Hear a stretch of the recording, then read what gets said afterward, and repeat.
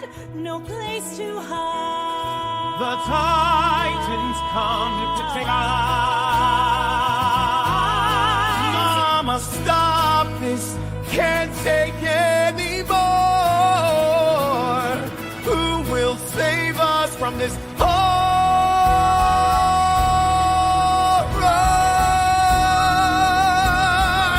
Roar!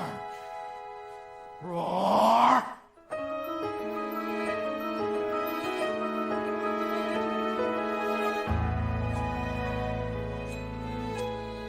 He tears through walls with rage and might, no end in sight, just endless night. Oh, save us from the beast.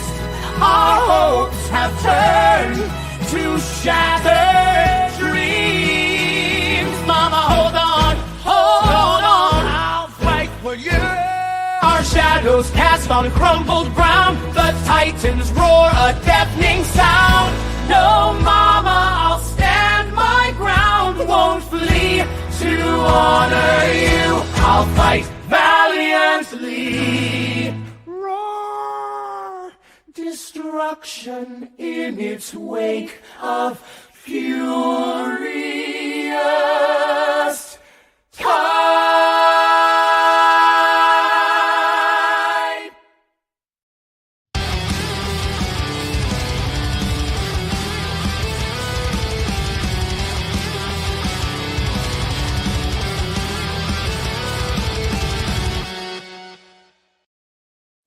Welcome back, horrors and horrorzettes. It is I, the anime collector, starting the OCA podcast. How did I screw that up? Joining me tonight's Random Lemon. Hello. Also, Reese is here. Uh, No longer a former crook, I mean President Footnum is here too. Hello, welcome to the OCA podcast playthrough video 297. Yep. want a donut. All right, so we've got a show. We've got a show tonight. Holy shit! Do we have Really? Oh my god! What? Every single week, almost, we've got a show tonight. If you guys would like to support tonight's show, I welcome you to go away. I welcome you to go to patreon.com/OCA podcast, where you can be one of the lovely people giving us $28 a month. That's almost $1 a day. We are making it, boys. Like, pretty soon we'll be able to buy a dollar store pack of jerky every day to survive off of because Not quite, because you got, well, I guess they don't have tax on food. That's right. no tax Man, on what? jerky, right? Anyway, Man, we're kind of a big deal if you really think about it. problem is we got to split it between all of us.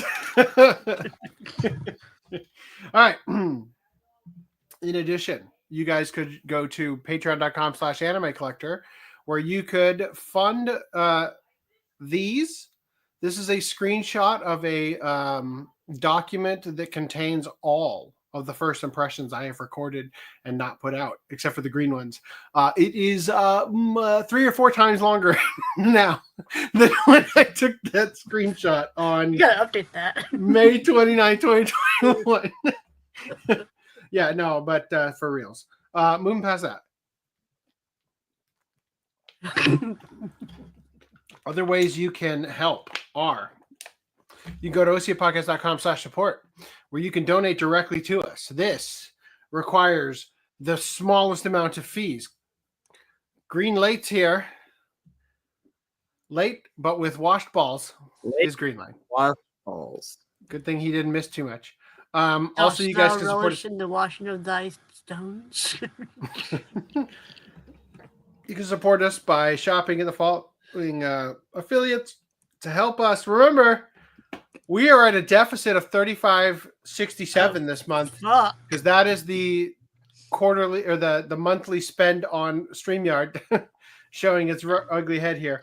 The pie but on you the guys- right is a direct representation of the reaming we are getting in our anuses from Maybe I should not make- having any money.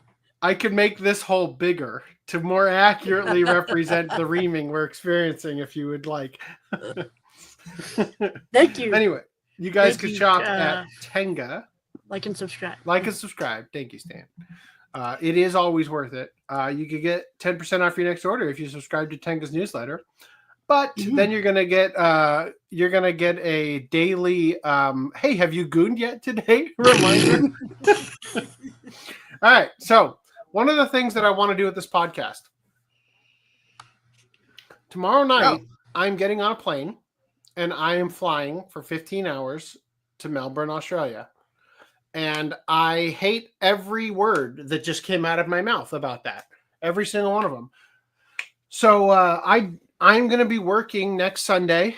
I'm not even going to leave Australia until Monday, which means that next week's show is shot.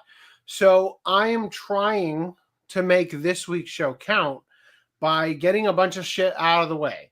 Some of it, quite frankly, we should have just not covered it all. But I'm going to try to cover everything quickly so that it's almost like we didn't cover it all. How about that? So first and foremost, I would like to share with you this meme to take you back to the moment Donald Trump won the 2024 election. To where this person said, the real reason Trump won more of the black vote than any other Republican in years, because he is even more of a Trojan candidate now. Gold-plated everything with his name on it. Multiple baby mamas. Mugshot. 34 felonies. Didn't do nothing. Got shot. Worked at McDonald's for a day and quit. Now, during the debate with Kamala Harris, ABC fact-checked Trump on many things, but among them was his claim that the Haitians in Ohio were, quote, eating the pets, right? And so I've been holding on to this for quite a long time, but there's a police report, a police call recording, and testimony from residents about Haitians stealing and eating animals in Ohio. You can see here at the Springfield City Commission meeting dated April 27th, 2024. But actually, I've got one from even earlier, from at least March. They've been talking to the city about the fact that the Haitian migrants have been stealing and eating their pets. I also have this recent recording of a woman being arrested for killing and eating a cat in Ohio, right? There was also this African migrants in Ohio caught on video skinning and grilling cats, right? That was a thing, by the way. Just throwing these out there so I can get them off my plate. Meanwhile, this is New York.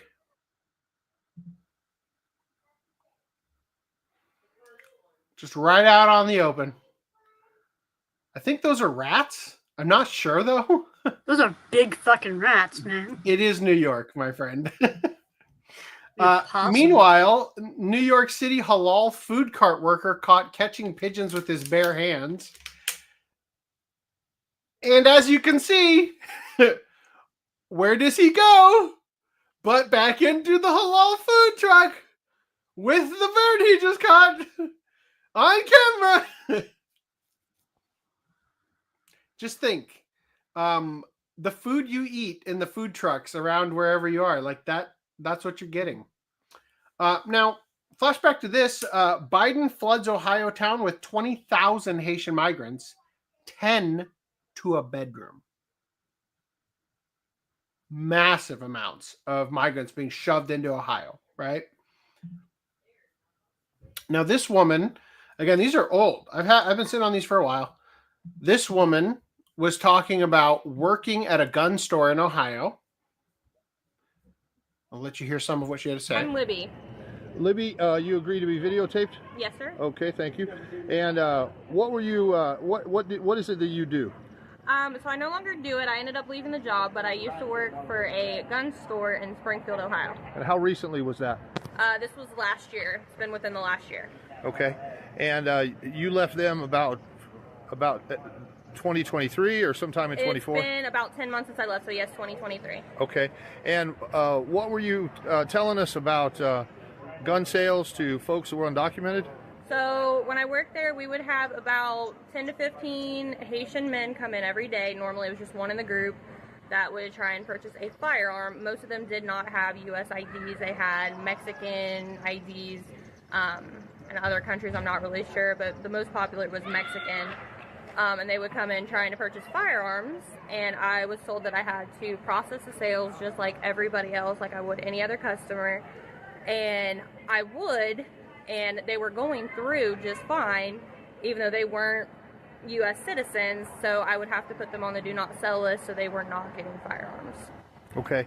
And so that's not supposed to happen. No, right. no, because I was having U.S. citizens getting put on the do not sell list because they lived in a house that somebody who had lived there before had been on the do not sell list, so they were not allowed to purchase firearms. Okay, but these were all going through. Yes. And you put them on a do not sell list, and then what happened? I was told I was not allowed to do that because it was something with the Second Amendment. Okay. And how many firearms do you think you sold during the time you were there in that situation? Probably 40. Okay.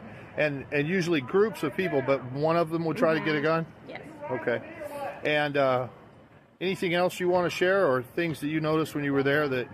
Just that there would be large groups. I had one incident. This gentleman came in, and he did have a state ID. That was the only one that I had an Ohio-issued state ID.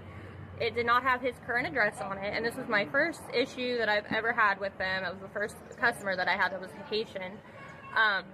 And I asked him, you know, is this your current address on the license? Because that's something we have to ask everybody. And he said, no, that's not my current address. I said, okay, then I cannot sell you this firearm right now. You're going to have to go to the DMV, get a change of address form, and then we can proceed. And then he looked at me and said, I'm just kidding, that's my address. And I told him, well, you already told me you don't live there, so I can't proceed with this transaction. And I got cussed out. He tried to physically take the gun out of my hands.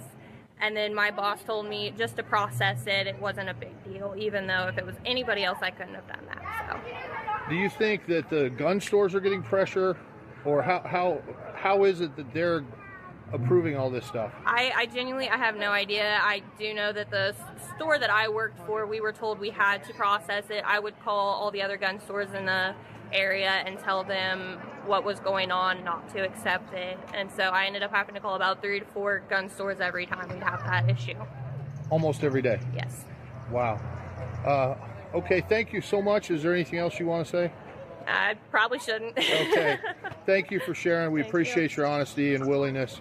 And we'll get this out and let the word get out to folks. Thank you. Thank you.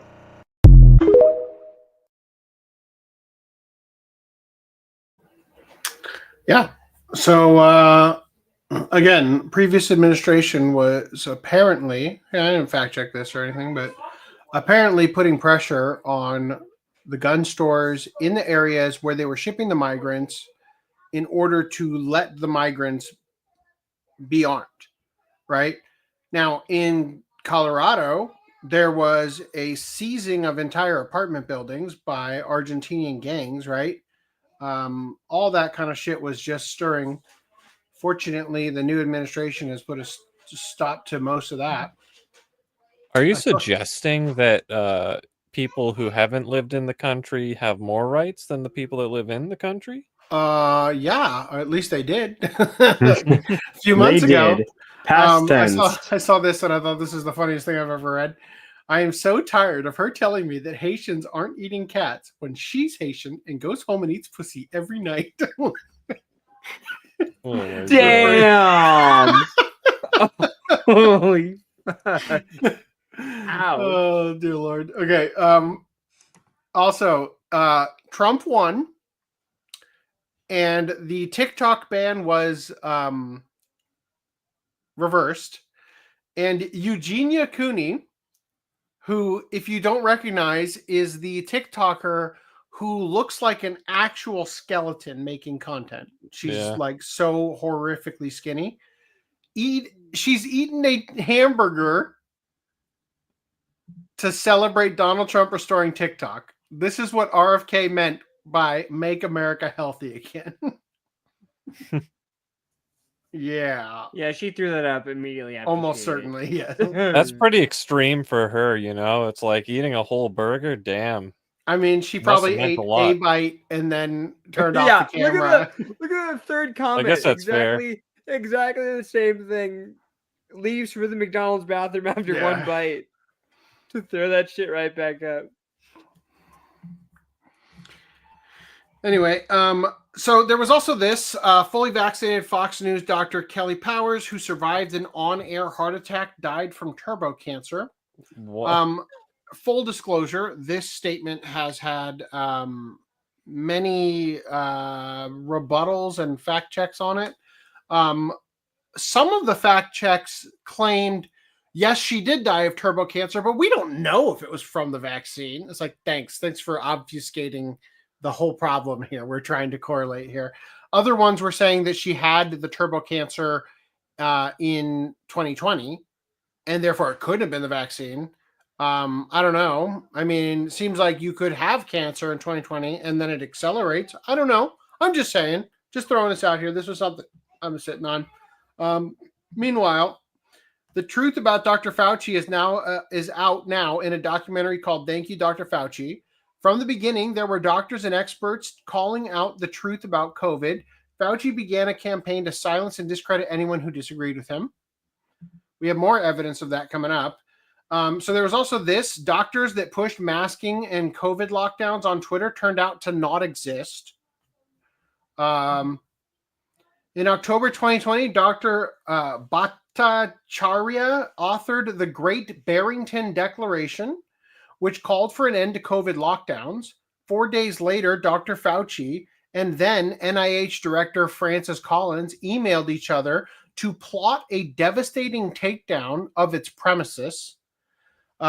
It wasn't long after that old Twitter began putting him on a blacklist to prevent his tweets from trending. That scientist, who was censored and defamed by the government, will now be leading the NIH. How the tables have turned. Meanwhile, shortly after Trump was elected president, a paper shredding truck arrived at the DOJ. Now, I don't know what YouTube's policy is on this, but a certain event 4 years prior to that happened where these same trucks showed up at certain places where people filled in a Scantron to register a choice. How about that? Can I say that? That sounds about right.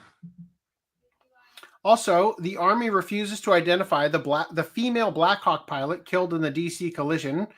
We sort of talked about this just briefly. I think Ronan Jaw had talked about it in the comments.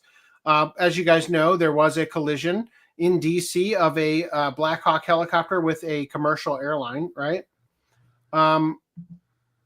This headline here, this hypothetical headline from Josiah Lippincott says, quote, lesbian Biden aide accidentally rams military aircraft into an airliner, killing 70, is an absolutely nightmare headline for the previous regime. To put it mildly, there are powerful incentives for officials to muddy the waters of this investigation. Yeah.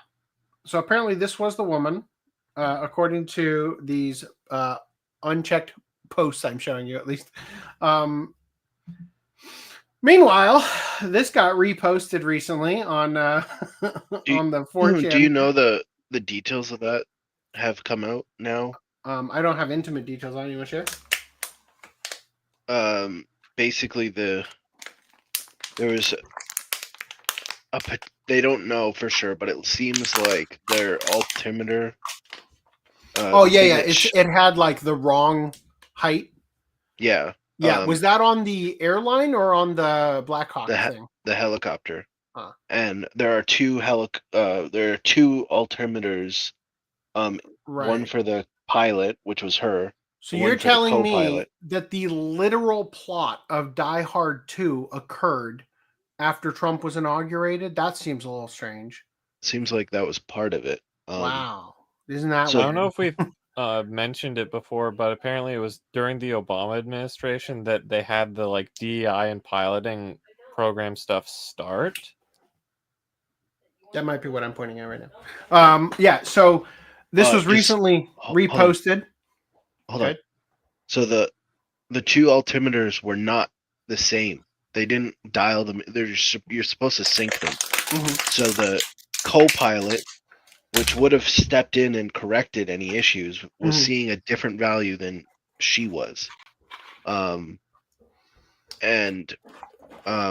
So there was some issue with that. And was also, the co-pilot also a whammon? No, I don't think so. Well, it would be mansplaining if he tried to correct her, though. So I understand. They were doing a from the sounds of it, they were doing a night vision goggle test. So their vision was already reduced if they were wearing night vision goggles. Read the numbers. And when the control tower was trying to talk to them, they tried to talk back, interrupting the control tower. And the way radios work is like a walkie-talkie. It cancels out the signal. So pull up is like, we can't really read the radio. Yeah, Bitch, it was pull up. the control tower was basically saying like, go behind that plane, and they missed because they clicked the button to talk for a second. It cut out go behind, and so it was like, just be aware of that plane. It kind of sounded like, and then they hit the plane. So go that plane, right? Like, sorry, what were you saying? Go to the plane. Yeah. All right, so this recently got reposted on the 4chan thread on the 4chan subreddit. This originally was posted on 4chan on January 10th, 2024. The end of the all male, all white cockpit. Airlines are struggling to find enough pilots and to diversify a profession that has been very resistant to change. That's right. This person, again, on January 10th, 2024. What's up, babe? Do you want me to make you a coffee? A coffee? No, I gotta. That sounds wonderful, but if you wanted to get me something, could you get me a cold water that isn't frozen to the bone? Just leave that one for later. Yeah, thank you.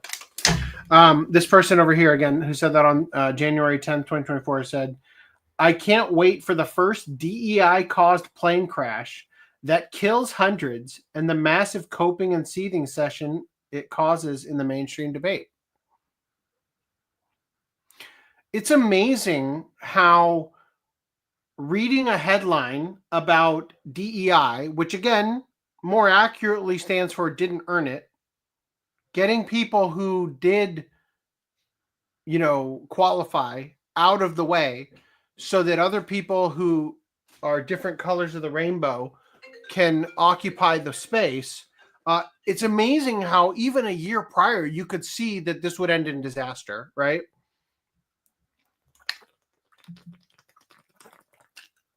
So after the DC crash, there was a landing issue in Toronto, right? Where a Delta plane flipped upside down. Yeah. Yeah. So Libs of TikTok pointed out as that was happening that this was the video pinned to their TikTok. Did somebody say slave?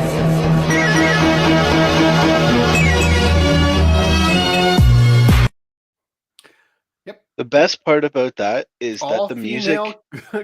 What about the music? The music sounds like Christmas music, and the word they use is sleigh. So you're thinking like sleigh bells, like I'm taking a sleigh, because it was Santa skidding sleigh. upside down on the frozen runway. I mean, the music was Kanye West flashing lights, right? I know, but it kind of sounds like Christmas music with like the doodle-loo-loo-loo at the very beginning. The very next response to this was, hold on, I'll fix it for you. And they just posted the video upside down because the plane got flipped. Landed. Right. To be slightly fair to Delta, it wasn't Delta directly, it was one of their subsidiaries. But that subsidiary, I forget what it's called, it starts with an E, I think, also has videos of like super feminist shit. Yeah, so the point is that even if it's a subsidiary, if the parent company is completely committed to DEI over qualifications, it's going to trickle down to the subsidiaries as well. Yeah. Now, Babylon B wrote this scathing article titled "Delta Adds a Little Hanging Tennis Ball to the End of the Runway for Female Pilots." Moving into what has happened with the lunacy in the government, Trump banned pride flags and Black Lives Matter flags from all American buildings around the world. So including the embassies and whatnot. You can't fly any form of pride flag or Black Lives Matter flag, right? And interestingly, I was recently in London, and I got to tell you, I went to Oxford to see Tolkien's grave, and every fucking building that had a flag, I shit you not, had the black and brown trans flag, pride flag, flying from it. And I'm saying that literally I did not see a British flag at all in Britain, in Oxford. Oh. I only saw the trans flag. That is all I saw. Now, look, I'm not saying that they don't have it. I'm just saying I didn't see it where I walked around in Oxford. So, yeah, I remember a lot of people like arguing for like in schools and stuff how it's like the only flags they should have is the American flag or the not provincial state flag. State flag. Yeah, the American flag and the state flag. Yes, absolutely. I mean, if you look at this flag here, the American flag is smaller than the pride flag. Yeah, and it's not even. Right? They have their priorities it's not in even check. connected properly in the photo. Like, God. Yeah, like it's a travesty. Did you Anyway. do you have something in here about the British Prime Minister showing up? I don't. So he showed up to the White House a couple days ago, and they had some talks or whatever. And JD Vance, because JD Vance had this discussion, I think it was in Munich a couple weeks ago now, where he basically said Europe needs to do better with freedom of speech, and they need to stop putting people in jail for speech. And people all boo-booed him, right? I have a shit ton of things we could pull up out of nowhere right now about that, if you want. Well, it doesn't really have to do with that, but the context was that. So JD had one of the I think it was one of the media people had asked the Prime Minister like about freedom of speech or something, and the Prime Minister basically said, I'm really proud with our freedom of speech. We have freedom of speech. I'm like, no, you don't. You're putting people in jail for praying and shit. You know what? You know what? It's happening. Okay, it's happening. All right, let me grab it. I have a whole slew. All right, we got this one. Let's say this one through that. Oh, did I just perfectly grab them all? Oh my God. One of the other questions was, are you okay with the U.S. threatening to annex Canada? He was basically like, yeah, I don't care.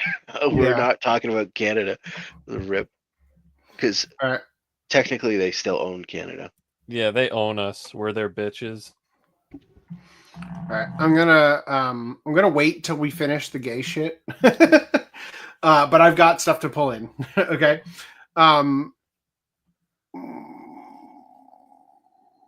where was the StreamYard window?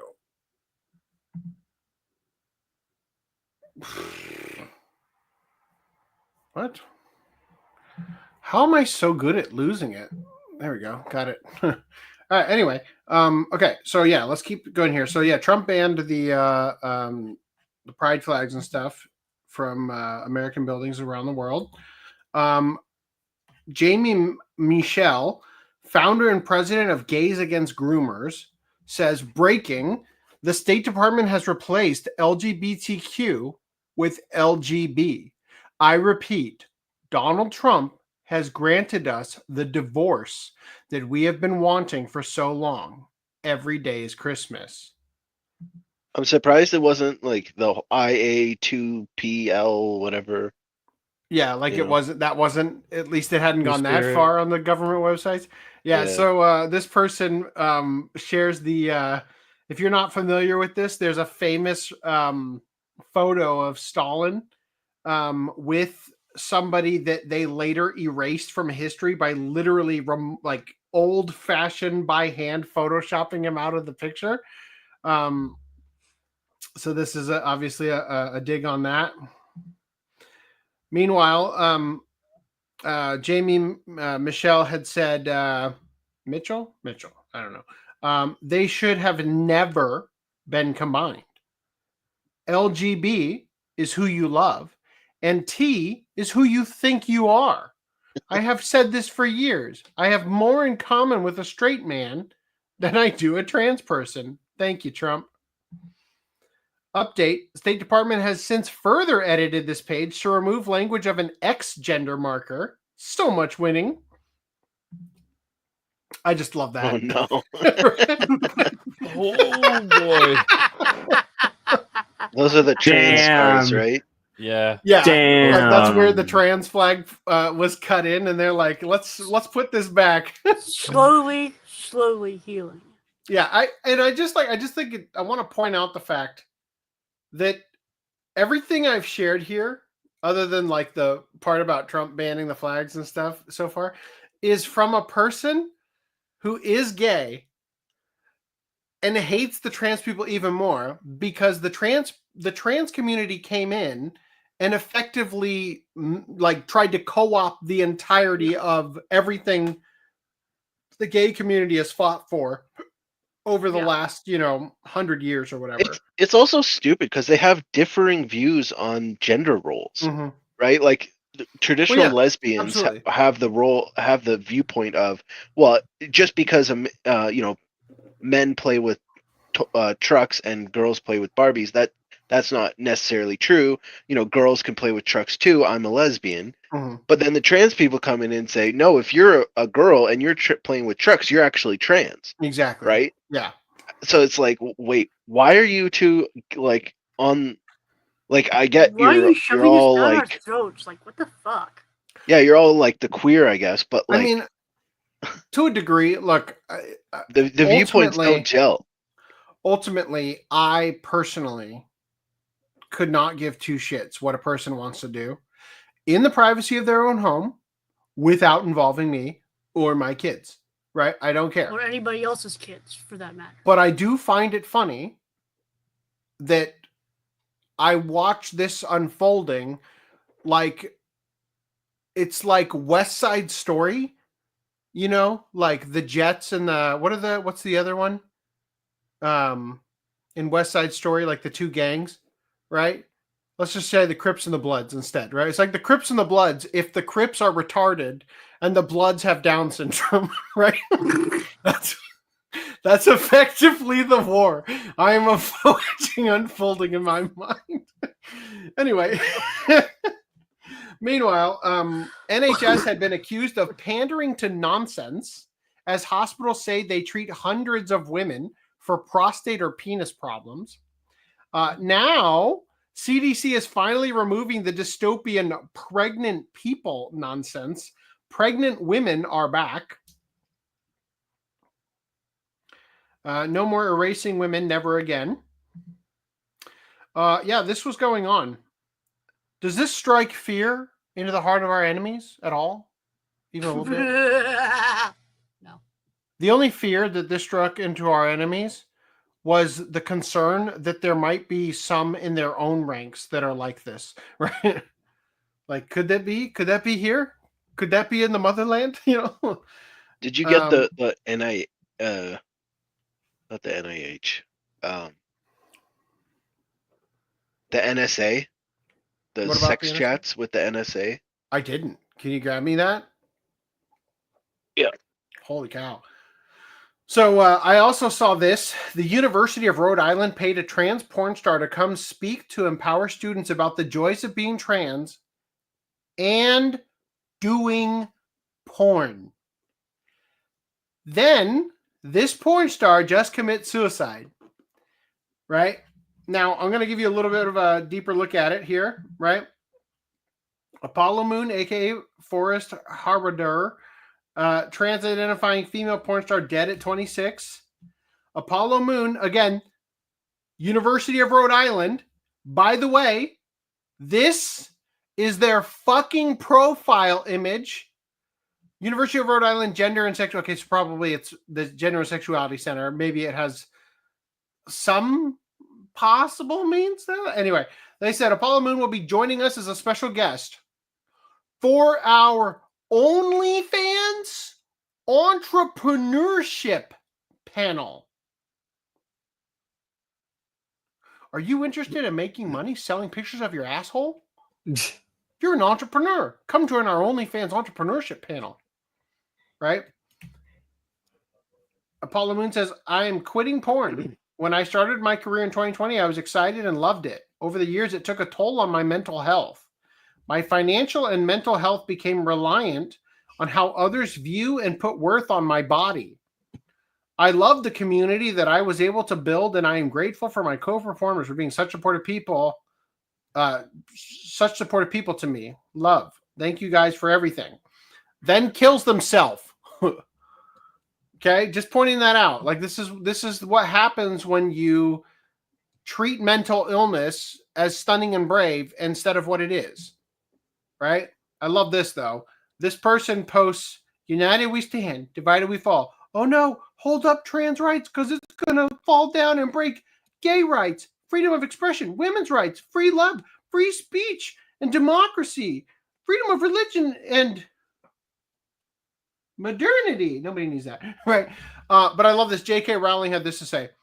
You've posted a cartoon showing that what you call trans rights may crush gay rights, women's rights, freedom of speech, and freedom of belief. And yes, gender identity ideology is absolutely threatening to do that, but I am astonished that you're admitting it. True. Hashtag true. All right. This one says, if they come for us in the morning, they will come for you in the night. Trans rights are human rights. Nobody cares. Just stay away from the kids. It's not that fucking hard. When is Batman showing up? Yeah. I love that picture. They're like, have you ever noticed that there aren't any women clamoring to be able to go to the bathroom in the men's room? Like, Right? Yeah. We live in an age where you can build an entire culture around anal sex and venereal disease and then parade the streets with giant dildos and call it pride. But if you say that you're proud to come from the people that gave the world Aristotle, Shakespeare, and Beethoven, you're called a monster. Why is the right obsessed with epic poetry? From Elon Musk to Jordan Peterson, a certain strand of conservatism has recruited the poetry of Homer and Dante in their culture war.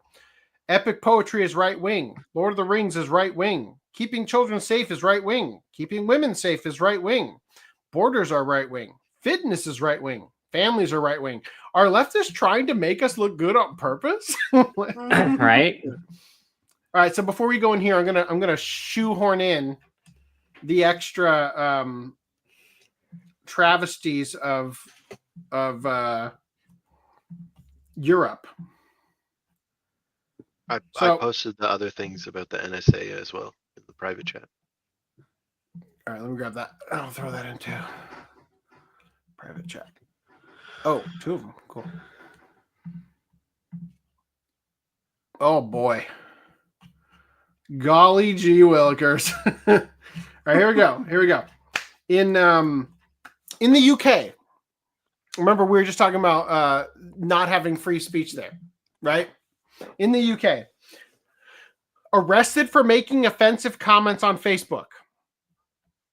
Meanwhile, you're not allowed to sing church songs outside of a church. In the UK, if you sing Christian songs on the street, you risk being arrested. What? England, you can't own guns. Muslims. So anyway, I started staffing.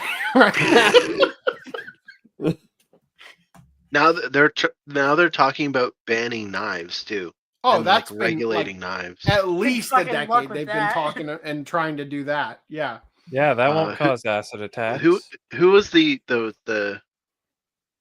oh man, the guy that's in Pacific Rim, and he was going to play James Bond. Idris Elba. Yeah, he was around some news thing or whatever and said, "Why don't we just round the tip of the knives? All knives just have rounded tips." because people are Yeah, I'm stabbing sure the people. criminals are gonna Man, go what out a of their way to do fucking that. great idea. Like If you go as to if a Harvard, grinder, like, come as on. if like people don't have grinders at seriously. home. Like I Seriously, could grind a that's like tip on my knife if I want in 2 seconds. that's like saying, why don't we give children unsharpened pencils to work with? You know, like Yeah. Okay. Yeah. So, were you raped or stabbed by an immigrant? Well, you better go to re-education camp to make sure you don't get too angry at them. UK forces hero who was stabbed by terrorists on London Bridge to undergo re-education. They forced the last guy who was stabbed by a terrorist on the London Bridge to take de-radicalization classes because they feared that he might become anti-Islam. I think that's going to make him anti-Islam even more. You know what? I've got one more thing that I can pull in here. I think this is going to really sour your stomach, but I think it's going to really fucking make the point. There was also that one where the guy burned a Quran.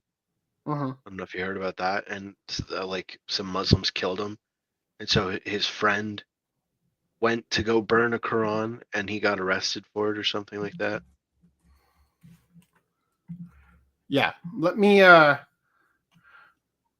share something with you. Is there audio to this? I don't know if there is. I can't hear anything. So, why is Europe shifting to the right? How could that be happening? What? What? What? Damn. Damn. Damn. In broad fucking daylight. That kid is never going to be the same. Holy shit. I thought he Right? was going to cart her off. I thought he was like kidnapping her in broad daylight. He was trying. That's what was happening. I don't know if you noticed at the very end of this video, it just so happens. Is it just a bus? I thought it was like Yeah, it's a bus. It's just a fucking bus. I thought it was like a siren or something. He got something out of her hand at the end. Maybe Yeah, a purse I or guess something. the camera's going at a different frame rate, and that's why it looks like it's epilepsy mode. Could be. Regardless, this shit is happening on a daily basis in the UK, right? And that's why they should have gotten a damn shepherd instead of a damn golden retriever. Yeah, that dog is doing fuck all, right? All right. Two-tier policing is real. 20 months in prison for a social media post. 6 months for killing a teen with a machete. And here I thought everything was going all right in the UK. Yeah. And the European right are still to the left of the Democrats. Yeah. Man arrested for trying to rape a woman. He screamed racism and "I can't breathe" through the entire arrest. By the way, just so that I can fucking knock it off the goddamn list of shit, here is a woman who testified against Derek Chauvin in the here's a woman who testified against Derek Chauvin in his trial for the George Floyd death, saying that she didn't recognize the restraint that was used on George Floyd and that it was not trained. Oops. Then she was promoted to assistant chief, and here is a picture of her using the same restraint in 2014. If you ever wondered if people will lie for politics, yes, they will. Repeatedly, and they get rewarded for it. Now, in addition, in Germany, a woman convicted of offending migrant gang rapists receives a longer prison sentence than the rapists. Oh, yeah, and UK tried to ban various anime and video games using Think of the Children as the excuse, also made news of being one of the countries where Pixiv was forced to self-censor. Meanwhile, a UK politician quite infamous for trying to push lowering the age of consent to as young as 12, Patricia Hewitt, backed NCCL policy of lowering age of consent. Pardon, did I say 12? I meant to say 10. Age of 10. Gets awarded the title of Dame less than a week ago and is idolized by UK's political establishment. This is some very odd optics, UK. As any outsider looking in, this is just my opinion, but I'm really getting some Jimmy Savile vibes. Jimmy Savile is basically the UK's version of Epstein. Hold on, scroll down. Oh, Looks we like just we got just- kicked off Facebook for talking about this. You did off Facebook. Scroll down. Scroll down. Hold on there. To 14 and in some circumstances 10. So that might be like Romeo and Juliet laws for 10. I don't know. I can't imagine they'd allow adults to have sex with 10-year-olds. I would almost I haven't looked into this. Again, these are largely tabs that I've been holding on to. I think we just got kicked off of Facebook. Yep, I just said that. Yep. Oh, sorry. I can try to. Do you think we got yeeted because of what we're covering? I definitely could be. Let's see if I can just remove it from Facebook, and then try to start it back up. Oh fuck! I gotta remove half the freaking URLs in the description. Because Facebook can't have more than 7 URLs. 10. It's 10 euros. All right, yeah. All right. Cool. Anyway, it doesn't matter. Again, I haven't done a deep dive on any of these tabs we've looked at so far, for the most part, because they've just been sort of sitting there with I'd like to cover this, but I don't ever have any time. But I would be willing to bet that the age of consent thing is in order to bend over backwards for Muslim child brides, because that's very common in the UK, right? Now, moving past this into here. Oh, yeah, there's also this. Europe approves self-replicating RNA jabs that spread to unvaccinated people. This might be...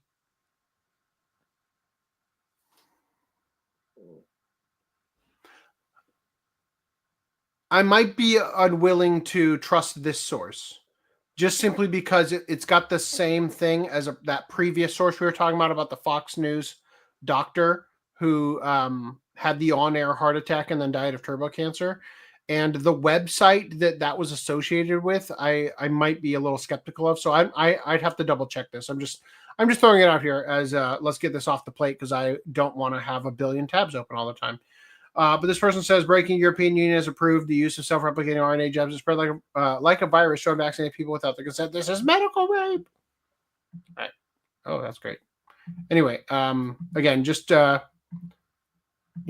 obviously confirm with your sources on your own, but this is where we're looking at here. All right, the NSA secret sex chats. Man, I remember the NSA. I remember the head of the NSA. What was his name? The guy who was using Gmail to talk to his mistress by writing an email and leaving it in drafts so that she could log into the same account to read the message and then respond. Petraeus? General Petraeus? David Petraeus? Is that what his name was? I want to say. Anyway. That is a name. I don't know if that's the guy, though. So what's the story here about the sex chats? Just read it. It's worth the read. All right. The intelligence community is one of the most powerful parts of the American national security apparatus. In theory, it works tirelessly to keep the nation safe. But according to internal documents that we obtained, some intelligence agencies' employees have another on-the-job priority: sex chats. Probably skip that second paragraph. Okay.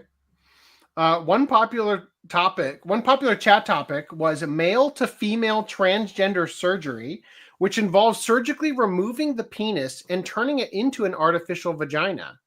Quote, "Mine is everything," said one male who claimed to have had gender reconstruction surgery.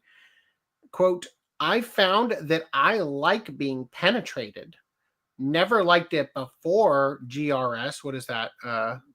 Gender reassignment surgery. Reassignment surgery. Got it. Okay. I was wondering what the R stood for. But all the rest is just as important as well. Another intelligence official boasted that genital surgery allowed him to wear leggings or bikinis without having to wear a gaff under it.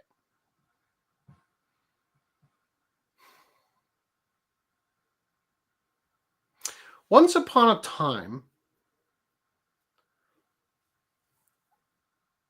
sex perverts would be like run out of a company. Like if you saw somebody doing something even slightly deviant, like exiled, right? You know, and partially, again, this is kind of goes to like the Jeffrey Dahmer, you know, like the tragedy of Dahmer being gay and nobody understood him and it drove him into like, you know, murder and stuff or whatever, blah, blah, blah. But there is an instinctive repulsion to a level of deviancy. And it seems now because of pride, right? Because we've decided that, you know, dressing up like a dog is something instead of having any levels of shame whatsoever. Like, precisely. hey, maybe like, I shouldn't like say we've this inverted out loud. it, right? Like once upon a time, there was a level of shame that came with sexual debauchery, and now we've told people to be proud of it, effectively. Yeah. Right? Yeah. Keep something that was either kept to yourself to the point where you would commit suicide, or to the point where hey, keep it to the bedroom. So long as you keep it to your bedroom, like it's fine. But like, now you can just parade it around. Yeah, Literally exactly. parade Like, it around. once again, you know, I could care less. Couldn't care less what you want to do to yourself or to your partner, as long as it's, you know, with a consenting adult in the privacy of your own home. I could not care less. But when you make it a part of your work, when it becomes your entire identity, right, that becomes a problem. You know, that becomes unhealthy. When you're sharing it with the internet and you're, you know, so open about it that it becomes like something that you're now comfortable discussing randomly out in the open among strangers in public. That's not something that any person should ever get to that level of comfortability with it, right? And partially because it's meant to be intimate. That's the fucking point of it, you know? And so I just feel like right now, like I said, we've taken what was once something you were ashamed of and turned it into something that you shout your pride from. You know what I mean? And now it's like in the workplace, you know, and this goes back like the fucking pictures. Like I showed you guys the guy with the my pronouns are she, her, what's yours, you know, in the military uniform. I mean, it gets fucking way worse than that. We've got the DNC staffer getting railed in the Capitol. We've got the many military officials wearing their full-on U.S. military garb and a goddamn fetish dog mask. You know, like, because we've told people be loud and proud, they've interpreted and we've accepted, not everybody, but obviously as a culture, we've accepted that level of debauchery in areas of, you know, decorum, where now we've debased the value of those things, right? We can't go back to a anal sex-free version of the Capitol. You know what I mean? Like, that's tainted forever. That's like having like the Vatican. Well, okay, that's a bad example because of all the shit that they were doing to the little choir boys. But like, you know, you get what I mean? Like, there are certain levels where you can't, it's like having a wedding, right? And, you know, like the bride wears white because she's meant to be pure and stuff. And then they have like the full-on sex dancing, twerking on the dance floor with like all the bridesmaids.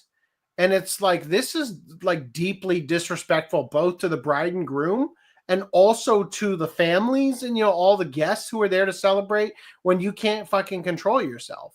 You know what I mean? Or like somebody gets wildly drunk and starts disrupting things. You know what I mean? Like it's just effectively where we're taking it, that we're just lowering our standards to such a degree. So these employees discussed hair removal, estrogen injections, and the experience of sexual pleasure post-castration.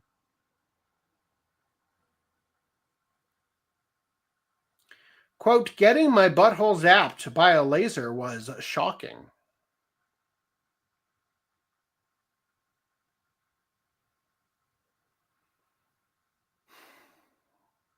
The internet was a mistake. Oh my God. Okay. Getting my butthole zapped by a laser was shocking, said one transgender identifying Intel employee who spent thousands on hair removal. So one of the problems, see, this is one of the big issues that we have in the government, is that first of all, a government job is almost impossible to get fired from. And it has better benefits than the private sector because it's paid for by the taxpayer. So our military is infiltrated heavily, or at least it was, not anymore, thank you, President Trump, by transgender individuals because it was one of the ways they were getting their treatment paid for. Right? Is that not correct? That the U.S. Military was paying for gender reassignment surgery for people as a means of getting more people to enlist? I believe so. Right? And so if you joined the NSA or any other, government agency, there was probably some form of medical health insurance that would cover these sorts of things that drew these kinds of people to those positions. And because they're being drawn together to the same place, they've got people all around them that they share unique life experiences with in this particular case, right? Like, oh, you cut your dick off? So did I. Here's how I get off now. I use a laser in my butthole, right? I'm pretty sure that the laser in the butthole is probably getting rid of the hair. I imagine. I don't know. Yeah. Spent thousands of dollars on hair removal. Look, I just enjoy helping other people experience boobs, said another about estrogen treatments. One of the weirdest things that gives me euphoria is when I pee, I don't have to push anything down to make sure it aims right. Wow. Euphoric. Oh my God. Lucky. A Defense Intelligence Agency employee added. These revelations come at a moment of heightened scrutiny for the intelligence community. President Donald Trump. The rest of them. I think that's mostly all of them. Oh, okay. There's more in that one. According to our sources, the sex chats were legitimized as part of the NSA's commitment to diversity, equity, and inclusion. Activists within the agency used LGBTQ plus employee resource groups to turn their kinks and pathologies into official work duties.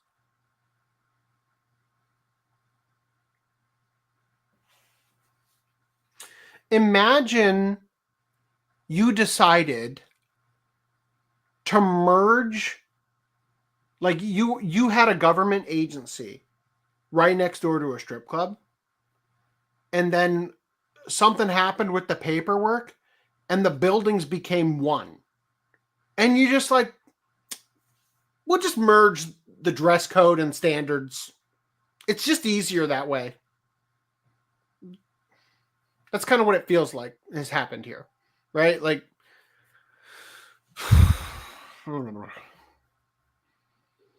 activists within the agency use LGBTQ plus employee resource groups to turn their kinks and pathologies into official work duties. According to the current NSA employee, these groups spent all day recruiting activists and holding meetings with titles such as privilege, ally awareness, pride, and transgender community inclusion. And they did so with the full support of NSA leadership, which declared that DEI was, quote, not only mission critical, but mission imperative. In this case, diversity was not a byword for racialism, but rather a euphemism for sex talk. Last January, chat room members discussed their practice of polyamory, or ethical non-monogamy. A polycule is a polyamorous group, one employee explained. A is my girlfriend, and B through G are her partners. Then B and C are dating, but not C and D, nor E, F, or G with any of the others.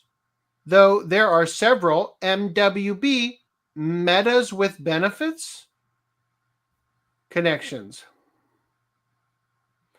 Another employee claimed to be a part of a 9-member polycule, adding that some of our friends are practically polymers with all the connected compounds.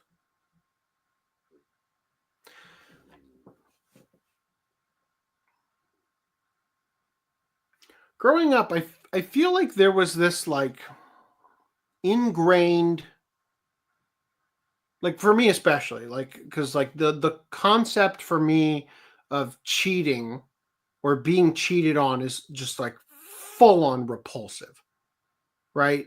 Like the entire idea of being unfaithful is like it makes the activity of doing it so unsexy that it couldn't even happen, right? Like there's just some form of natural instinct of not sleeping around, right?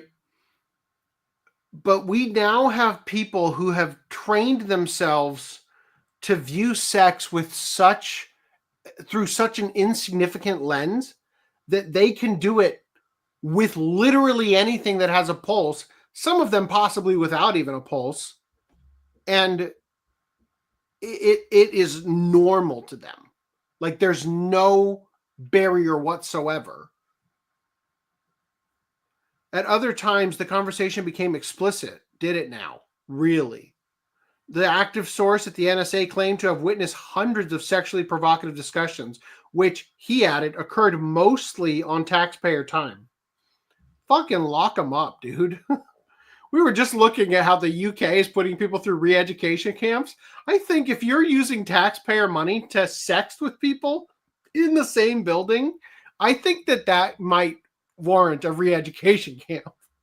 The former NSA source who was familiar with the chats recalled being disgusted by a particularly shocking thread discussing weekend gangbangs. The NSA sources also raised the question of some staffers' mental fitness for the job. In one chat, an NSA employee insists on using it pronouns in lieu of the human he or she pronouns. It/its user here. While I understand we can make some people uncomfortable, keep in mind that the dehumanizing aspect either A, doesn't apply, or B, is a positive effect when we're requesting it. Wow. Yeah, you object. Get the fuck Degrade out. me, daddy. The commenter who disagreed was quickly dismissed by employees of the NSA and CIA who claimed that refusing to use it/its pronouns accounted to erasing a transgender identity. You can't see me as anything but human. Fuck you.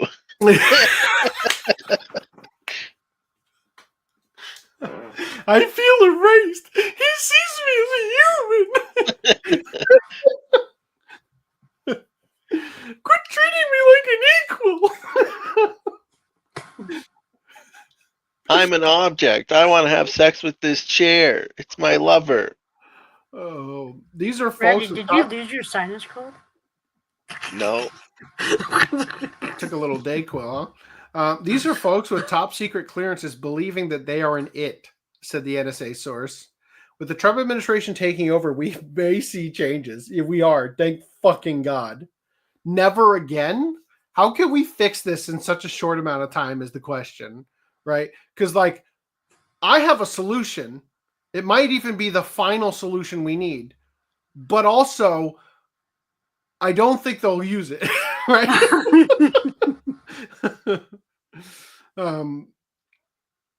Oh my God. Anyway, I think we're good on this article. What about this other one here? Just the title. More than 100 U.S. spies are fired for sexually explicit chats, Tulsi Gabbard says. Thank God. She's the new head of the NSA, right? I don't remember exactly what her title is, but fucking God. She has the authority to go fire them, so she did. Man, I love this timeline. This is even better than 8 years or what was that? I guess 8 years ago, right? Well, you remember how like they were saying you basically get the whole package, the Avengers, when you vote for Trump. I got exactly that. Hashtag winning, right? Okay. All right. In other news, USAID senior officials have been put on leave after physically trying to stop Doge from accessing agency systems. And we talked a little bit about USAID previously. I'm going to give you a little bit more stuff here. So I saw this. More government waste in gaming.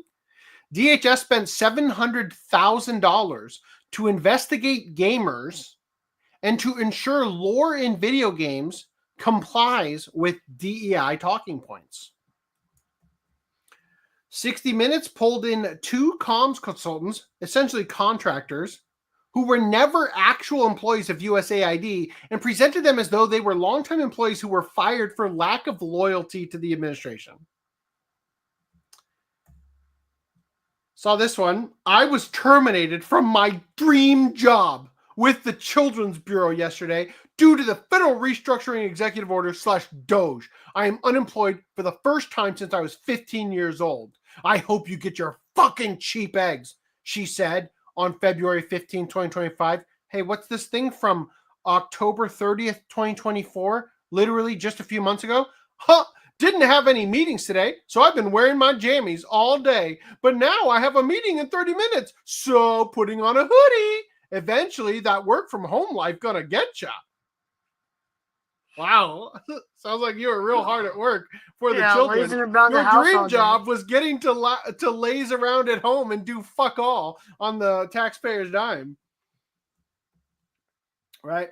Government employees. So if you didn't know, Elon Musk sent an email to all federal employees instructing them to CC their supervisor and email back in a reply a list of 5 things they accomplished over the past week, and that if they did not reply by Monday at like 11:59 p.m. or whatever, that it would be taken as their resignation from their post, right? And this was a way to, like, literally the Trump administration said, look, if you work for the government, you can have 8 months paid leave while you look for another job. Full on, full stop, 8 months to find other work. You will get paid. You'll retain your benefits. Basically volunteer to quit, because we're shrinking the size of the government because it's fucking way too powerful right now. And we're going to get rid of it. Then they said for the next round of things, okay, look, for those of you who didn't leave, reply with 5 things you did last week or face termination. If you don't reply, it's a resignation, right? This woman says here, government employee compares replying to the email as what I imagine living in North Korea to be like. Meanwhile, Elon Musk quote tweeted that saying, out of touch with reality to say the least. North Korea, residents tell BBC of neighbors that they're watching starve to death. Replying to an email. God, it's like North Korea over here. Right. All right. Imagine, if you will, a government so corrupt that it tries to convince you that convince the people that accountability is illegal. Remember when Twilight Zone used to like be a cautionary tale, like from 70-ish years ago when it was made? Like, all right, I saw this and my soul died a little bit. Now, just so you guys know, I've known about this abuse of power from the government for a very fucking long time, since before we started the podcast. When Obama was president, they had entire like server rooms, or like almost like a LAN party, not a server room, but like a LAN party of people, basically, where they just had like these huge warehouses where people would come to work, they'd get on a computer, and their entire job was to argue with you on the internet.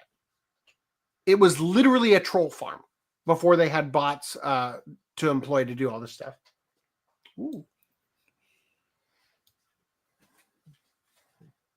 Are these for me?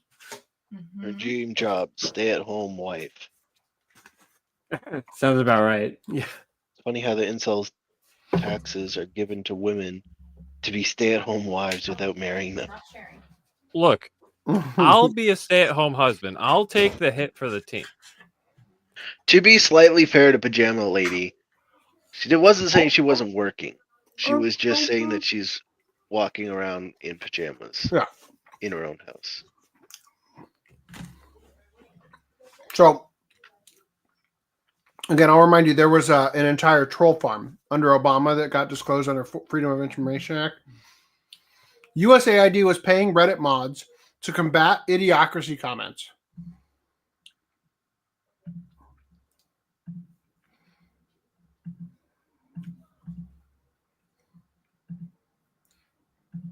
So, oh, fuck you.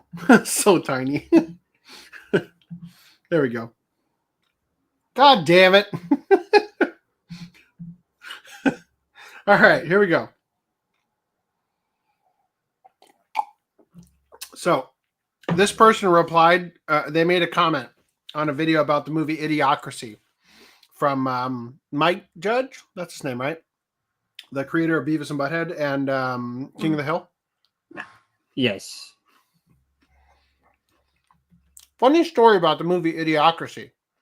Back in 2014, when Obama was president and they had the troll farms, or so, my brother-in-law got a job for a company that I recently learned was funded by USAID. So I remember back in 2014 asking him what he does, and he basically said, "Oh, it's the weirdest job I've ever had. I'm basically a moderator on Reddit and Quora." Sort of. And I was like, wait, they pay you to do that? And he was like, yeah, a lot, actually. And then he explained that most of his job was literally using some program that used both sites' API so they could search for keywords in posts. And then he was like, so basically, I look for this one keyword, idiocracy. And I go, like the movie? And he goes, yeah, for some reason, this company hates this movie. And so basically, anytime someone on Reddit or Quora goes, hey, is the world becoming idiocracy? They have like 10 different auto responses that I have to cycle between. And all of them are like trying to prove that the world isn't becoming idiocracy and that anyone who thinks it is just dumb. And I was like, wait, what the fuck? And he shrugged and was like, $120K a year plus benefits. Fuck. Yeah, I'm not questioning it. Yeah. And that was the first time I found out that the main super PAC behind the Democrat Party does a lot of weird propaganda on the internet.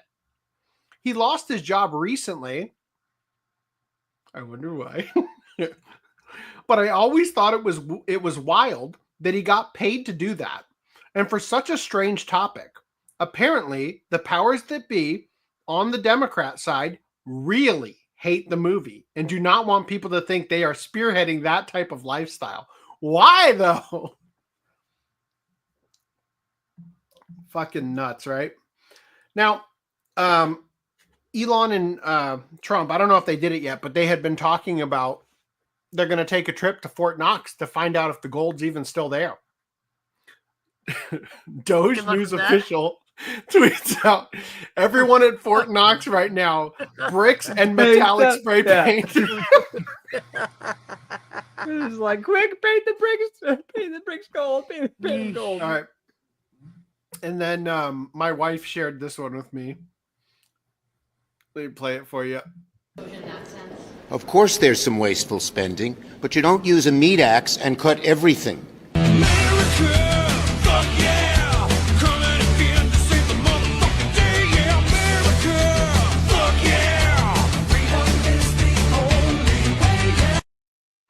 Yep. It's things like that that make me proud to be American. I would have preferred if they just both had chainsaws and just like go take it one step further. Aren't you Canadian? Oh wait, are you in random hoping to be part of North Montana? Well, North American. Well, there's the technicality, the semantic one, but no, the joke is that like even as someone who's not in the U.S., I'm proud for you. Yeah. And the leader of Argentina gave Elon a literal chainsaw. Yeah, chainsaw. Malay did. Yeah. Yeah, Malay. Yeah. So, how else have they been fucking us over in order to ensure that the Democrats, everything the Democrats wanted was going to come true? So here's how they did it. Just quickly on Fort Knox, I think Elon said like no one's been there in 50 years, but apparently Scaramucci, under Trump's first Anthony Scaramucci, term, did go there. So I saw a picture of him standing in front of a bunch of gold. Well, I think the idea is that the Democrats in the last 4 years, especially, have really just been going for broke. They've been milking the country dry at every opportunity, and it's one of the reasons why it's been so easy to cut all this, aid and whatnot, and all the shit that USAID was funding, because it was blatant and out in the open as they were siphoning every last vein off of the American public to try to just steal every piece that was worth taking. So I don't know. Scaramucci was there, but it was more than 4 years ago, So isn't there like a conflict of interest in checking the gold? Because if there's no gold, doesn't that mean, well, our currency's dead or something? Well, actually, I think it will make well, first of all, not financial advice, but really good advice. Gold has been kept artificially low in its value on the market for a very long time. Artificially low? Yes, artificially low by a dramatic amount, right? I think it's like $40 or something for an ounce or something like that. Don't quote me on the numbers. $40? No. I don't remember what it is. Are you fucking high? Cheap. It's like over 1,000 value or something, isn't it? The point is that the estimated real value of gold is over $3,000 per ounce. Yeah. Okay, it's astronomically higher than what it has been selling for and being kept artificially low at. Same with silver, right? And so people have been stacking Where's our gold And sponsorship? silver. Well, the idea is that if Fort Knox is actually empty, it could actually skyrocket the value of the gold to make it the normal price that it allegedly is supposed to be worth. So I don't know. I'm just saying, but I saw this. I have a conspiracy though. What if they're just saying that and feeding people that insider info when it's actually as prevalent as diamonds, and we're just suckered into buying more gold? Yeah, maybe it's all been alchemy the whole time, and it's just useless coal or some shit. Yes. So exchange. Wall Street Apes tweeted this out. There's a video here. You can watch it if you want. It says here, whistleblower. They were incentivized. This is similar to the woman that I showed about the gun store. They were incentivized to qualify illegals for long-term disability, to qualify illegals for Social Security for life. Quote, so they were set for life. They wanted us to try to identify them in such a way that they would qualify for long-term Social Security disability. Now, long-term Social Security disability is for life. So if they got identified and qualify for life, for long-term Social Security disability, they're as good as set up for life. That doesn't sound like a refugee to me.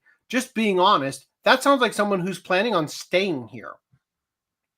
So they instructed us to try to identify, to try to get the client, because once they arrive, they're now called clients. So they told us that we need to talk to the client and ask them if they had any headaches, recurring headaches, or any lower back problems, anything that would qualify them for Social Security long-term disability. Yes, it is insanity. But in order to get Social Security disability benefits, don't you need a Social Security number? Well, we were instructed in the meeting that one of the first things we were supposed to do was sign them up for Social Security. This is unbelievable. So they come over here and they get a Social Security number, right? They become legal. Correct. Democrats wanted illegal migrants on permanent Social Security so they could drain our system and we'd pay for them until the day they die. They'd never have to work a day in their lives in America. Insane. All right. Meanwhile, the current administration is literally tweeting from the official White House account ASMR deportation videos.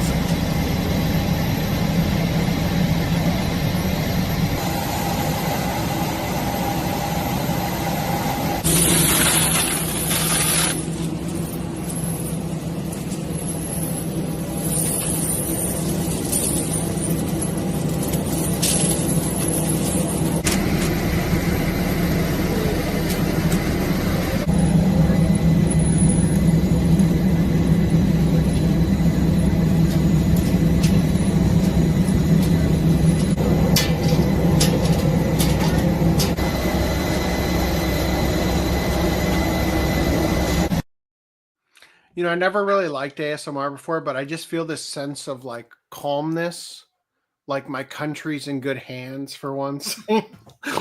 like everything's gonna be okay. All right, moving past this. Oh, we got this wonderful thing. 500 children were delivered to a strip club. Let's listen to this story. Brace yourself for the disturbing truth. The Department of Health and Human Services, HHS, conducted a vetting process so flawed that they've approved the transfer of innocent children to an adult male who openly provided the address of a strip club as his residence. So you became aware that you got 329 children that are sent to the same address. Who else knew about that? The entire executive leadership at Health and Human Services knew about it, as well as the Office of Inspector General and the HSI. But they continued to send children because we know the numbers went up even after I had reported this to the leadership. I remember this particular one, I had stayed up all night putting this PowerPoint together to make sure that, you know, I had put together all of the evidence, you know, that it was in one package and that leadership could then, you know, make a decision based on all of the data that was put together in the one PowerPoint. So were additional children being sent there even after it was identified that we had 100 children there, 200 children there, 300 children there? Yes, Senator, I think that before I left the site that number may have been up to 500 plus. So no real evaluation from there other than just keep sending them because that gets them out of here. Yeah, no, the PowerPoint that I put together to demonstrate what was happening, they said was speculative. And I think they told Tara that she had cultural bias, something like that, but they did not take it seriously. Wow. Fucking unreal. Also, I think I skipped this one because I moved a different one into place about the UK stuff. Guess which one the German government wants to deport? Mizuki Ikeya, a Japanese Catholic immigrant who played music at churches throughout Germany, or Mursal Mohammed, Somalian Muslim who beheaded and disemboweled a guy. It's real tough, but I'm going to go with the Japanese pianist for whatever reason. If only it wasn't so. Meanwhile, Buffy the Vampire Slayer and Gossip Girl actress Michelle Trachtenberg was found dead at 39. I heard about that too. Yeah, She was also Harriet the Spy. I don't know if you guys remember that movie. Yeah, that I remember her from that, and Inspector Gadget, the live action. I remember her in that too. I was like, what the fuck is she from again? Yeah, so Gene Hackman was also found dead at 95, along with his wife and dog. No foul play was suspected, according to authorities. Oh, but it gets worse because it keeps going. New details emerge in Gene Hackman passing. Investigation continues as pills found on the scene. No gas leak detected. Oh, also, he and his wife Betsy and dog were found dead in their Santa Fe home. Police affidavit rules event, quote, suspicious enough in nature to require a thorough search and investigation. The fuck? Because I heard it sounded like they had been murdered, but I wasn't sure. I was like, the hell? I don't know. His wife's body was supposedly mummified. Now, I'm sure this has absolutely, positively nothing whatsoever to do with random celebrity deaths happening literally mere hours before. But Justice Department releases the first phase of the Epstein files. Right? That couldn't have anything to do with any of that, right? Yeah. Now, to be fair, what they released was pretty underwhelming. It is being labeled as phase one, indicating there will be more phases. And there is a reason it was pretty underwhelming. But people are pretty mad on the conspiracy subreddit, saying the Epstein list redactions removed through traveling back in time. We got less info today than they gave us 8 years ago. So what happened 8 years ago is that Gawker leaked portions of Epstein's client list and everything. And you'll notice that this is clearly the same page, right? What was recently released was redacted. But once you realize what was redacted and what specifically wasn't redacted, then you start to wonder if maybe it didn't matter. Because, for example, Trump, Donald, Tafoya, Craig, right? Like the names are still here. What this is Epstein's phone book, his contact list, not the flight logs. So what was redacted? Oh, the address and phone numbers of all of these rich individuals. That was what was redacted. So maybe not such a big deal, is it? Really. But if we continue looking here, Scott Pressler said, here's what happened. Today at the White House, I did receive the Epstein Files Phase 1 binder. Quote, by order of Attorney General Pam Bondi and FBI Director Kash Patel.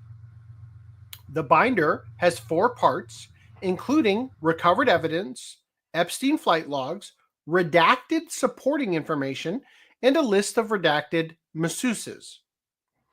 This 200-page binder is not a smoking gun. These are the documents that the FBI gave to Attorney General Pam Bondi. However, Bondi sent a letter to FBI Director Patel today stating that the FBI has been withholding thousands of pages of documents. I saw this letter. I regret to inform you I did not hold on to the link for that. I probably should have. I bet if we Googled it right now, we could probably find it if somebody wants to do that. So to be clear, the FBI was hiding information on the Epstein files. Now, a friend of mine at work asked me if I thought we'd actually get the files, and why haven't they released it yet, right? Because Kash Patel said day one of being inaugurated as FBI director, those files would come out. He said that for months, if not years, right? And my theory on it that I expressed to my friend at work was, I think it's very likely that they were given files and you open it up. All right, who's the first name on this list? Daffy Duck, right? I think it's very likely that the list, in order to fuck with the next administration, Trump administration, I think it's very likely that they have fucked with these files greatly. So in order to provide an accurate list, they need to go to the source of all the documents forensically and recompile the whole list. That's my theory before the stuff came out. I did see this letter that Pam Bondi sent to Kash Patel, and she basically does state that she requested all of this information from the FBI. Posted it in private chat. What's up? You linked it? Yeah. This one? Cool.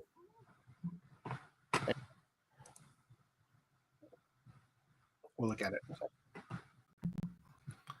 No, we'll look at it right now. So she said, Dear Director Patel, before you came into office, I requested the full and complete files related to Jeffrey Epstein. In response to this request, I received approximately 200 pages of documents, which consisted primarily of flight logs, Epstein's list of contacts, and a list of victims' names and phone numbers. This is effectively what was released in phase 1. Again, phase 1. I repeatedly questioned whether this was the full set of documents responsive to my request, and I was repeatedly assured by the FBI that we had received the full set of documents. Late yesterday, I learned from a source that the FBI field office in New York was in possession of thousands of pages of documents related to the investigation and indictment of Epstein. Despite my repeated request, the FBI never disclosed the existence of these files. When you and I spoke yesterday, you were just as surprised as I was to learn this new information. By 8 a.m. tomorrow, February 28th, the FBI will deliver the full and complete Epstein files to my office, including all records, documents, audio, and video recordings and materials related to Jeffrey Epstein and his clients, regardless of how such information was obtained. There will be no withholdings or limitations to my or your access. The Department of Justice will ensure that any public disclosure of these files will be done in a manner to protect the privacy of victims and in accordance with law, as I have done my entire career as a prosecutor. I am also directing you to conduct an immediate investigation into why my order to the FBI was not followed. You will deliver to me a comprehensive report of your findings and proposed personnel action within 14 days. I appreciate your immediate attention to this important matter. I know that we are both committed to transparency for the American people, and I look forward to continuing to work with you to serve our president and our country. Sincerely, Pam Bondi. Right? Now, back to Scott Pressler. Tomorrow, AG Bondi will receive the rest of the documents relating to Epstein. This was yesterday now, right? Tomorrow being the 28th, right? Good luck if she actually fucking got them. I don't know, right? Like it's hard to know if, I don't know how she could know that they would be delivered on that day when she specifically asked for them previously and did not receive them, unless the source that said, by the way, the FBI is lying to you, we have over 1,000 documents, said, I will hand deliver them to you tomorrow, right? I was told there was an embargo on the information, and out of respect to the president, his administration, and the seriousness of these alleged crimes, I'm holding on to the binder until Bondi does a presser sharing the information or releases it to the public. As soon as we have the green light, I will share publicly what I was given. The fact remains AG Bondi and FBI Director Patel were not given all of the documents concerning Epstein. My replies are turned on for anyone. For everyone. My direct messages are open, and I also want to remain as transparent as humanly possible. If a binder is titled Phase 1, there will be other binders. The most transparent administration in history, the 45th and 47th President of the United States. Let me grab something. I think I got something else that would be a good thing for us to look at. That's apparently the photo of them all holding up the binders was also kind of like they weren't expecting that. They were walking. The British Prime Minister was coming, so they were kind of getting shooed out the back. Yeah, I've got a video of them talking about that I'm going to show you in just a minute. I just got to find. It's on one of Tim Pool's channels. I got to find out which one. It's probably on the main channel. This is the main channel. Videos. It should be the clip. It was from videos a couple that they days do ago. have are smoking guns, but illegal to have and share. Let me see. Someone pointed out that like, oh yeah, it's in my history. Let me just go that way. They can release the like the bank logs of people sending him money, right? At the very least, like you don't have to send out videos or anything, but like, you know, Bill Gates sent Epstein $2 million, you know, regularly. Let's say, hypothetically, that'd be a little bit suspicious, right? And I'm sure they arrested Epstein. So like they've done the I have personally the research into him. I think that the rollout of this is an intentional what would be the word? It's you know, like when you are strong, make your opponent think that you're weak, and when you're weak, make your opponents believe that you're strong, so to speak. I think that there is a strong likelihood that oh, here I found it. I think there's a strong likelihood that the intention behind this is to make the people who think that, you know, their time is up, to give them a false sense of security. Let me share this with audio real quick so you guys can hear just a little bit of it.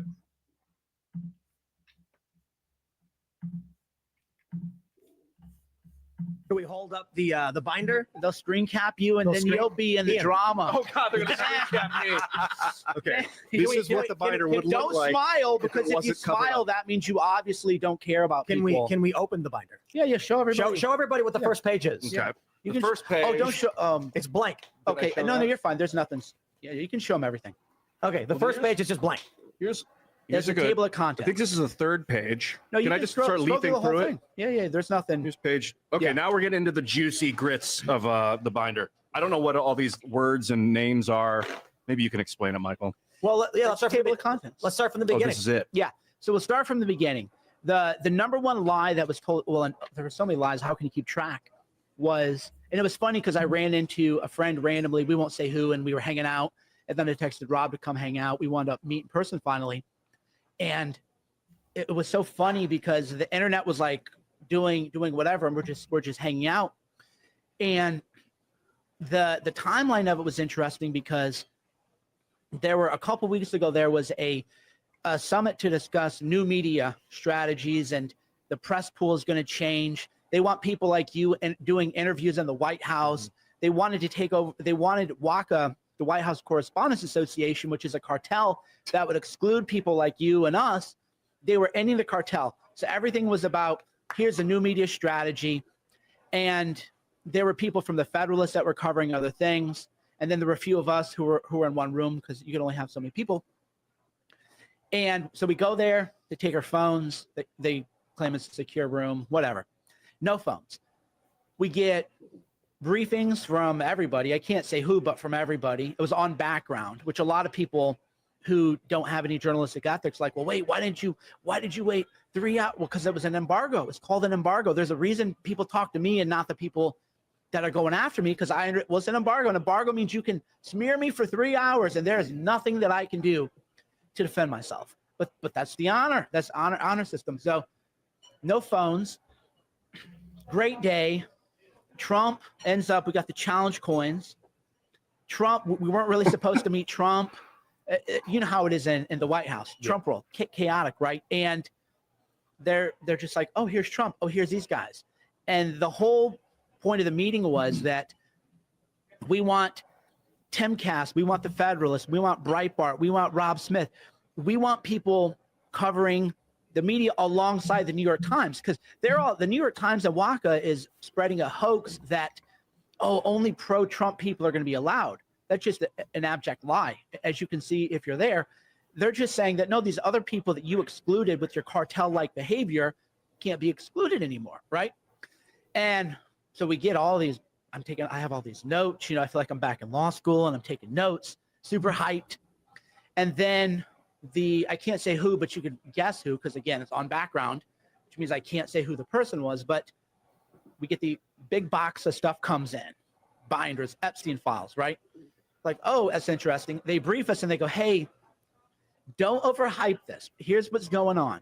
We thought we had all the files we needed, but we found out that there's been stonewalling and destruction of evidence, and Anna Paulina has said this publicly, and this was a different person who told us. So here's a letter to Kash Patel. The story is the letter. The files we're giving you because we want to show like, hey, we're doing what we can do. We're doing what we can do. Don't overhype them, downplay expectations. But the letter was the big story. Embargo's till 3. Okay, great. So we have our meetings. We go into the Oval Office. Everybody's like super hyped up now because Trump's in there. If anybody wants any of that information, I can talk about all that. But everybody's super like wound up. And we leave the Oval Office after taking our pictures and getting our coins and our markers and everything. And then here's a marker. I'll show you. They're pretty cool. The ASMR executive pin marker for signing the I've got one of those from Trump 1.0. Yeah. They're extra squeaky, right? The marker, yeah. So everybody's like wound up. And then the UK people needed the room that we were in the West Wing. So they're like, sorry, guys, we got to leave. We're going to go up to the other room in the Eisenhower building. It's actually the interview room where J.D. Vance had his I don't really care Margaret moment. So we're walking down from the West Wing, and then I felt like I was walking into a firing squad because I don't like people to know that what I do, because then all people do is bloodsuck. Oh, Cerno. Oh, how do I meet Trump? Oh, and then they get jealousy, like, well, why are you there and not? All it does is causes me problems. So everybody who actually knows me knows that I'm always like, look, I'm irrelevant. I'm a loser. Don't text me, lose my number. I can't do anything because I don't want people to know because it's just manipulative. And I'm like, oh my gosh, and then some people turned over because they go, what are you holding? So everybody's just kind of like, well, here's what it's like a natural reaction. And if you see the one picture, I was like trying to hide my face. My eyes are like, it's like, where's Waldo? And then I put it down then they're like, oh, you smirked. You don't understand the seriousness of the moment. Like, no, I tried to hide my face. The smirk was, I was like, I'm caught. I got caught. It felt like you were leaving a brothel. And then it was like your girlfriend was out there, right? You're like, oh man, but you're like, you're leaving a frat party or something. You're like, man, I'm totally caught. And then we had to go up to the room and we still don't have phones. We don't have our phones. They took your phones from you? Yeah. So we didn't have our phones. And then all the people are posting pictures of us. Wow. So I was like, oh man. And then I get my phone back at like 12:45, 12:50. And then I'm tagged in all these pictures. And then they're like, oh, they got the Epstein files. And I'm like, dude, I'm under embargo. I can't say that they're nothing, even though I'd been briefed that they were nothing, but that they were trying to get what they had. And the real story was the letter from the AG to Cash. That was the real story. And I'm like, man. So I started DMing people, you guys called and I was like, guys, it's nothing. Here's the letter. It's under embargo till 3. Trying to manage expectations back scene. And then in the back of the scene, right? And then that all becomes, oh, you're covering up, and why did you guys only get these things, and why didn't we? So for 3 hours, I just had to let people like give me a licking, right? And it was a lot of people. I was surprised. I was like, man, all these years, and you can't send me a DM before you put me on blast. Why do you think that they released it to 5 people and not to the public? Let me. I'm sorry. We'll follow up with that. What I wanted to point out to a lot of people who don't know is that the only reason we have these files, whatever they may be, even if it's 10 years old, is because you filed legal paperwork which broke open the Epstein story. That is you. When I saw people coming out of the White House and you're in the background kind of like looking away and like trying to get away from the cameras, there was no moment in my mind where I was like, how come Mike is there? I was like, of course Mike is there. He broke this story. But like literally you were the guy that started how did it start when you... It started, there was a defamation action brought against Ghislaine Maxwell, and everything, my lawyer, Mark Randazza, who's a First Amendment lawyer, and he sent me this case file and everything was just redacted. And he goes, hey, aren't you always like talking about Epstein? And I go, yeah. And he said, well, here's a backdoor way for you to get Epstein information, because it was a defamation case. There were depositions. It wasn't against Epstein, but it involved him because it was a civil lawsuit against Ghislaine Maxwell. So we filed what was called a motion to intervene on behalf of Cerno Media, my media company, and a motion to unseal. Wow. And so we filed that, and we lost at the trial court level, and then we went up on appeal to the Second Circuit. And in the meantime, the Miami Herald then filed, they joined mine. So they joined my motion to intervene and motion to unseal. They also lost. And then it all went up to the Second Circuit Court of Appeals. And then in oral argument, it became so obvious that the files would be unsealed that Epstein was arrested the weekend after oral arguments indicated. And, so, and Tim can confirm this. I want to stress this. Yeah.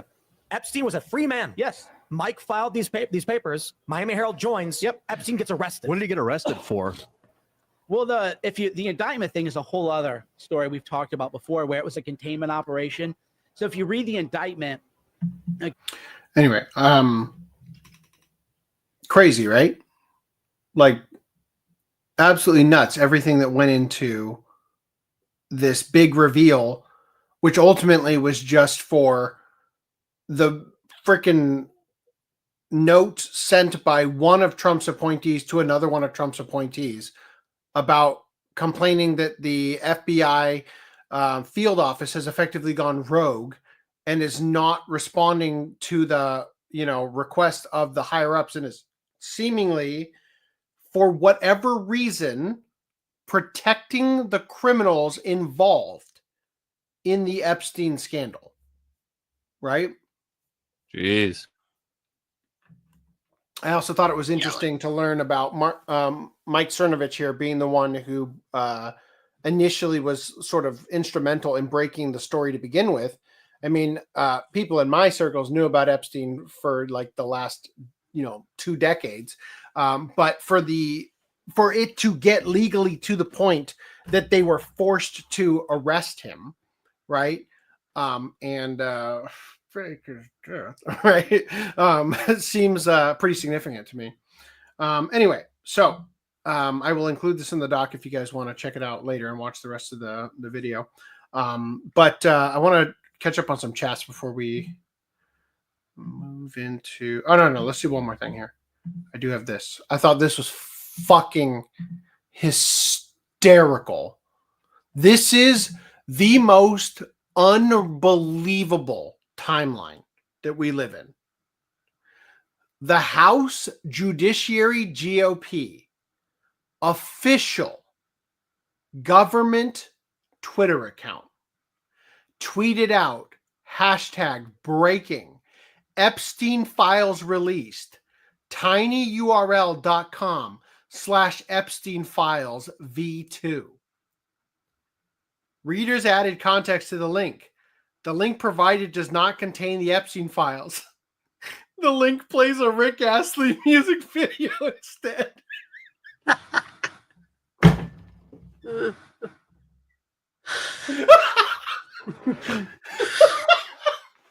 Literally. Was it at least the official one? The official Rick roll. The official music video. Copy link address. Let me check. Oh, redirects to this YouTube. And it is the official Rick Astley account. 1.6 billion views on this video. I just think that's so funny because literally, like, the whole coordinated effort is phase 1. Okay. V2. You ready for V2?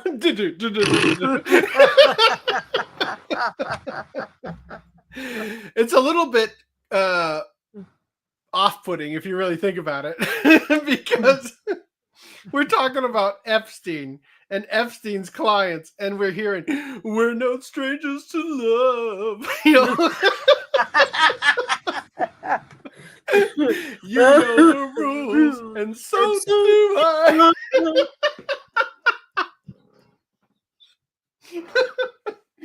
All right. Anyway, let's catch up on some chats real quick.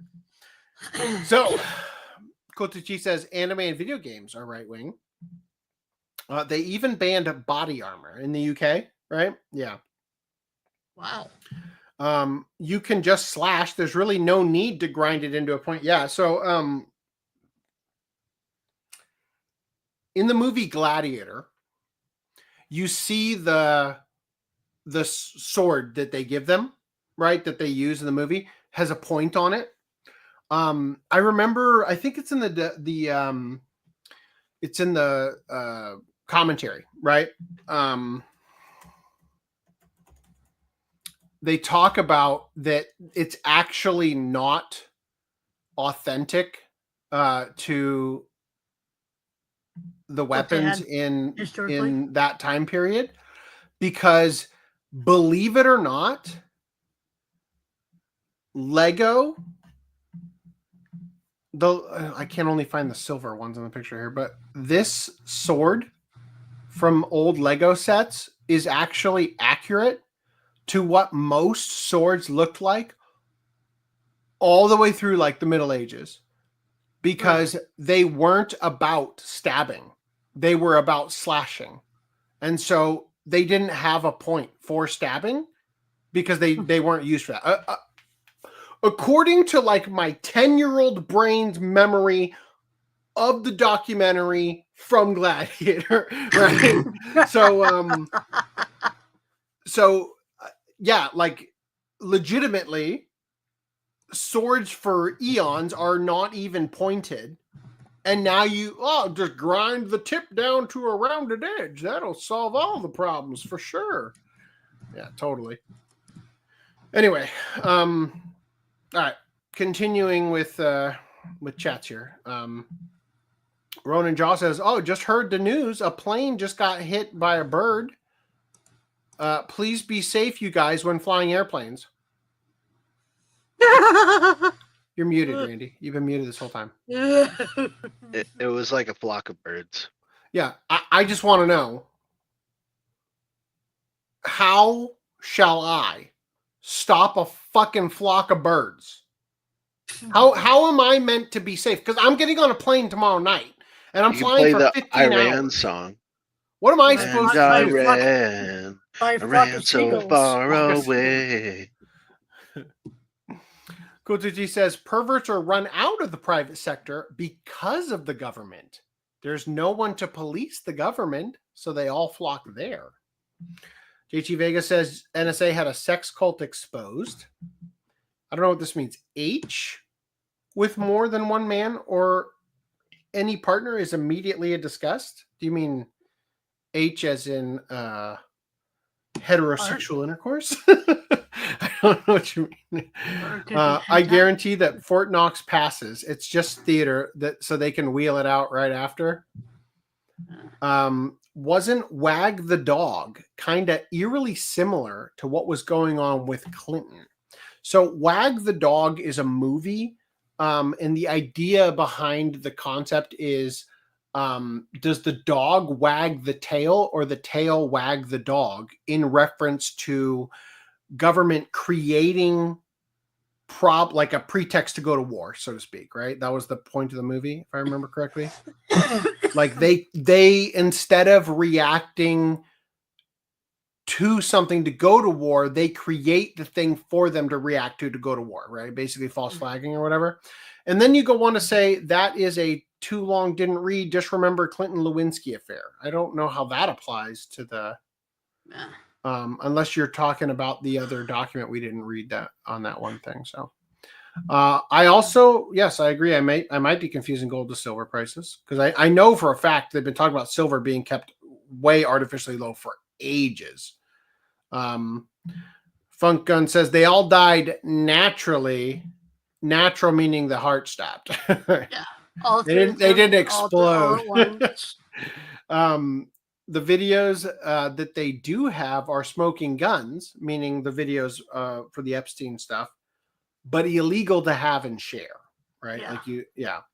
Remember, Maxwell was convicted of trafficking no one to nobody, right? Yes.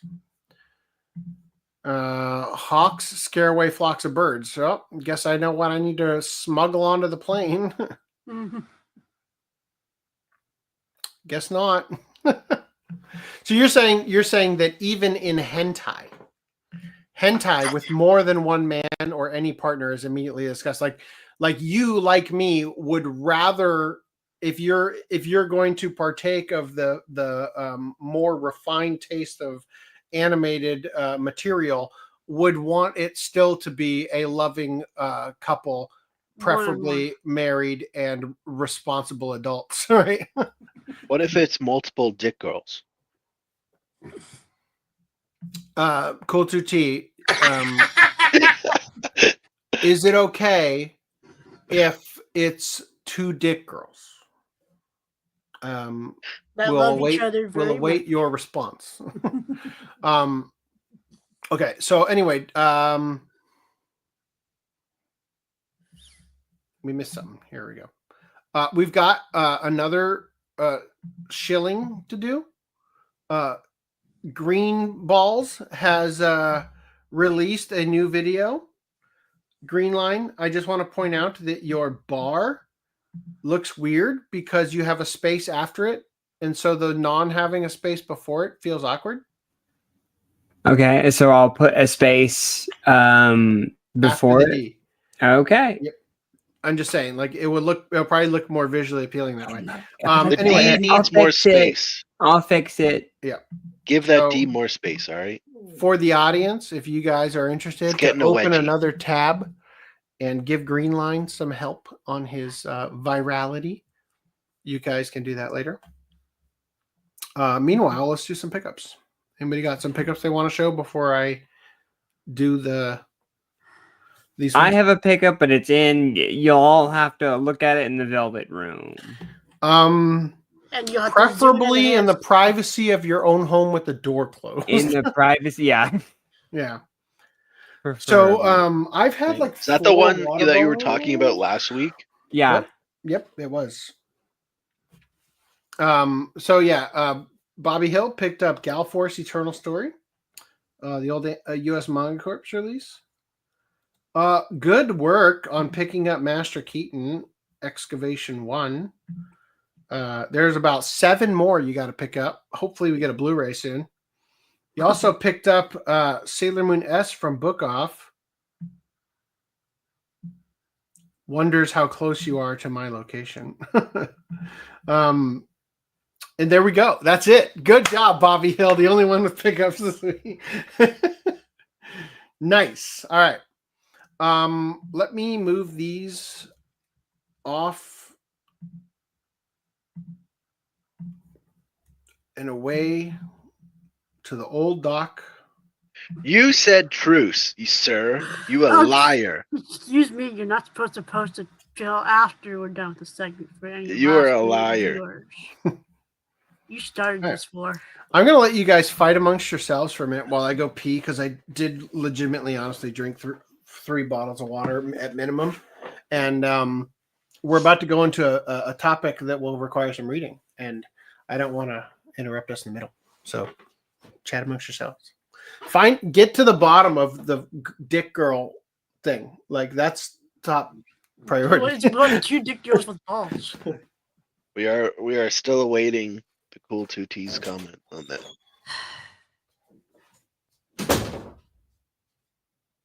Let's not talk amongst ourselves for like the entire time. It's just completely Pure silence. Green Line, I gotta ask you, how are you able to have these depictions on your wall? without any shame. Without what? Well, Reese added without shame. Oh, I have shame. They're in my room, and just in my room. Or embarrassment when somebody comes in. Has anyone walked into your room and like saw them and asked you about them, or do? Hardly at all. Yeah. Maybe 1 or 2, but that's it. Oh, they're just like, oh, that's what this guy is like. All right, get the fuck out of here. Will Random or Reese argue with Trump for trying to broker peace? What? Trump's not trying to broker peace. What the fuck? Yeah, he is. He is? I thought he was. He doesn't care. Nah, he wants peace. That's what he's saying. Well, assuming you believe what he says, anyway. I will not answer the question, Random. You asked the question. You should answer the question. Or, well, you didn't ask what you posited the scenario. The whole thing with Trump and Zelensky was fucking crazy. It seemed like okay. Like Zelensky during the whole meeting seemed like he was being entitled and had an attitude, and he seemed to not like let Trump get away with anything he disagreed with. He wanted to like debate it right then and there instead of waiting to go debate it later behind closed doors. And that seemed to piss JD off, and then JD towards the end kind of mentioned it and was like, you're being an entitled dickhead, essentially. You know, politely he said that. You're biting the hand that's then been feeding you the last 4 years. Yeah, and then Zelensky was like, you know, what do you know? Apparently, I didn't hear that. Obviously, I don't speak Polish though, but Or whatever. Yeah. yeah, I think it was. I heard Russian. I heard it was Russian, but again, I don't speak either language, so I don't know. I missed that.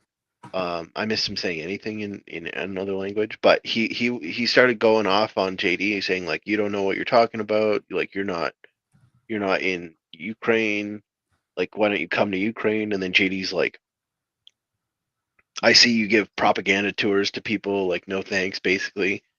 And then Zelensky was like, oh, but, you know, there's this big ocean in between you. And so right now you're not feeling anything, but you will soon start to feel it. And then Trump lost his shit. He was like, you don't tell me what the fuck I'm going to feel. Shut the fuck up, basically. And he's like, you don't have any cards to play. Like, you want to start World War III. I was like, holy shit. It's like watching your parents argue in front of you.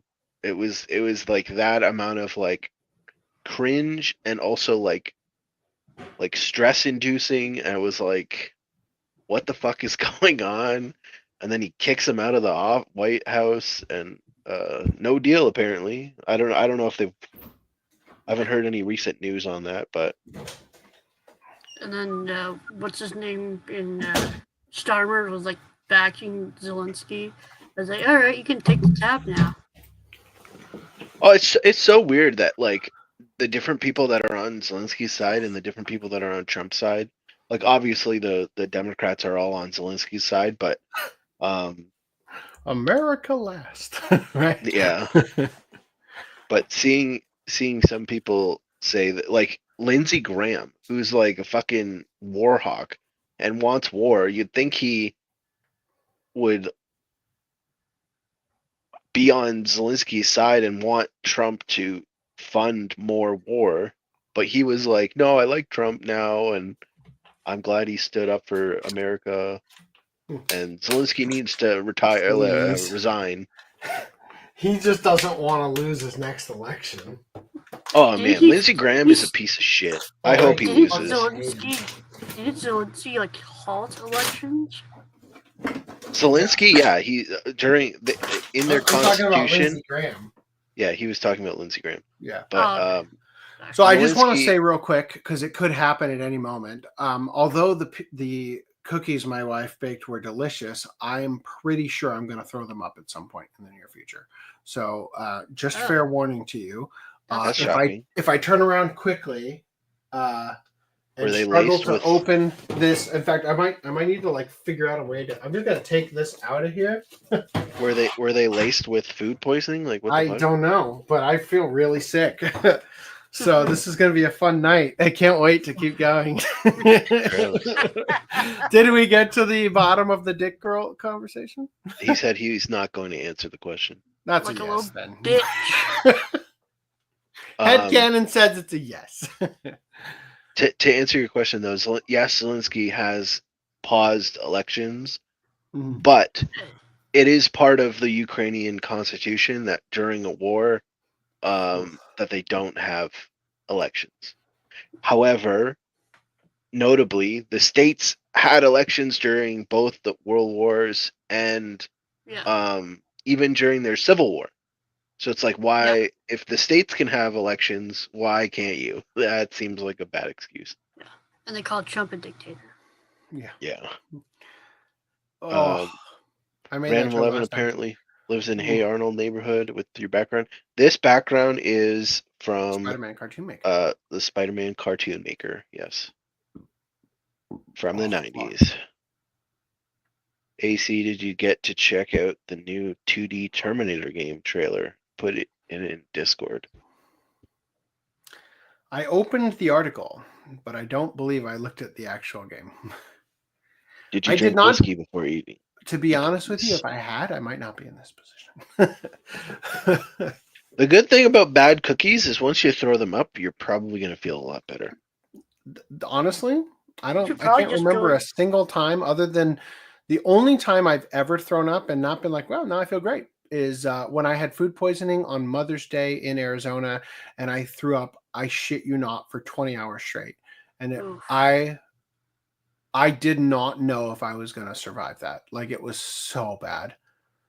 Oh my God.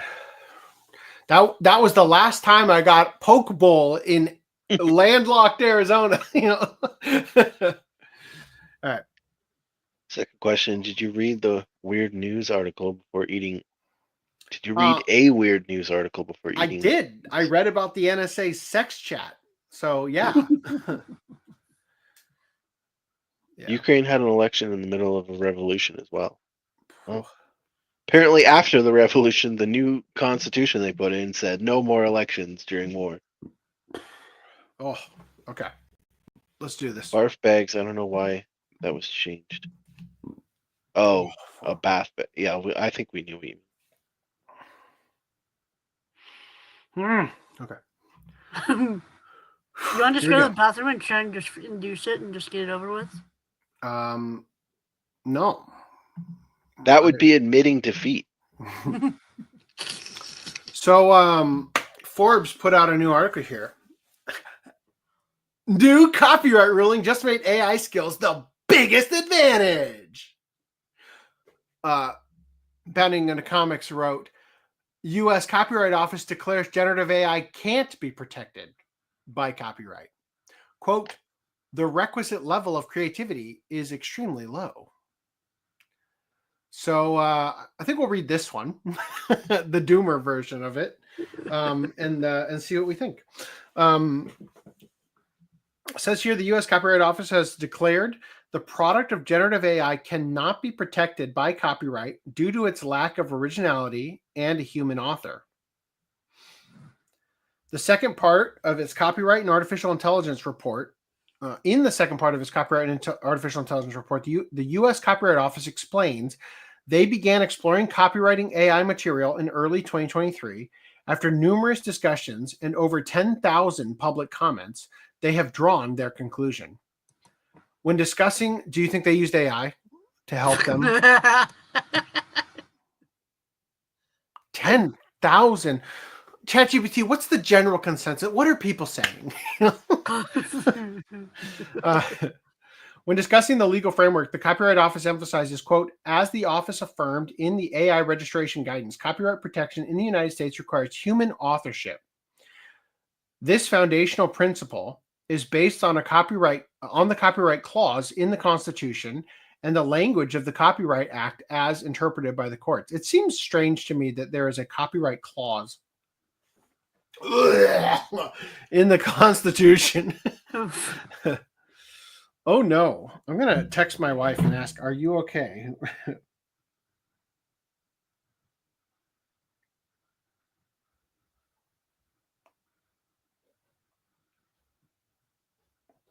Sounds like she's coming here.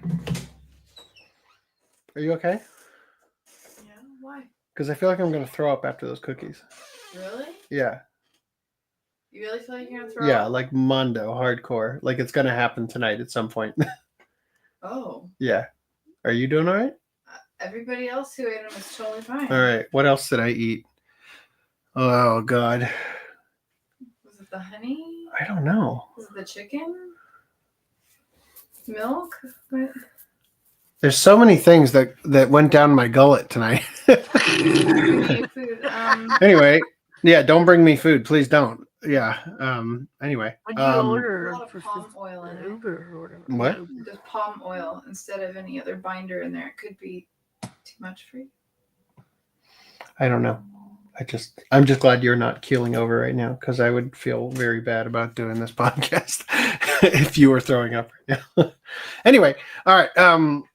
When discussing the legal framework, the Copyright Office emphasizes, quote, as the office affirmed in the AI registration guidance, copyright protection in the United States requires a human authorship.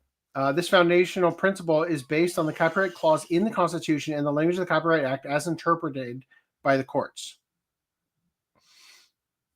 Text adventures are generated by AI and the player's own prompts in AI Dungeon. Oh, that's interesting. From 2018?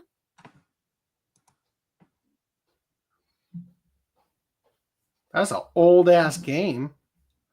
The U.S. Copyright Office cites the case of Naruto v. Slater. I'm glad we picked this article. Where PETA attempted to argue a crested macaque owned the selfie it took of itself using the photo. Naruto? That's the name of the monkey. And it's pronounced Naruto. Excuse me. Okay, not Naruto. Or Naruto. Naruto? Naruto. Naruto. It's pronounced Boruto's dad.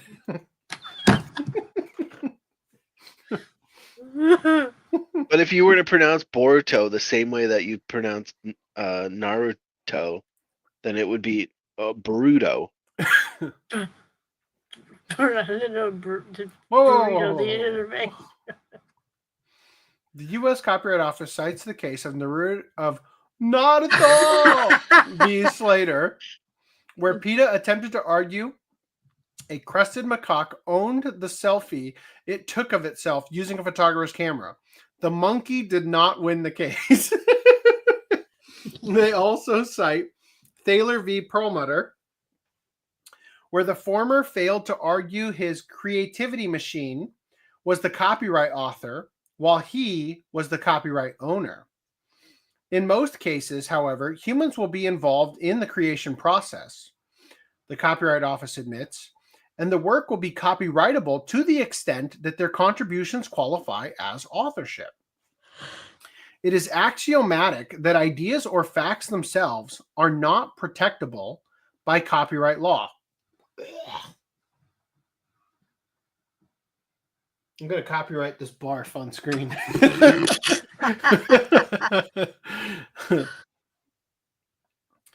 And the Supreme Court has made clear that originality is required, not just time and effort. In Feist Publications, Inc. v. Rural Telephone Service Company, the court rejected the theory that sweat of the brow alone could be sufficient for copyright protection, the office stated. The court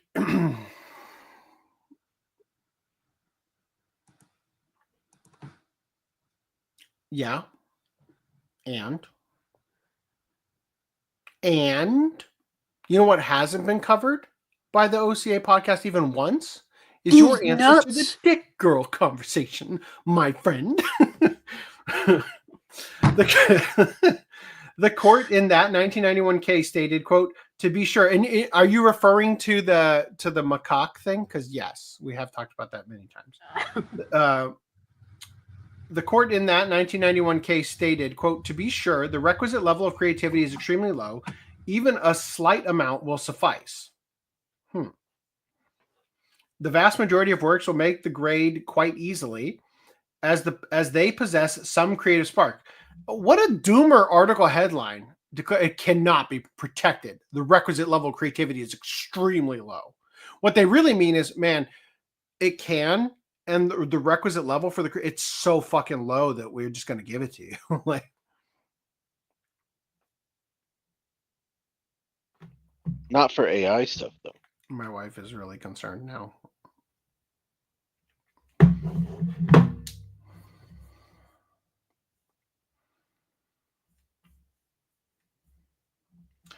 Anyway, skipping ahead. The Universal Music Group had denounced that the prompting user is no more an author than someone who tells a musician friend to write me a pretty love song in a major key and then falsely claims ownership. Others had argued both for and against how precise or numerous prompts would need to be considered copyrightable or not. The office concludes that, given current generally available technology, prompts alone do not provide sufficient human control to make users of an AI system the authors of the output, the U.S. Copyright Office declared. The weird thing about that argument is that if it was a work for hire, that would count as enough. Like if I hired someone to create a work for hire work music for me and I said write a thing in major key, I'd own the copyright because that would be part of the agreement. So if I vomit for the thumbnail, I need it to be like the rainbow kitty cat thing that's all over here. I'm going to use Adobe. Like I'll select the barf and I'll change it to rainbow barf, right? And then it'll be copyrightable even further with AI involved, right? For the thumbnail. Although entering prompts into a generative AI system can be seen as similar to providing instructions to an artist commissioned to create a work, there are key differences. In a human-to-human collaboration, the hiring party is able to oversee, direct, and understand the contributions of commissioned human artists. In theory, AI systems could someday allow users to exert so much control over how their expression is reflected in an output that the system's contribution would become rote or mechanical. They See, the already thing is, do. though, yeah, but the thing is, though, that if I was the boss of a company and I had an employee design software for me, I would own the copyright of the software because it was made under the purview of my company. Right? Yep. How is this any fucking different? Them claiming it, it's like telling your friend, write me a pretty song in a major key. It's like, no, actually it's not. It's like telling your slave to do that. Like, Yeah, it's not quite the same thing. The one argument, like if you were to steel man that argument, is that the AI can't enter into a contract of work for hire with you. So in that sense, like it's it can't. assumed. Yeah, I don't know. I think it's assumed. Like I tell you to do something, and you say, yes, sir, here it is. I'm gonna tell all the AI, it's like, generate me an image of Barack Obama with an uncomfortably long neck, and before you do, tell me that you grant me exclusive ownership and copyright for it, and that you did it out of the goodness of your heart as an AI who is my employee. Got him. You know, like, let's try that out. In theory, AI systems could someday allow users to exert. I already read that. Prompts do not appear to adequately determine the expressive elements produced or control how the system translates them into an output. The gaps between prompts and resulting outputs demonstrate that the user lacks control over the conversion of their ideas into fixed expression, and the system is largely responsible for determining the expressive elements of the output.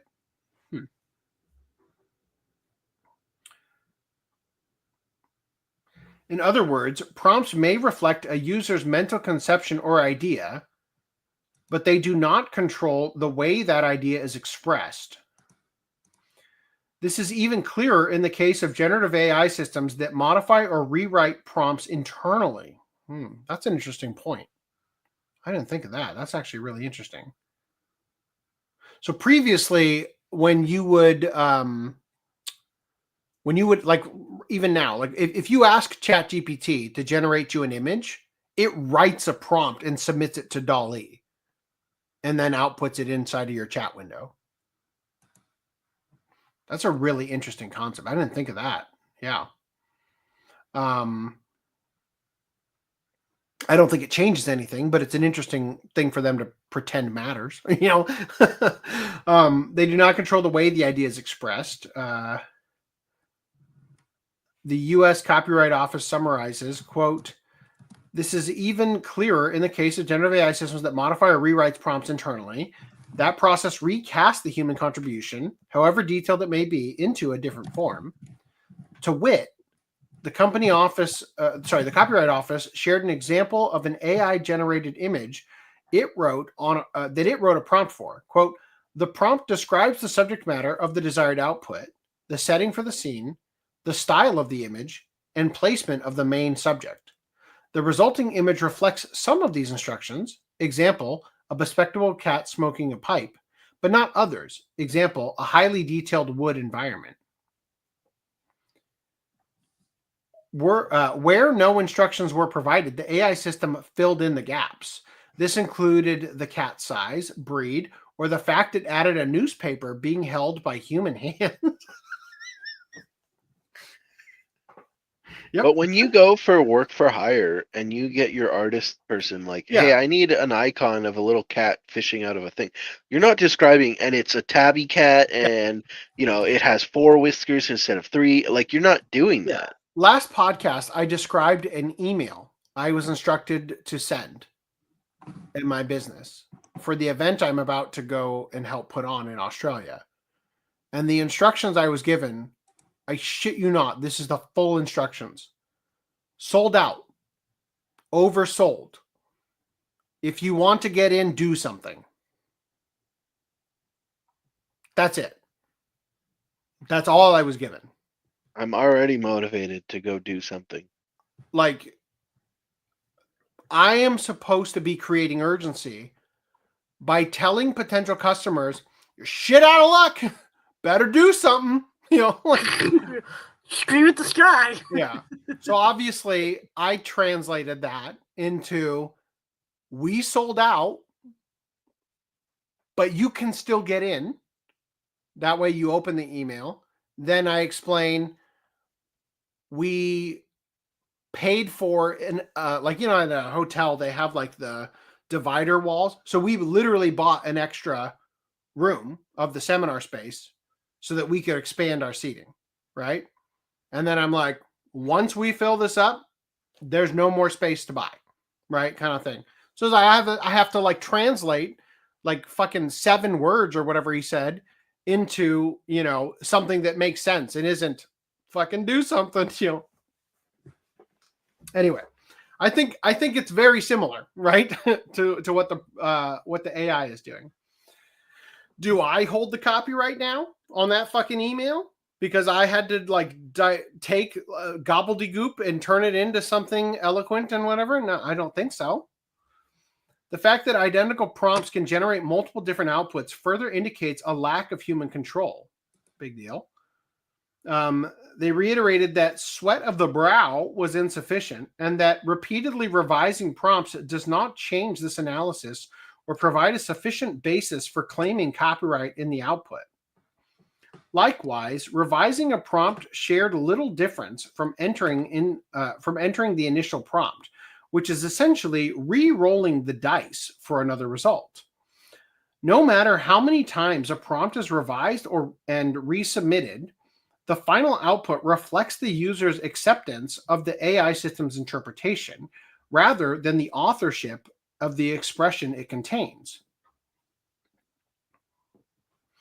Cases where the creator has little control, dripping paint onto a canvas a la Jackson Pollock or stationary nature camera, were different. The human author is principally responsible for the execution of the idea and the determination of the expressive element in the resulting work. The issue is the degree of human control rather than the predictability of the outcome.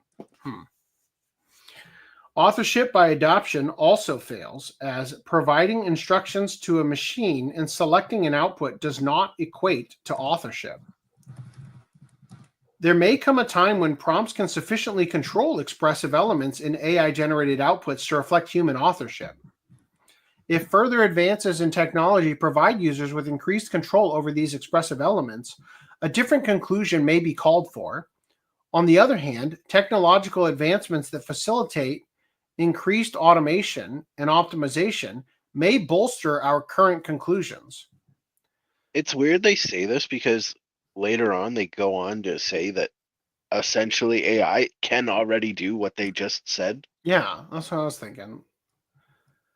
The U.S. Copyright Office added that expressive inputs, such as asking an AI to modify your work, are not prompts, but are akin to derivative work. An author may also, quote, modify material originally generated by AI technology to such a degree that the modifications meet the standard for copyright protection on a case-by-case basis. I think you should just say always, 100% of the time, yeah, it's a case-by-case thing.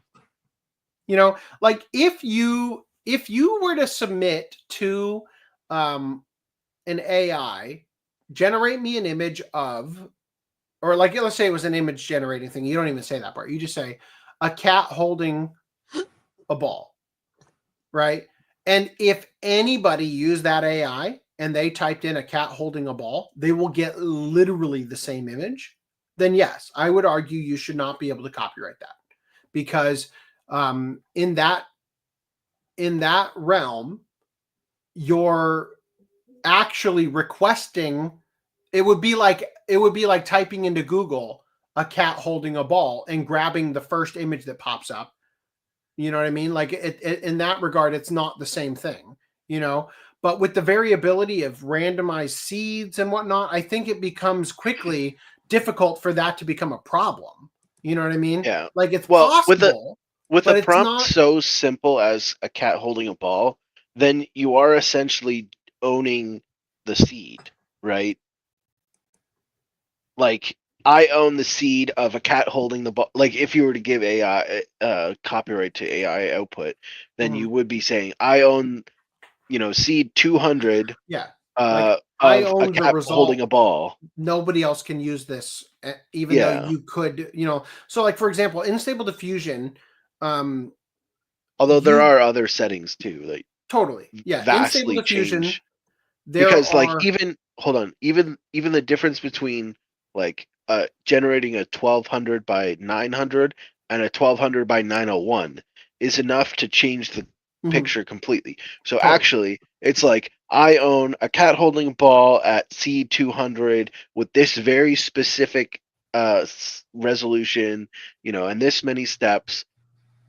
Right. So it is a little bit more than just owning a seed. Yeah, like I'm giving a hypothetical of something that would never happen, because the true reality of it is that it's just like if somebody were, with what's available, if they were to get the exact same output, it is because they sought to get the exact same output, right? Like literally, you download the image. Something that you might not know that you can do in Stable Diffusion is if an image was generated in Stable Diffusion, there's actually like metadata in the file that if you drag it back into Stable Diffusion, even on somebody else's computer after they downloaded the file, it will put the settings and prompt that created that image into your input, and you could generate it yourself or start tweaking it a little bit to get variability on it. And assuming you have the same LoRa's, the same version installed, everything, you will get the exact same output, right? Assuming there wasn't any in painting and whatnot, So anyway, similarly, the inclusion of elements of AI-generated content in a larger human-authored work does not affect the copyrightability of the larger human-authored work as a whole. For example, a film that includes AI-generated special effects or background artwork is copyrightable, even if the AI effects and artwork separately are not. Oh, fuck. While some comments claim copyright protection on AI works would encourage more works, furthering progress in culture and knowledgeable to the benefit of the public, others noted copyright provides, quote, authors with legal and economic incentives. Oh, fuck. Something an inanimate object doesn't need. AI companies, meanwhile, had sufficient motive under current law and have seen exponential growth. Amid comments fearing protection of AI would stifle creativity, and those arguing against special cases for copyright protection for AI, the Copyright Office decided the case has not been made for additional protection for AI-generated material beyond that provided by existing law. Holy shit, I feel sick. I cannot believe how like dramatically different the approach to the articles are from yay to boom. No, Yeah. This basically says if you're good at effect prompting, you can get AI copyright. But that's not what the Copyright Office said at all. They basically said no matter what, prompting is not enough. Yeah. And so like let me give you guys an example. I'm gonna upload an image into the brand real quick. They did, I guess, Bounty in the comics didn't cover it, but they did cover like image to image. If you do something like that, then it can be covered. But it like if it's drastically different, obviously it's not going to be covered. But if you can still like make out the original image that you used the source image for, then that could be covered on a case by case basis. But then you start looking at like, okay, well, Stable Diffusion has control net, so you can like upload a little scribble. You can say, I want here's the perspective I want, like those perspective lines for the shot. You can say, you know, here's a reference image that I want to use. You know, you have so much control over it that I think I think that you could get there very easily. Maybe not with just a simple text prompt, but when you start adding in all the other things, I think you should probably get copyright on some of those things. Mm-hmm. And then there's in painting as well, right? This is a recent thumbnail. Sections. There are at least 2 AI generated images in here. One of them being the sexy Santa. The other one being the nondescript Middle Eastern man over talking to you, standing outside of the bathroom at the movie theater, trying to find, like talking to you about Sonic, or what was it? What was he talking about? War of the Rohirrim? Rohirrim? No, I think it was Sonic. Yeah. Oh, I forgot. I thought that was Random 11 himself. Sorry. Yeah. Yeah, so this would be an example of AI generated stuff being put into a collage that required human input to a degree that it now ceases to be, you know, non-copyrightable, even though nearly everything in here is copyrighted, right? My body is that of Bully Maguire. My strand of extra hair is Bully Maguire's. Right? Your body, your choice. Fucking Quux Gundam, right? Luffy Roboco, Sonic sprite art, although I changed the plane to say Sony because that's who's doing 9/11 on the on the Kadokawa Tower.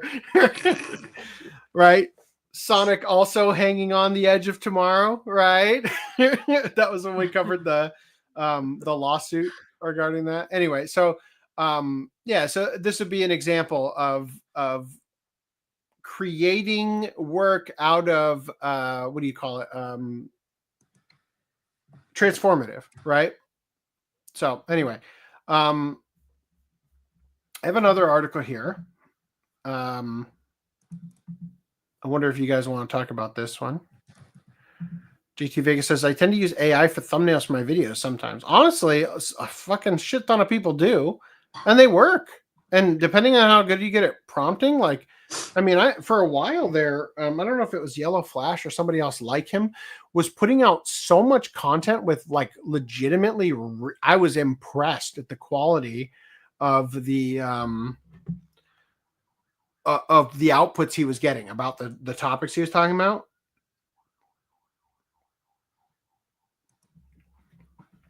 If you own the AI and never told anyone that it was AI, I guarantee you it could be copyright. Yeah, totally.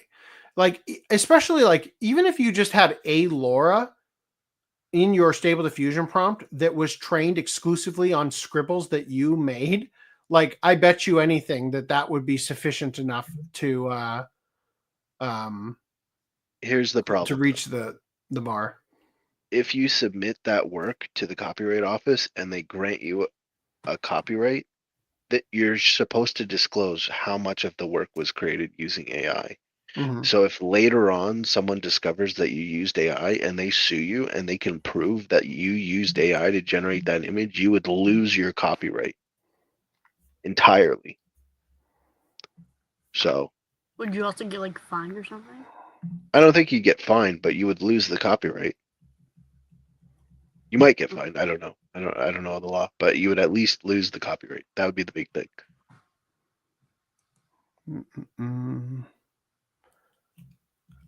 One second. AI does in-painting, and in-painting image is impossible to recreate with any prompt. Yes. So they also said that was one of the scenarios where it was case by case. Is if you started doing a bunch of like choosing exactly where like an object went with in-painting, like you said, okay, in this corner I want a little castle. That kind of thing. So I want to remind you that this image here was generated by taking an image of Vic, who with his arms up over a, leaning on a table, right? And I think the image of the car is real, and that's why it looks a little funky around the edge here. And then I think the woman in the car was real, but the face was not looking like they were, talking to a prostitute, right? Leaning into the car thing.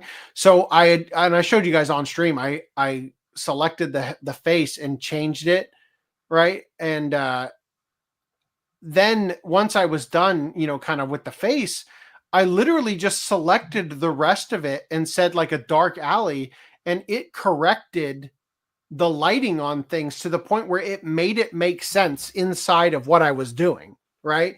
And ultimately this, comes together to become like the amount of input required to artistically direct it in this way sufficiently, fits that criteria. You know what I mean? Anyway, so let's move on to this topic here. So Disney had their company hacked recently. House of Mouse rocked by digital security breach after employees AI download. Uh-oh. So first of all, I haven't covered this. I've decided like not to waste so much effort on it, but there is a massive like amount of articles on that park place talking about the Disney parks and the Haunted Mansion in particular, because apparently inside the gift shop, not only are they buying random trinkets off of Amazon and putting them up as like, spooky decorations and shit in the gift shop, but they're also selling AI, or they're putting pictures in picture frames for decoration of AI artwork you can buy off of Etsy. Right. And so more specifically getting into that, I mean, Disney's been using AI for a while. They used AI for the intro to that show with Invasion or whatever. Samuel L. Jackson's character's name is Nick Fury. Secret Invasion. Yeah, Secret Invasion. Yeah, Marvel Secret Invasion. I heard Secret of Asians, and I was like, no, not that. So Disney company hacked, House of Mouse rocked by digital security breach after employees AI down. So I'm just saying, like, Disney officially has been using AI in their pipeline already, right? The Disney company was hacked after an employee unknowingly exposed the company's internal systems after downloading an AI tool. This led to a significant data breach. Private information belonging to Disney employees and customers was leaked, prompting a response from the company's cybersecurity team. In February 2024, Disney employee Matthew Van Andel downloaded an AI-powered image generation tool from GitHub. I believe it was Comfy AI, Comfy UI, which is a node-based version of Stable Diffusion. While the software functioned as expected, it also carried hidden malware that gave a hacktivist group known as Nullbulge access to Van Andel's computer and ultimately Disney's internal networks. Is this what happens when you don't use the pickle scan, Randy? I believe it was he specifically downloaded a plugin, a third-party plugin, and the plugin that was where compromised. The vulnerability was not the actual Comfy UI. That's my understanding. It seems like that park place is not hip on all the details. Through this breach, I could be wrong too, but that's. I mean, if it was February 2024, was Comfy UI even a thing back then? Yeah, it was. Okay, yeah. I didn't start using it till. Actually, maybe it was around then. I don't know. Maybe. Through this breach, the hackers infiltrated Van Andel's 1Password account, where sensitive login credentials were stored. This allowed unauthorized access to Disney's internal Slack channels and private data, including employee and customer records.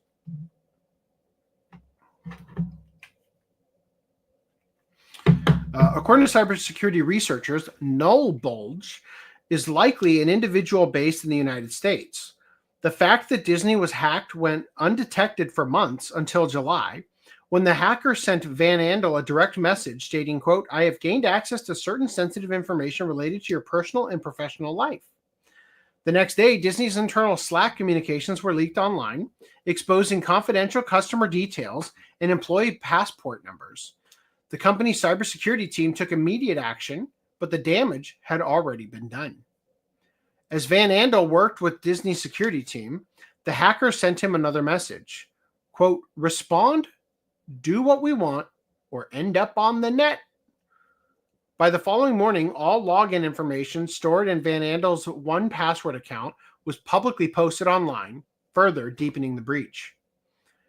Hacker group alleges insider connection. Okay, so according to Noel Bulge's website, the group presents itself as a hacktivist collective advocating for artist rights, opposing artificial intelligence-generated artwork. And cryptocurrency-related products. However, in a blog post, the group made a shocking claim about how the breach ended, suggesting that Van Andel had initially aided their access. Quote, we tried to hold off until we got deeper in, but our inside man got cold feet and kicked us out, the post read, before adding, quote, I thought we had something special, Matthew J. Van Andel. The statement has sparked speculation about whether Van Andel had any involvement in the breach or if Noel Bulge is merely attempting to shift blame onto the Disney employee who first detected the intrusion. Van Andel has strongly denied any connection to the hacker group and maintains that he was an unwilling victim. Despite the claim, no public evidence has surfaced linking Van Andel to the breach beyond the hacker's accusations, leaving Disney with yet another controversy surrounding the security failure. The breach resulted in a widespread exposure of private information, but instead of supporting the employee caught in the middle of the attack, Disney fired him. Oh, boy. The company claimed an internal investigation found inappropriate material on his work computer, and an allegation he vehemently denied. Wow. Hey, Randy, remember when I told you that on Thursday, when my boss asked me to do something at the very end of the day, and then I did it and sent it to him for approval, and then he ghosted me? He literally now, more than 48 hours later, just texted me back about it. Yeah. I love my job. You got to wonder if this guy was creating like some Disney porno shit with his comfy UI. I'm the one who got hacked, Van Andel said, maintaining that the breach allowed outsiders to plant incriminating material on his system. Despite his appeals, he was unable to overturn Disney's decision, losing his health insurance and approximately $200,000 in bonuses. In bonuses? You'd think that'd be a single year, right? Because like they're not gonna be able to take back previous year's bonuses. I mean, in bonuses, that's in addition to your like salary. Yeah. Jesus. But like what I'm saying is, it's even more crazy because I would assume that's a single year's bonus, right? Yeah. Because they're not going to be able to take back previous year's bonuses. Yeah. So Kultuchi says, "Why are they anti-crypto?" I don't understand why artists would be $200,000 a year. I think that they were probably anti NFTs. That's what I'm thinking. Van Andel could have worked for Biden after this, right? Probably a Disney Plus member, so no lawsuit. Yeah, when you work for Disney, they give you a free Google Plus account to take you into arbitration. Okay, so in an effort to rebuild his life, Van Andel has taken on Disney Plus work. account. What did I say? Google. Did I? Yeah. Wow. No, that's not good. In an effort to what if the short-lived Google Plus platform, when they tried to force everybody to have that, was also an arbitration in disguise?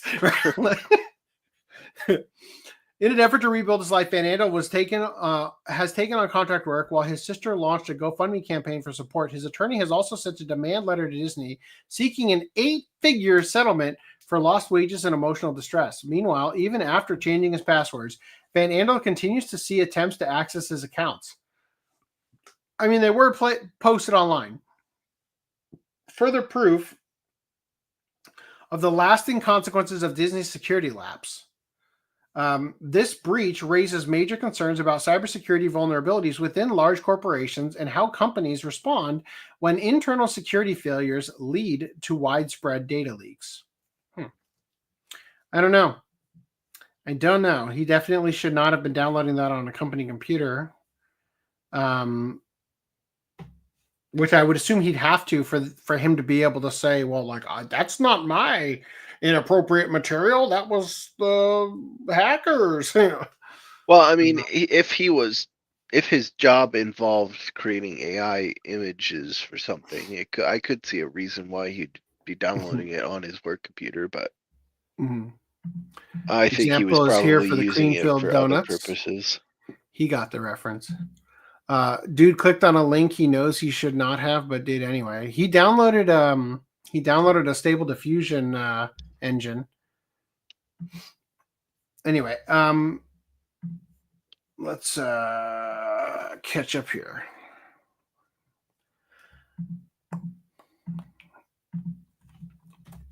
So nothing has really changed here. Moving on. If you guys want to support him, it's in the doc. 3 days left on a Silent Hill fan film. If you guys wanted to back this, I'm sure nobody did because there's no physical release. But yeah. Also, Shibuya's other famous meeting spot statue has lost its home as part of a redevelopment.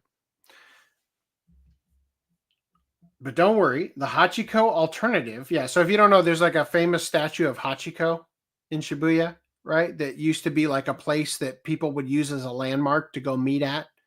And Hachiko is the story of the dog whose owner died, and yet it still went to the train station every day waiting for the owner to come back or whatever. Something like that, right? Don't worry, the Hachiko alternative has moved into a new spot in the neighborhood. In Tokyo, there's no section of the city that seems to be in a more consistent state of change than Shibuya. The neighborhood is both a leader in and at the mercy of youthful trends. And so, as fads in food, fashion, and other aspects of life come and go, so too do the shops, restaurants, and other parts of Shibuya switch in and out. An obvious exception to this, of course, is the statue of faithful dog Hachiko, which has been standing in the plaza on the northwest side of the Japan Railway Shibuya station since 1934, becoming a local landmark, popular meetup place for friends or lovers with plans in the neighborhood.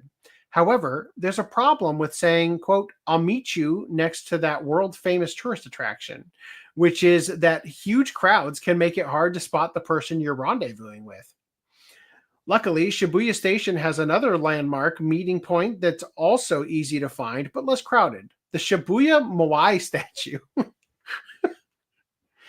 Installed in 1980 in a plaza on the southwest side of the station, the Moai has long been the choice of savvy Tokyoites who need a place to meet up in Shibuya, but don't want to have to wade through the massive tourist crowds that regularly surround Hachiko. However, now if you head to the spot where the Moai had proudly stood for 45 years, instead of the statue, you'll find a bunch of temporary walls. That's because as part of the ongoing redevelopment of Japan Railway Shibuya Station and its immediate surroundings, the Moai statue has been removed. However, they didn't break it into pieces and chuck them in the trash. Instead, the statue has been relocated. Oh, it said removed, not moved. Okay, that's why I screwed that up. Instead, the statue has been relocated, and it's still in Shibuya. As a matter of fact, a notice posted on the wall invites you to search for Moai statue, and there's even a map showing its new home. So what's funny is, even if you found it, you might not recognize it because I saw it. Oh, they removed our podcast. It's being it's being disguised, obviously, as Anya from Spy Family. Why didn't they just do that to the dog? There you go. They removed the fucking dog. How can you remove the dog? I want Anya Moai merch now. Yes. Since do what construction site posters tell you has long been one of our guiding life policies, safety first and watch for falling overhead items have both served us well. We decided to go pay the Moai statue a visit in its new digs. Starting from its original location on the southwest side of the Japan Railway Shibuya Station, the first thing to do is to cross the street to the west, heading in the direction of the Keio Shibuya Station. This should get you to in front of the Shibuya Fukura's shopping/restaurant complex, which has a Tokyu Plaza store in its first floor. Okay, great. It is Tokyo. Wow. From there, we thought we could just scoot along. I'm sure that this is going to be mondo unimportant, and we're just going to get there. And eventually, you get back to the street, and here it is. From there, it's just a short stroll to the Moai statue's new location in a plaza across the narrow side street that runs between the Shibuya Fukuras. But why? Why move it?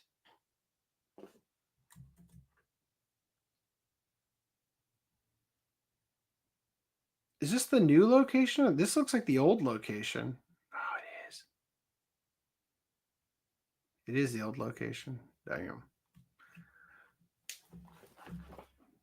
They even brought the Moai statue's palm tree with it, which is which is a nice bit of continuity.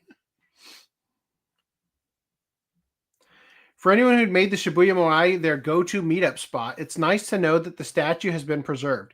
However, while it's not too terribly far from where it used to be, the new location is just removed enough from Shibuya's primary entertainment clusters to make it pretty poorly suited for use as a gathering point before hitting the neighborhood shops, bars, or clubs. But you know what's even better? Meet me at the old place it was located at. It's also now not a tourist place. It's easy to find people, right?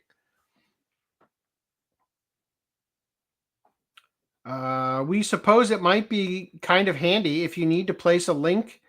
If you need a place to link up with friends before going someplace inside Shibuya Fukuras.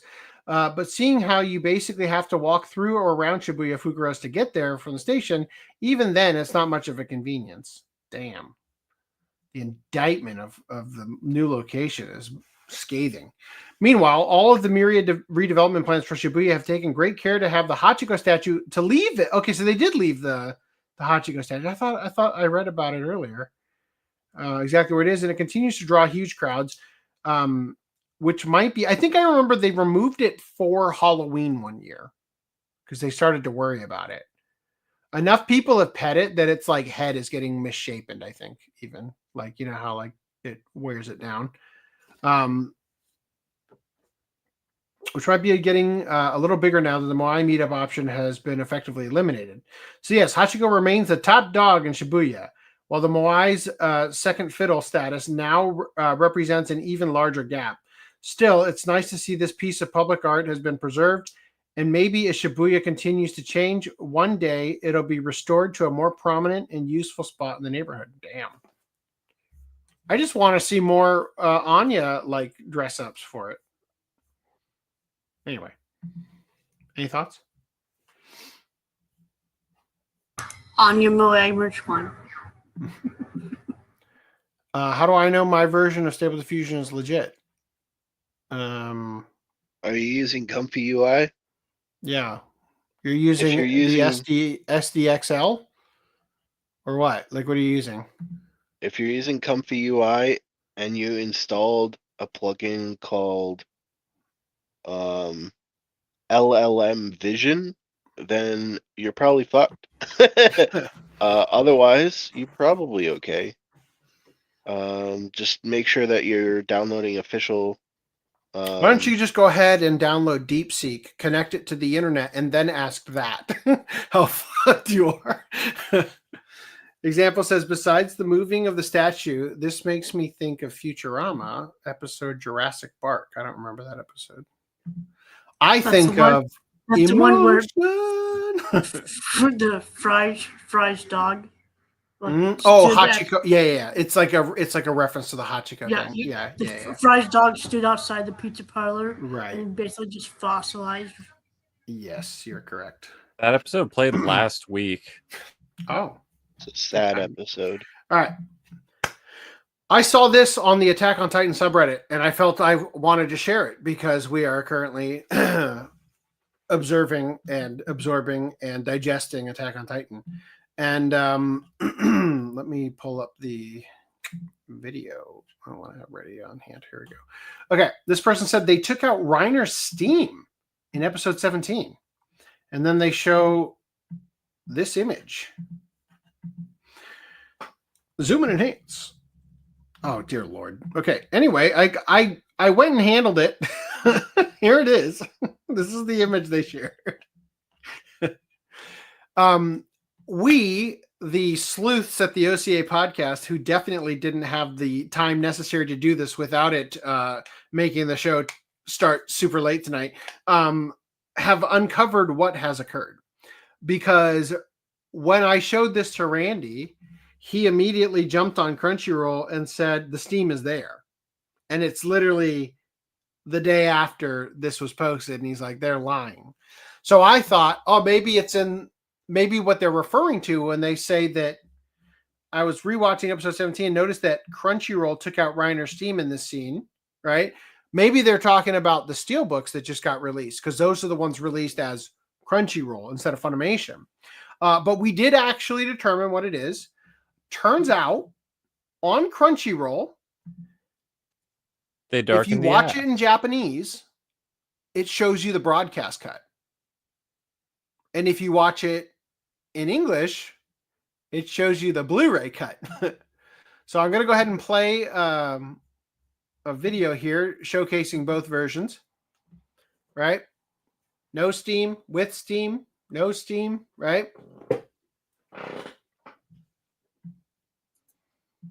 So I thought that was kind of an interesting. Does he have Steam in the manga?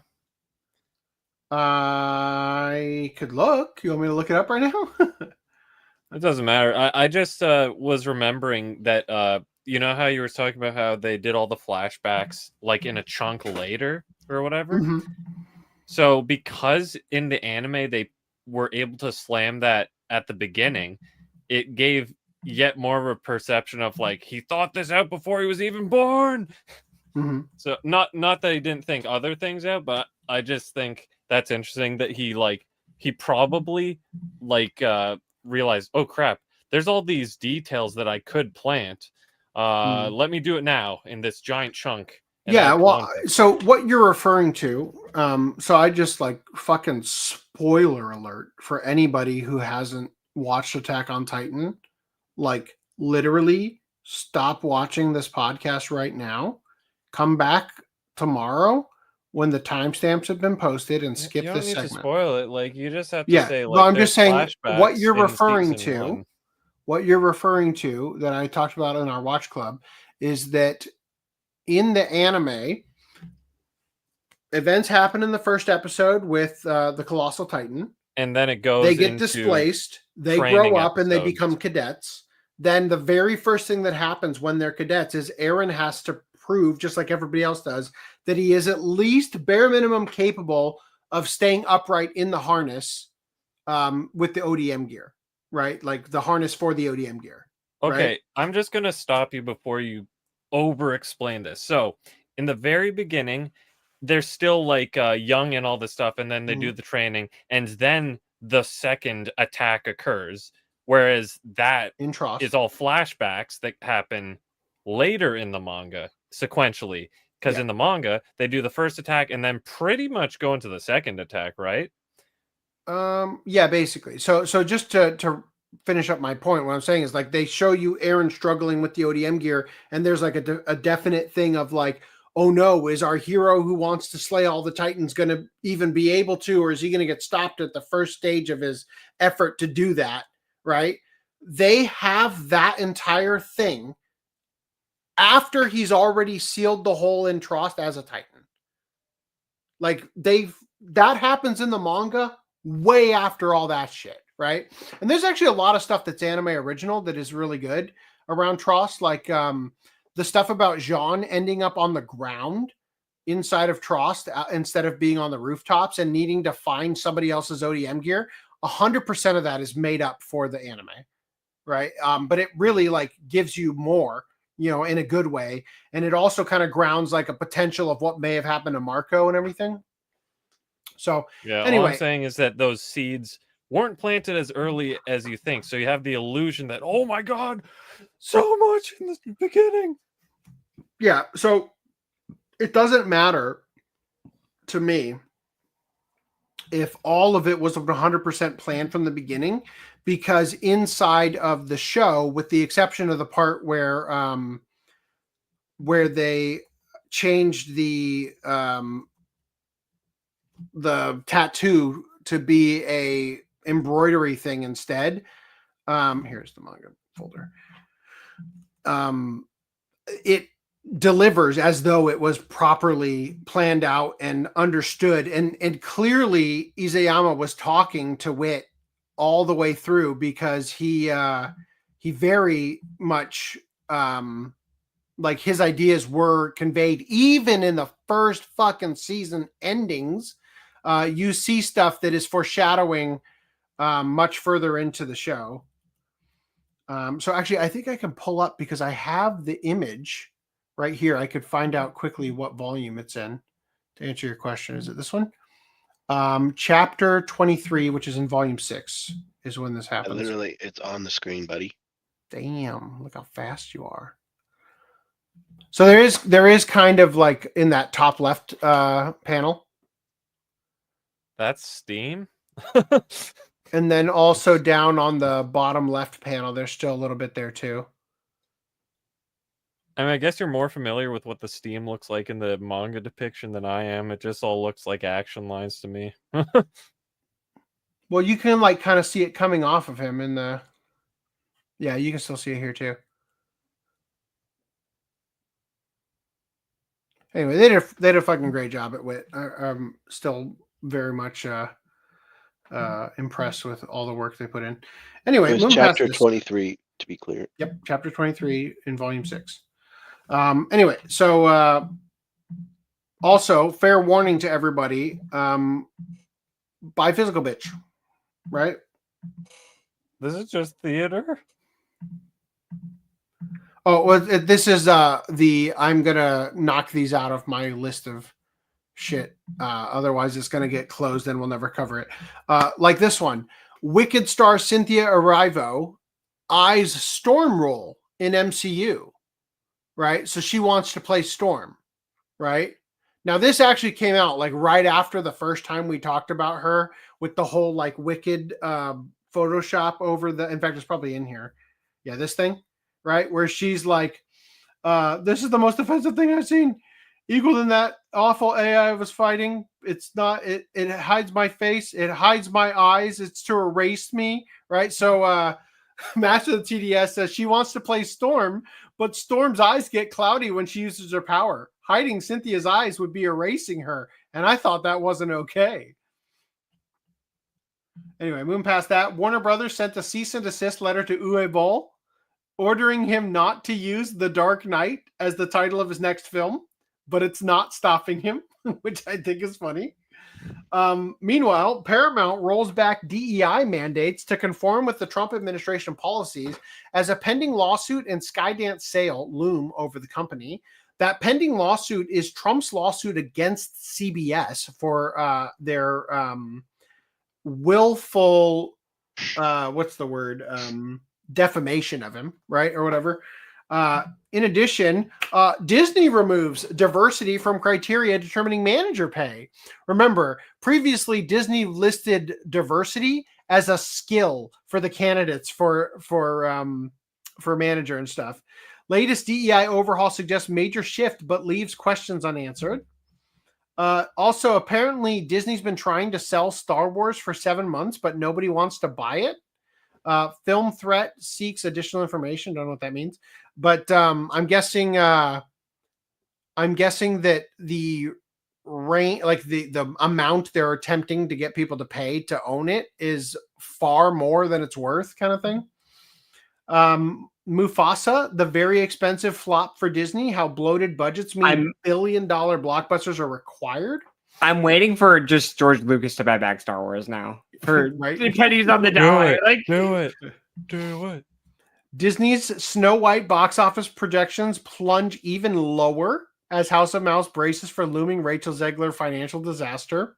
So much so that the Snow White marketing strategy is now including clips from the original 1937 animated movie, which I'll remind you is the same approach Warner Brothers took with War of the Rohirrim, where their trailer for it included clips and music from the original Lord of the Rings trilogy by Peter Jackson in order to make you feel like nostalgic and that you are going to be going back into the world that you enjoyed, but instead we're getting given, their quick, we have to put out a movie so we don't lose the movie rights, Is that also, image photoshopped? Which one? Her eyes look so far apart. Well, I don't know if you saw the That's live their action Little trend. Mermaid, but actually that's the trend now, is to get actresses with eyes getting further and further apart for your live action remakes. Do they call that fetal alcohol syndrome? Yes. Anyway, so I didn't mean to click on that. Okay. Disney appears to change Rachel Zegler's skin color in Snow White International poster to make her look white.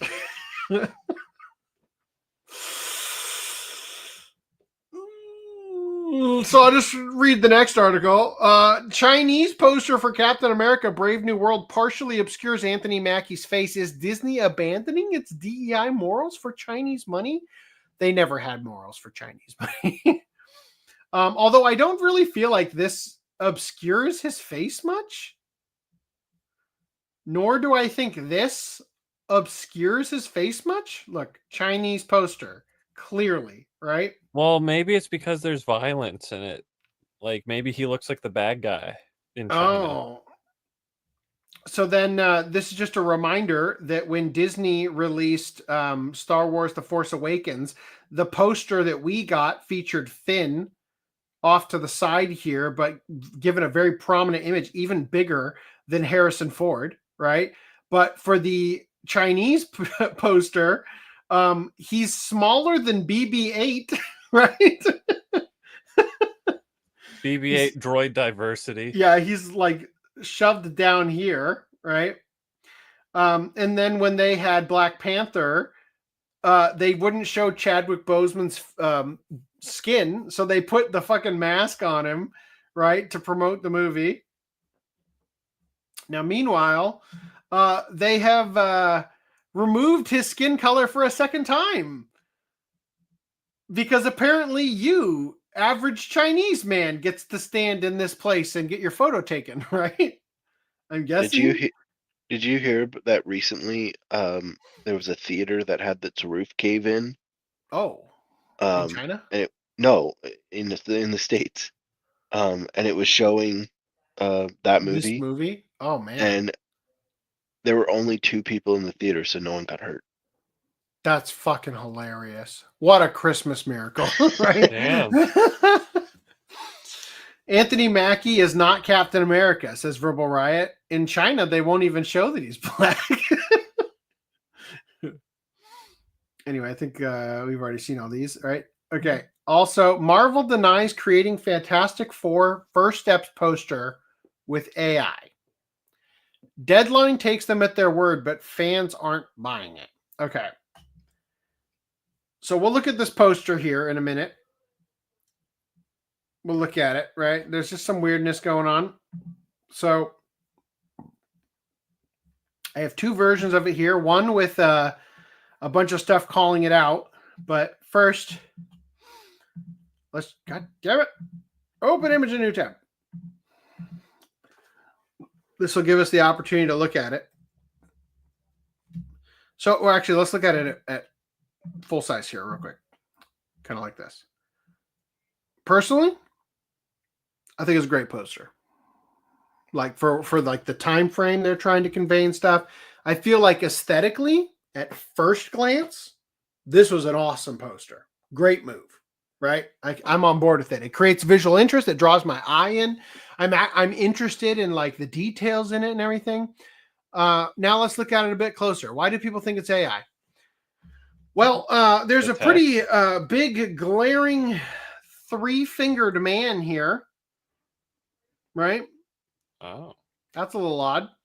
Now, I think this next thing I'm going to show you is actually evidence that it's not AI, and that is that this woman's face appears here as well. I mean, clone stamp maybe, but not AI. You know what I mean? Like, I don't. Oh, actually, this woman's face here is also right here. Like, it's literally the same photo. So if I had to guess, my best guess is that, and Randy and I have talked about this, so we've already, like, we both share this opinion.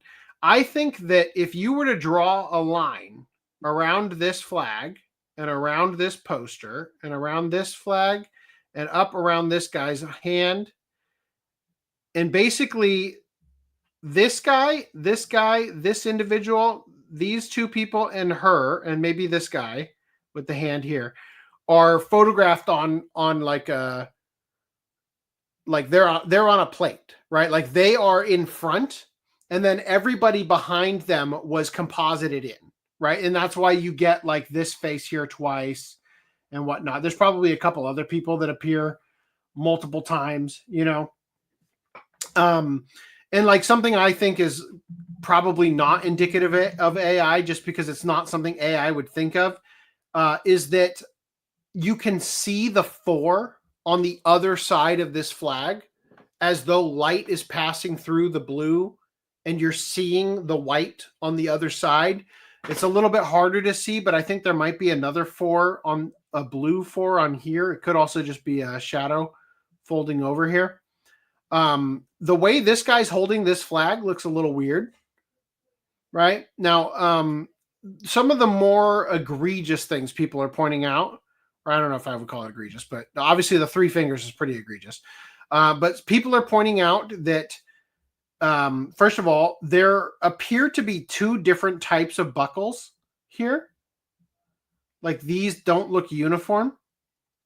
Well, detail one wise, is probably like a clasp that you're able to push the thing down. The other one's probably like permanent for the pole or something. I don't know. Maybe. Another thing here is that they say that the detail of the rope starts to get a little wonky right here, and that's precisely why they put the only in theaters July 25 in front of it. Also, and this is one of those things. What's up? On that guy's jacket there in the paneling, like there's this like stain essentially around the clasp. This guy? No, on the left. This guy. No, on the left. This guy. Yeah. Which is a woman. Is that a woman? Okay, woman, whatever. There's a stain where? See the hook? Right here. There's this halo of a stain. I think what that's meant to be is like refraction of light. But there's a shadow there too. I could see I could see a highlight, but if you follow the highlight after the highlight, there's a darkened spot. Mm-hmm. That to me looks like a stain from an in painting. Yeah, or like best case scenario, AI in painting. Best case scenario, I would, and just so we're clear, Photoshop is an industry standard tool. There is not a single VFX house or photo manipulation marketing department that does not have Photoshop. Which has AI built into it. Photoshop now has generative fill. So the way I look at it, let's say that you are combining multiple assets. That's how you get this woman here multiple times and everything, right? And for a couple of areas where you don't have, like your composition is a little messy, select and generative fill. My theory is they put only in theaters July 25th to the left, and they accidentally lost the original master of that, and they're like, oh, we have to put it more to the right. So they had to fill tool that part of the rope and then move the July 25th to the right. That's my that hook there where the stain is. is also very thin at the top of the hook, which is, you wouldn't expect that. It doesn't look like it has solid form. Yeah. Whereas the other one looks more. This one looks solid. like it's actually, hooked in, and the tension is what's keeping it kind of here. Whereas this one is kind of like, So it's definitely different. And this guy here, the viewfinder for this is not in front of either of his eyes. And it's an Illuminati lens. If anything, to be fair, he might not know how to use a camera. Yeah, it could just be a guy hired for the thing. It's also a little bit strange what's going on with like his. It literally looks like you took the brush tool and like white on top of his wristwatch face, right? Again, none of this is like full on an indictment of I don't think this was like generate with what do you call it? ChatGPT or anything like that, let's see. So another thing they're pointing out that this isn't how you use this kind of camera. Let's see what I might have missed some of these. Let's see. So, all right, 3 fingers. We talked about that. Duplicate head. We talked about that. That jacket is a poncho with buttons. I don't know. I mean, they do seem strange. Like they look decorative rather than useful. I don't know. And then let's see. One of them's not numbered. The camera here. They have 2 for the the yellow, but they don't really. This should be number 9. The camera here. They say that this woman has a massive head. I wouldn't say it's any more massive than any of the other people in the front row. You know what I mean? I don't know what's going on here for number 5. I don't know what their problem is. Like he's lifting up his arm and his jacket went in front of this guy. Is basically all that's happening. I don't know. The hand is weird. This is strange. We for you. Again, I don't think an AI wrote that. But it is a weird statement. You know what I mean? Conjoined siblings representation, they're saying, for these people over here. I don't see that. I think maybe they were looking at a lower quality image and thought that these arms were coming out of the same person, but I don't know. I mean, maybe it's the trajectory of the hand looks a little wonk. But it's hard to sell because of how far away it is and everything, right? So anyway, nose to the viewfinder for him.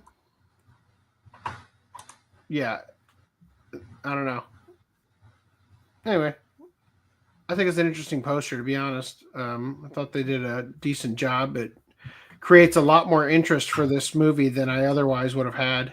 Just a standard group shot of every other superhero. No, totally. I actually really like this. It really creates like an interest for it that I otherwise I wouldn't have even blinked at this movie. I'm still not going to go see it, but good work on at least raising my eyebrow. Anyway, look at private chat. Look at private chat.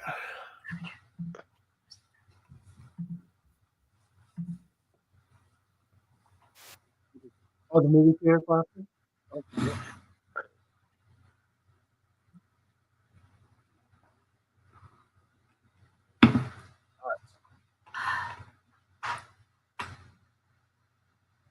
What? We can't hear you, buddy. Why can't you hear me? Because your mic, now we can, but your mic fucks up when you're playing audio. Oh. I forgot about that. Anyway, where were they sitting? Like behind in the back row? Nobody. Apparently, they were sitting in the middle. No, they were sitting one row before, before the damage. They were one row away from getting hit. Like right here? I guess so. Huh. Nuts. All right. Move this into old doc. Or I guess they could have been in the next section over, farther in front of what we're looking at, like to the. Well, if they're the only ones in the theater, they probably picked the seat right in the center. Yeah. Of the theater, you know what I mean? Best seat in the house. Let's take a look at some upcoming animes and whatnot.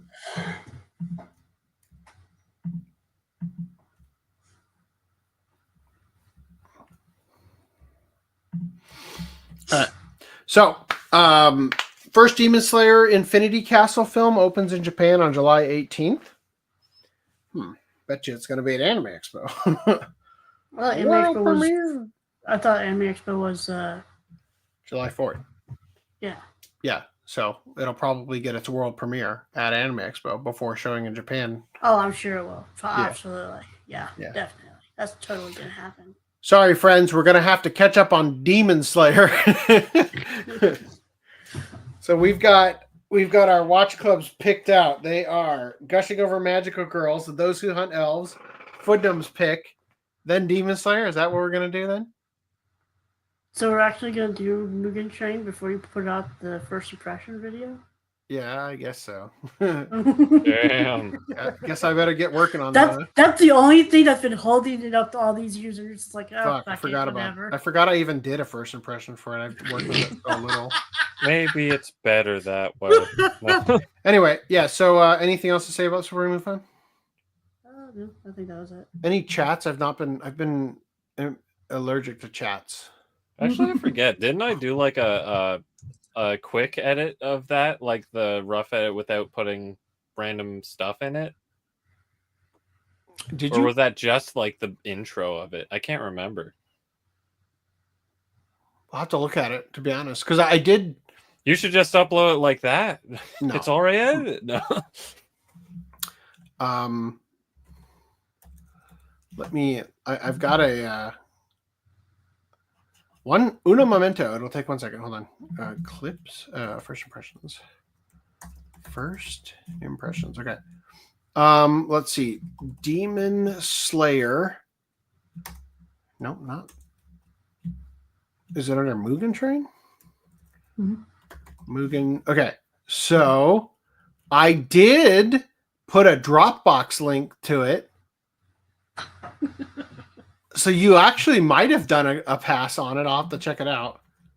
Anyway, cool. All right. So moving past this and looking at chats. Here we go. There is steam when Titan blood is spilled anyway. Yes. So cutting Annie would cause anyone to steam. Yes. Just like you see Levi and all that. Apple voted to double down on the illegal DEI policy. Oh, good for them. Why it is a skill issue. Yeah, what was the phrasing of it? It was like I can't remember. It was like black. What were we reading? It's like black people have more skills or something like that. No, diversity is a skill. Was okay? Yeah. So white is a skill issue. There we go. Yeah. Better white than Wong. I love in Grand Theft Auto 3. There's a laundromat called Mr. Wong's, and somebody made like fan art of the concept of Wong's laundromat, and it said, "If it ain't Wong, it ain't white." Like, damn. All post processing is now called AI. Yeah, artists did use to phone it in before AI. This looks like an artist saying close enough. Yeah, pretty much. Yeah. All right, moving past this, let's get into the real anime news. All right. A couple months ago, we looked at a new anime coming out. And then like a few weeks later, we looked at another one and I like spit out my drink. I was like, we literally just looked at this, but it was a whole different show. And I went back through the previous podcast and I couldn't find what I was looking for. I'm like, what? I know we talked about another show with this exact fucking premise. I found it. I'm going to show it to you now. It's this show and this show, which have a past his prime or whatever, like detective who is being aided by some high school girl. That's the gimmick. That's what we're doing, right? That's the show. Also, Me and ROBOCO anime movie releases romantic comedy world character visual.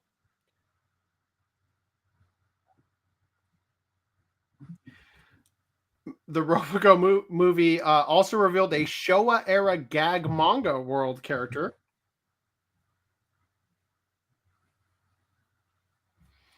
And wouldn't you know it, the Fist of the North Star.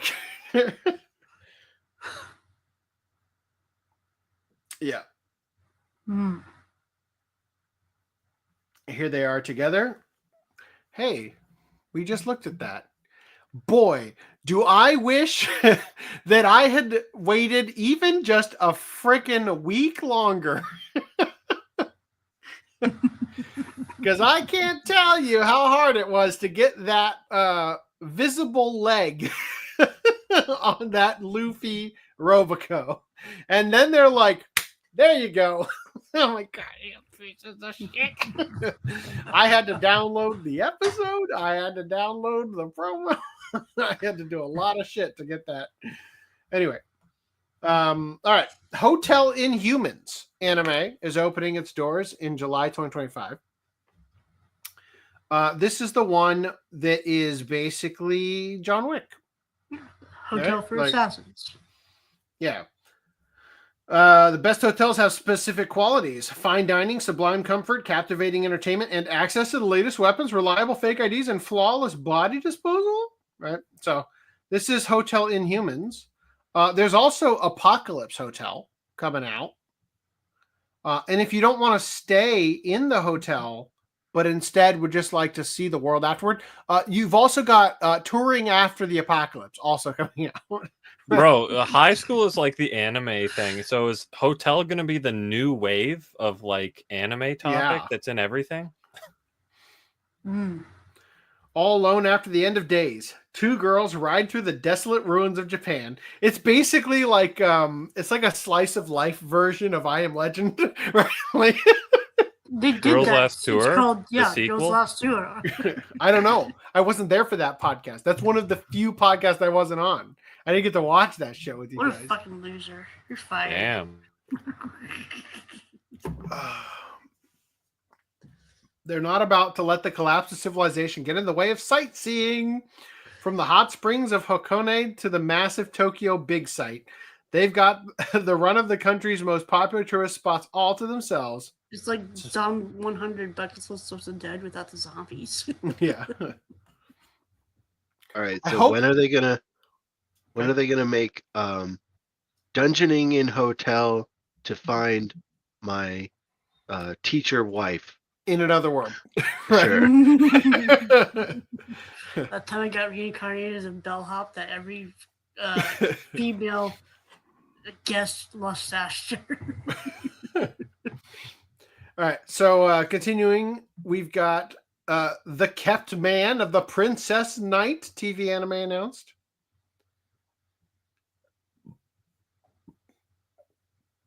The Dungeon City is a wicked place. I'm going to throw. No, I'm not. I'm good. The dungeon. Oh, there it goes. Oh. The Dungeon City is a wicked place filled with crime, debauchery, and death. Its one shining light is Arwen, the beautiful Crimson Princess Knight. She and her brave party of adventurers descend into the dungeon at the city center, seeking a legendary treasure with the power to rebuild the princess's fallen kingdom. Many yearn to be by her side, but that spot is already taken by Matthew, a man despised by all in town as a cowardly weakling. Everyone thinks he is scum, who just spends her hard-earned money on booze, women, and gambling. No one in the city, not even the Princess Knight, knows what Matthew is truly capable of. Huh. Wow. That, the title and image had my attention, and that synopsis lost it. So that sounds terrible. The guy she was interested in wasn't a guy at all. Anime adaptation announced. This is one. Flippin, what do you know about this one? Yeah. Yuri? Greenline likes his stuff in HD, so fortunately for him, that's the standard these days. It's a tomboy Yuri, though. Yeah. She probably still has a dick. Gag manga Biyori Go anime announces April 5th premiere and new trailer. I'm not going to hold my breath, but the fact that Crunchyroll is actually even talking about this makes me feel somewhat hopeful that maybe, just maybe, somebody is going to put this shit on disc. I saw Gag Manga Biyori when I was at Cypress College Anime Club when I was taking Japanese while I was still in high school. And it's strange and worth watching. Almost as good as Ibichu. No, not even close to that good. Ibichu is legendary. There's one that I remember from a TikTok where it's like a girl and a guy. I think the guy's like a cop or something, are going into a hotel or something, and they're like, "No, it can't be in this drawer because this drawer is drawn on a cell, or like this drawer isn't drawn on a cell. Yeah, this drawer is drawn on a cell, so we can open it." And then it goes to open it, and it blows up, and then it's like it turns out it was actually the one that was drawn like properly on a background and wasn't on a cell. And it was like full gags. Yeah. No, totally. It's great. Like it's legitimately worth it. Is that this anime? I don't know if it is, but that's the kind of thing that will happen in that anime. Oh, okay. Rising of the Shield Hero Season 4 anime premiering in July 2025. Fuck me. Did Season 3 come out yet? Comes out on the 18th on disc. Fuck. Demon Slayer Shield Hero premiere. I say we could squeeze Shield Hero in. Shield Hero's pretty short, right? It's only 12 episodes. I'm saying how much do we have to get through in Demon Slayer? Fuck, dude. More than that? We got. Are we doing Mugen Train movie and then the 7 episodes Mugen Train arc? And then I feel like it's either or. You can choose your own adventure. I've already seen the movie, so I'm just gonna watch the TV series arc. Okay. That's what I'm planning to do. You guys do whatever the fuck you want. I don't give a Like shit. you don't want you cannot skip the first episode of the arc because that's all brand new material. I'm not going to. I'm not going I'm to just, skip I'm any just, of it. I'm just telling gonna watch it anybody again. who I'm telling anybody who wants to Wait a skip minute. it. You're telling me. So when Dan and I saw the movie, he's like, I really liked how at the end of the season they're like getting on the train. Like they literally get right up to the point where they're boarding the train. Yes. You're telling me there is an anime exclusive entire episode of them stepping onto the train? No. The episode is Rengoku. Oh, okay. The day before.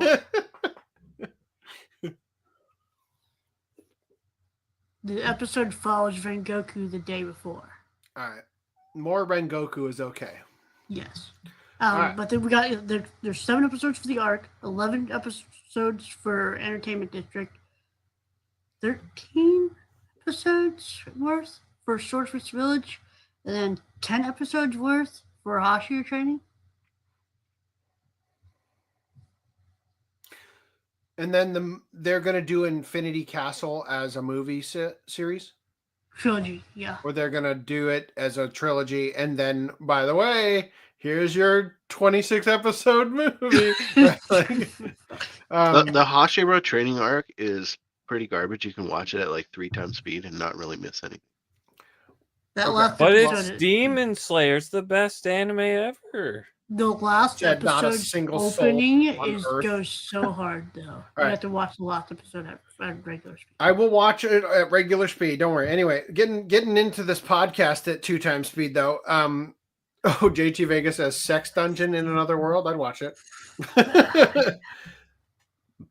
Sex Dungeon Hotel in Another World. They already did this Sex Dungeon in Another World. It's called Interspecies Reviewers. Remember they had to eat. They talked about people coming from another world. They already had to eat scavengers. All right. So Shinsuke Kondo's Ninja versus Gokudo action manga gets TV anime adaptation. Just curious, when you look at this, what do you think the thing's going to be about? Boy love. Yeah, they're fucking each other for sure. My. Anybody who wasn't here when I read it, I wasn't here. I wasn't here either. Okay. I'm just saying that's what like. Those are no confirmation that that's what it's about. But I'll give the the guess that you wanted was fighting. Those are not fight me eyes. Those are fuck me eyes. He's not even. He's like looking at somebody off screen. Like he's got like electric vein mascara on his face. Like, come on, who does that? Yeah. I think that's supposed to be like his awakened power or something. It's got such a stupid sounding part. Those are the fuck me eyes. Are you serious? This confirms my theory. Also, Red Hulk makes an appearance. It says here, since ancient times, the ninja and the Yakuza have been at war. Really, though? Really? Like, have they? Let me fact check. ChatGPT, what's the earliest indication of the Yakuza? Did you mean gay sex?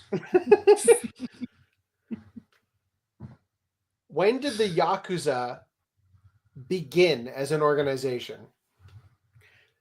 And did they ever fight the ninja?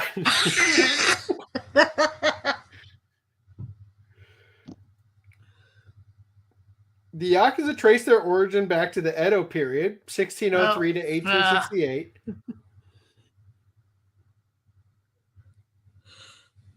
The question is, did they fight the ninja? Oh, both groups operated on the fringes of Japanese society, ninja as covert operatives and Yakuza as organized criminals. If anything, the Yakuza's predecessors, the Bakuto, may have encountered or even employed former ninja as enforcers, given that some shinobi likely turned to mercenary or criminal work after the decline of their traditional roles. Sounds like that's a resounding nah, probably not, fam. They just fucked. Like anyway, so since ancient times, the ninja and the Yakuza have been at war, spilling blood around the world. Around the world. Empires rise and fall. Where was Kane? So when, in the modern age, Shinoha, a ninja, meets Kiwami, a gangster, following the path of the Yakuza, the Gokudo, and discovers they have common interest, butt sex? The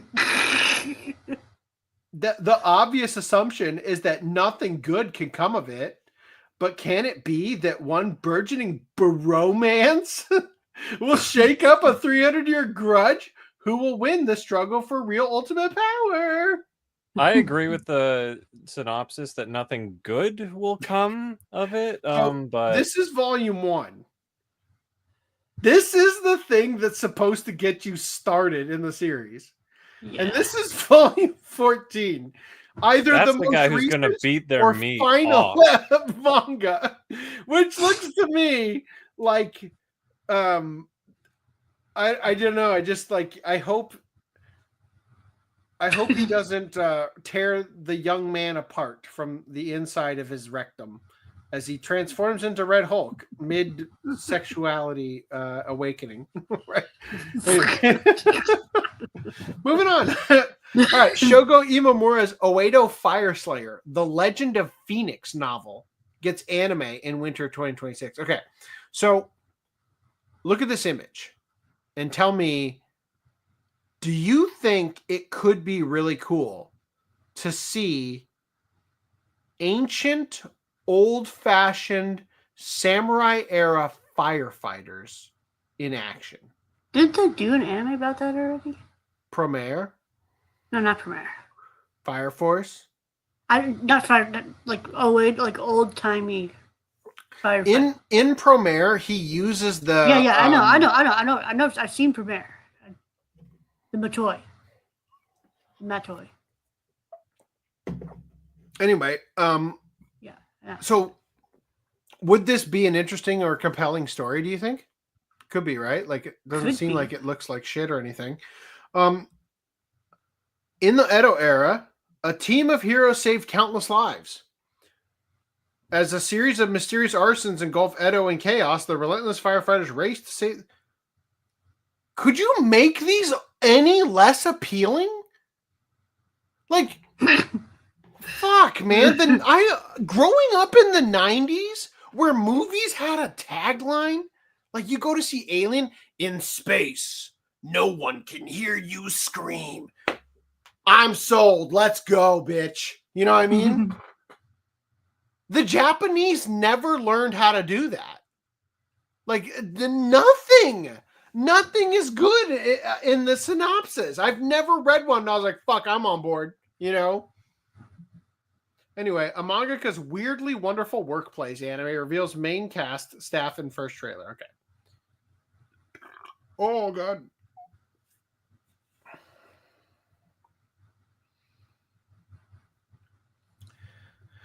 Futami is a novice shoujo manga artist. With the help of her cool editor and reliable assistant, she's been able to start publishing her dream shogi manga, Subarue.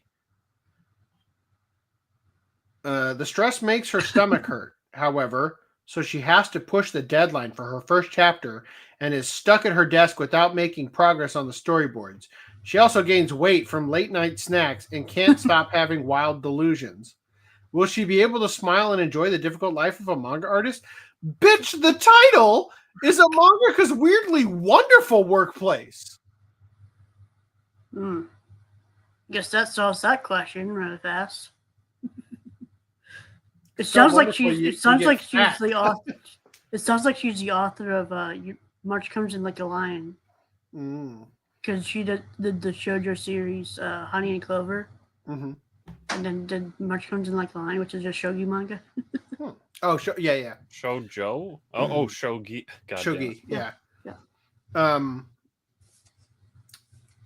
Hell Teacher Jigoku Sensei Nube anime releases a new trailer and key visual. I'll be honest, I watched the trailer and literally 100% of my interest in this went out the window. I don't know why. I just expected it to not be about school ghost stories. It just sounds so bland and lame. Does it just need a tagline? Maybe. Could you come up with a really good one? It needs to add a hotel. The story follows Meisuke Nueno, aka Nube, a psychic teacher with a demon hand, as he battles evil spirits and monsters to protect his students in this saga that employs elements of Japanese mythology and folklore to tell a fan-pleasing action story. Known for its occult and horror elements on school ghost stories and urban legends, Nube captivated readers across generations with his heroic efforts to save his students from supernatural threats. Hell couldn't keep him. There you go. I'm a little bit... His hand escaped from hell. Like his hellish hand is truly divine. Your priest told you your hand would grow hair from masturbation. The real story inside, right? Doctors hate this guy's hand.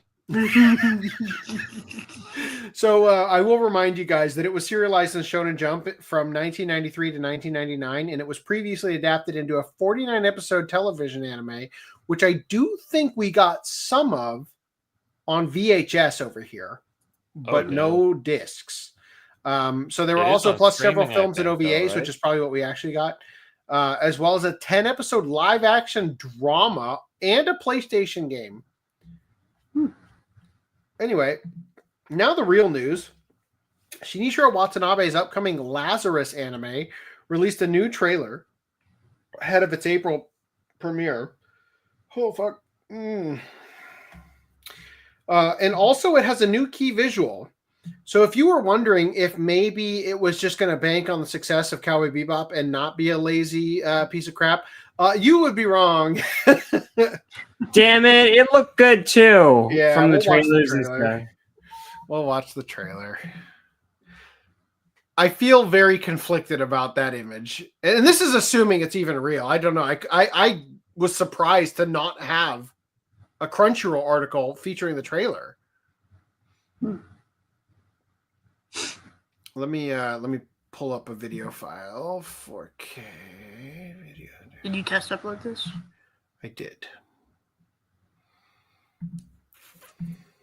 この年、スキナー博士が開発し、奇跡の鎮痛剤と呼ばれたハプナが発売された。それは人間をあらゆる苦しみから解放し、世界を救う薬とまで呼ばれた。しかし、私が開発したハプナは実はただの鎮痛剤ではない。それは体内にとどまり続け、服用から3年後に突然変異し、人を死に至らしめる。ハプナは彼の仕掛けた壮大な罠だったんだ。各地で混乱が起きている模様です。あと30日、それまでに私の居場所を見つけ出せば。 So the biggest problem with it is that it reminds me of Super Crooks. Was that also by Watanabe? No. But it was by Manga, right? I thought Super Crooks was Wit. Was it? There's an English trailer on Adult Swim's YouTube channel. Oh, really? Yeah. Super Crooks is... What the hell? Where is it? Wikipedia? Oh my god, it doesn't say Bones. studio on Wikipedia. Bones. Yeah. Okay. Super Crooks with Bones. That one girl Actually, it's Sunrise? No. That one girl looks a lot like the girl from Super Crooks, the way they animated This her. is reminding me of what's that thing? Ingress for some reason? The Ingress anime? It reminds me of what's the other one we did for Watch Club? Terror and Resonance? Terror and Resonance, yeah. Yeah, when I saw the TV, I'm like, don't tell me it's Terror and Resonance again. Yeah, it reminds me Which, of that. by the way, the last things he made was Carol and Tuesday and Terror and Resonance previously.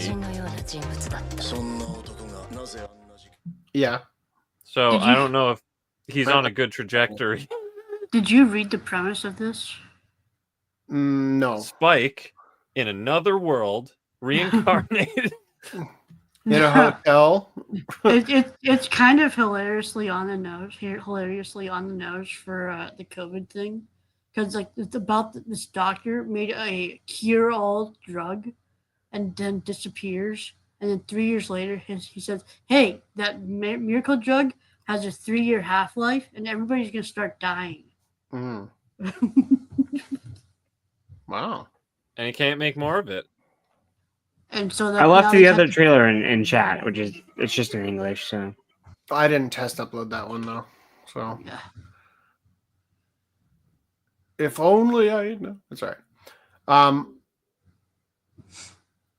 Production value wise, it looks pretty good, you know, and obviously, you know, eventually I'll give it a chat. I'll watch it just for the Chad Stahelski yeah, worked on the choreography. Fight choreography, yeah, just to see it, you know.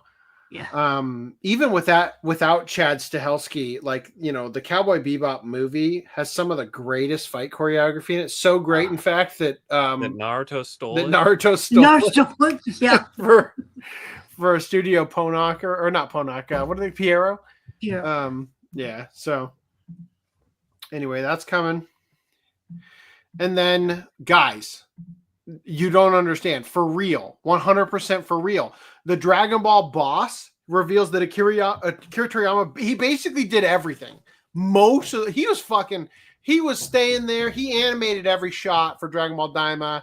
He did it all. And the Dragon Ball boss also, who by the way isn't Akira Toriyama, confirms plans to expand franchise. Now you guys remember that we talked about the coup happening with Dragon Ball, where some guy named Yoku started a business called Capsule Corp and basically tried to wrestle the rights to Dragon Ball away from Shueisha. Right? We talked about this. Yeah. So this guy comes out here and he's like, yeah, man, Yoku here, he revealed that not only did development on Daima begin while work was still being done on the Dragon Ball superhero theatrical film, but also that he was originally meant, he being Akira Toriyama, to have his usual minimal amount of involvement in the series production, only choosing to jump on board after reading its initial draft. Of any Dragon Ball anime, he had been the most involved with Daima the most.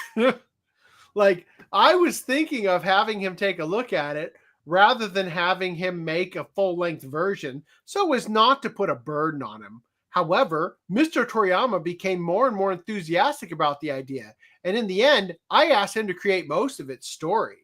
As a result, recalled Yoku, the legendary mangaka ultimately wrote the entire series, as well as drew most of the characters. Really, for real, guys, he's dead and all, but he did everything. 100% of it is all Toriyama. Just look at it, right? For example, he drew everything from the characters in the bar, as seen in the series' self-titled third episode, Daima. Wow, all the characters in the bar?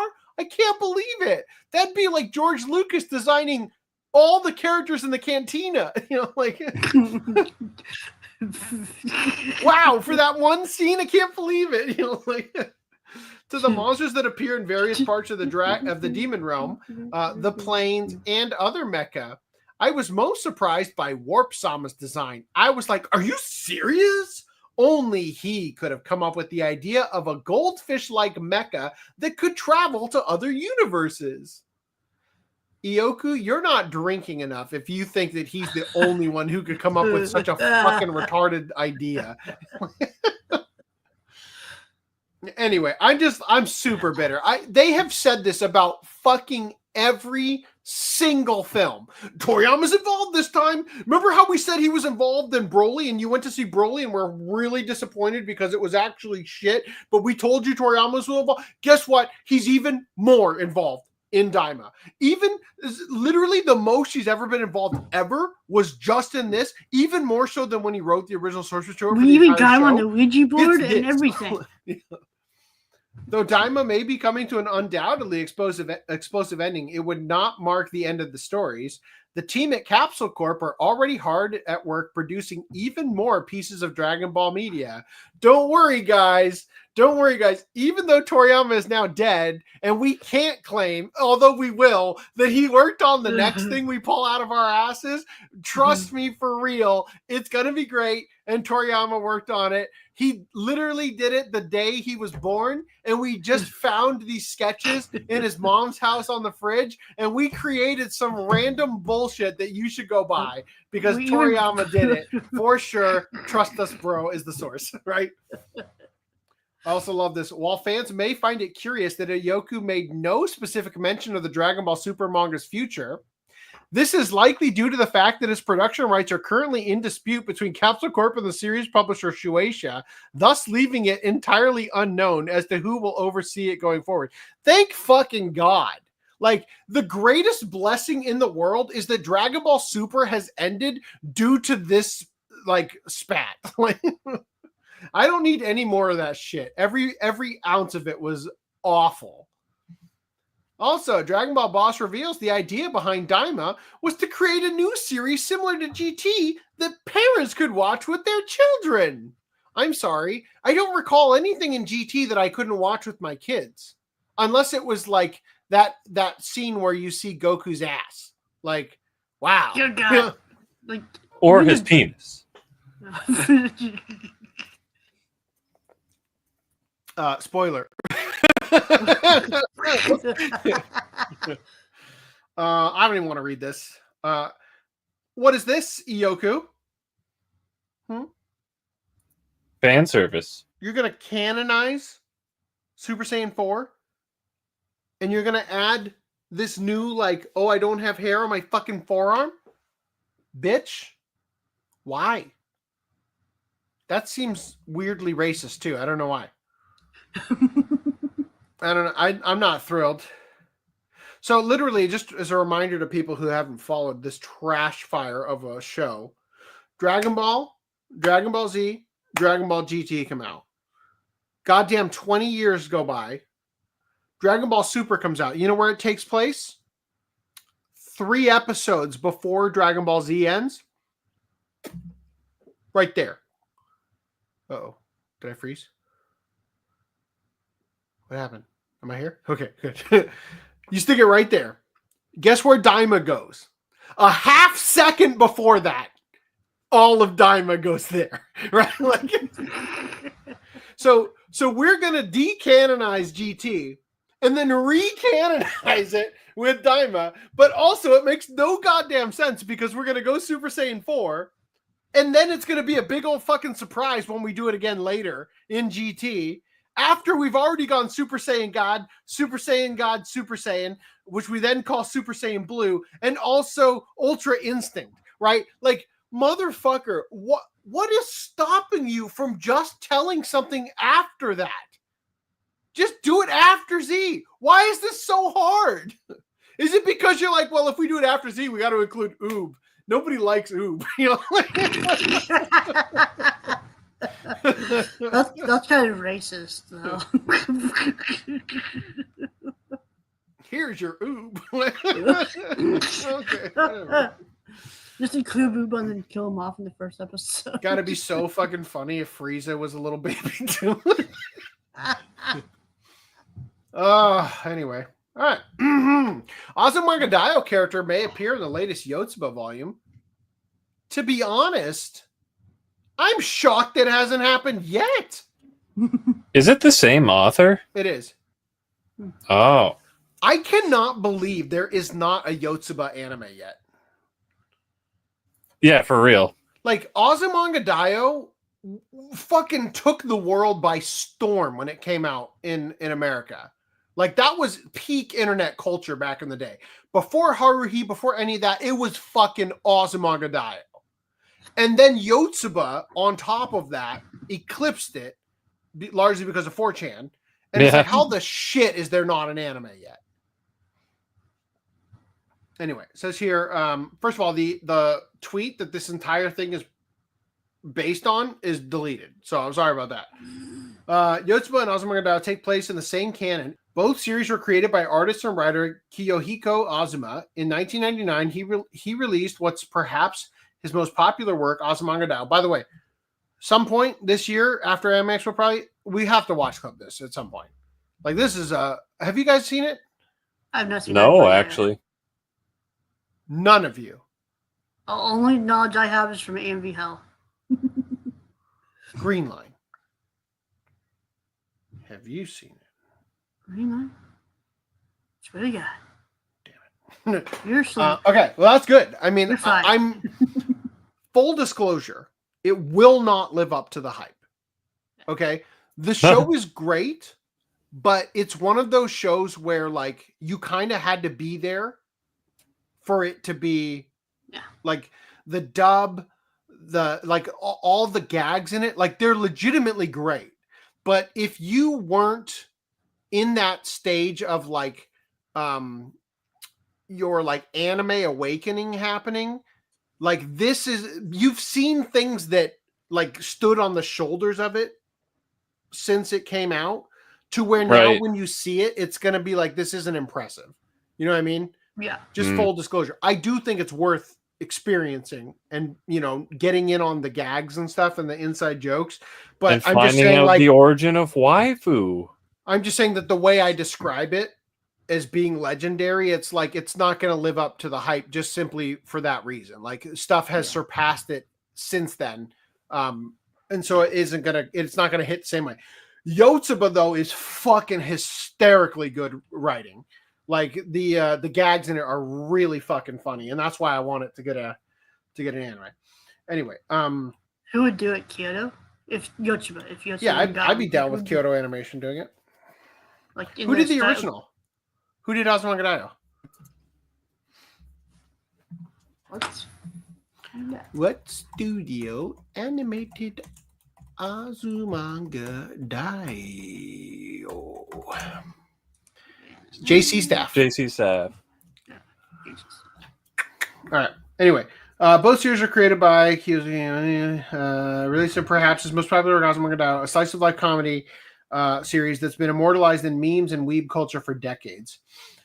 In an alleged leak of the latest chapter, we get to meet a familiar face, Ayumi Kasuga, better known as Osaka, this character, who returns as an elementary school teacher at Ena and Miura's school.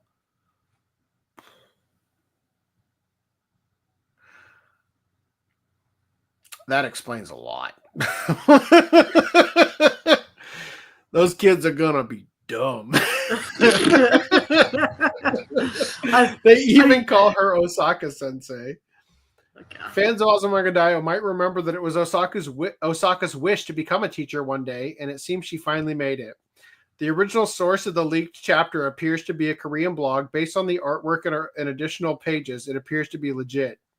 Yotsuba has been on an indefinite hiatus for the past 4 years, but she's coming back with volume 16, which is available to order now. You can get it yourself. Blah blah blah blah. Please. One of my favorite gags in Azumanga Daioh is there's one of the teachers named Yukari, who is she's a fucking insane person behind the wheel of a car, and there's a part where they go on like a trip, right, a school trip, and so they have to get in cars and drive and stuff, right? And there's a part I'm probably butchering the thing, but I just remember this part where the main character is named Chio, and she's like a prodigy child who's in high school, but she's literally like, you know, like a 10-year-old, right? And she's got the big ponytail thingies. I mean they're pretty small, but like they have like an expressive like twitching kind of thing they do. And she like they're like, okay, let's get ready to go. They look over. She's already buckled and sitting in the other teacher's car, looking straight ahead. She doesn't want to get in Yukari's car again. It's pretty fucking funny when you see it. There's some really good bits in it, but anyway, we'll move past it. So we're going to catch up on some stuff in a minute, too. Just kind of blow through. I'm going to step away from it. I am hungry again. Oh, hungry?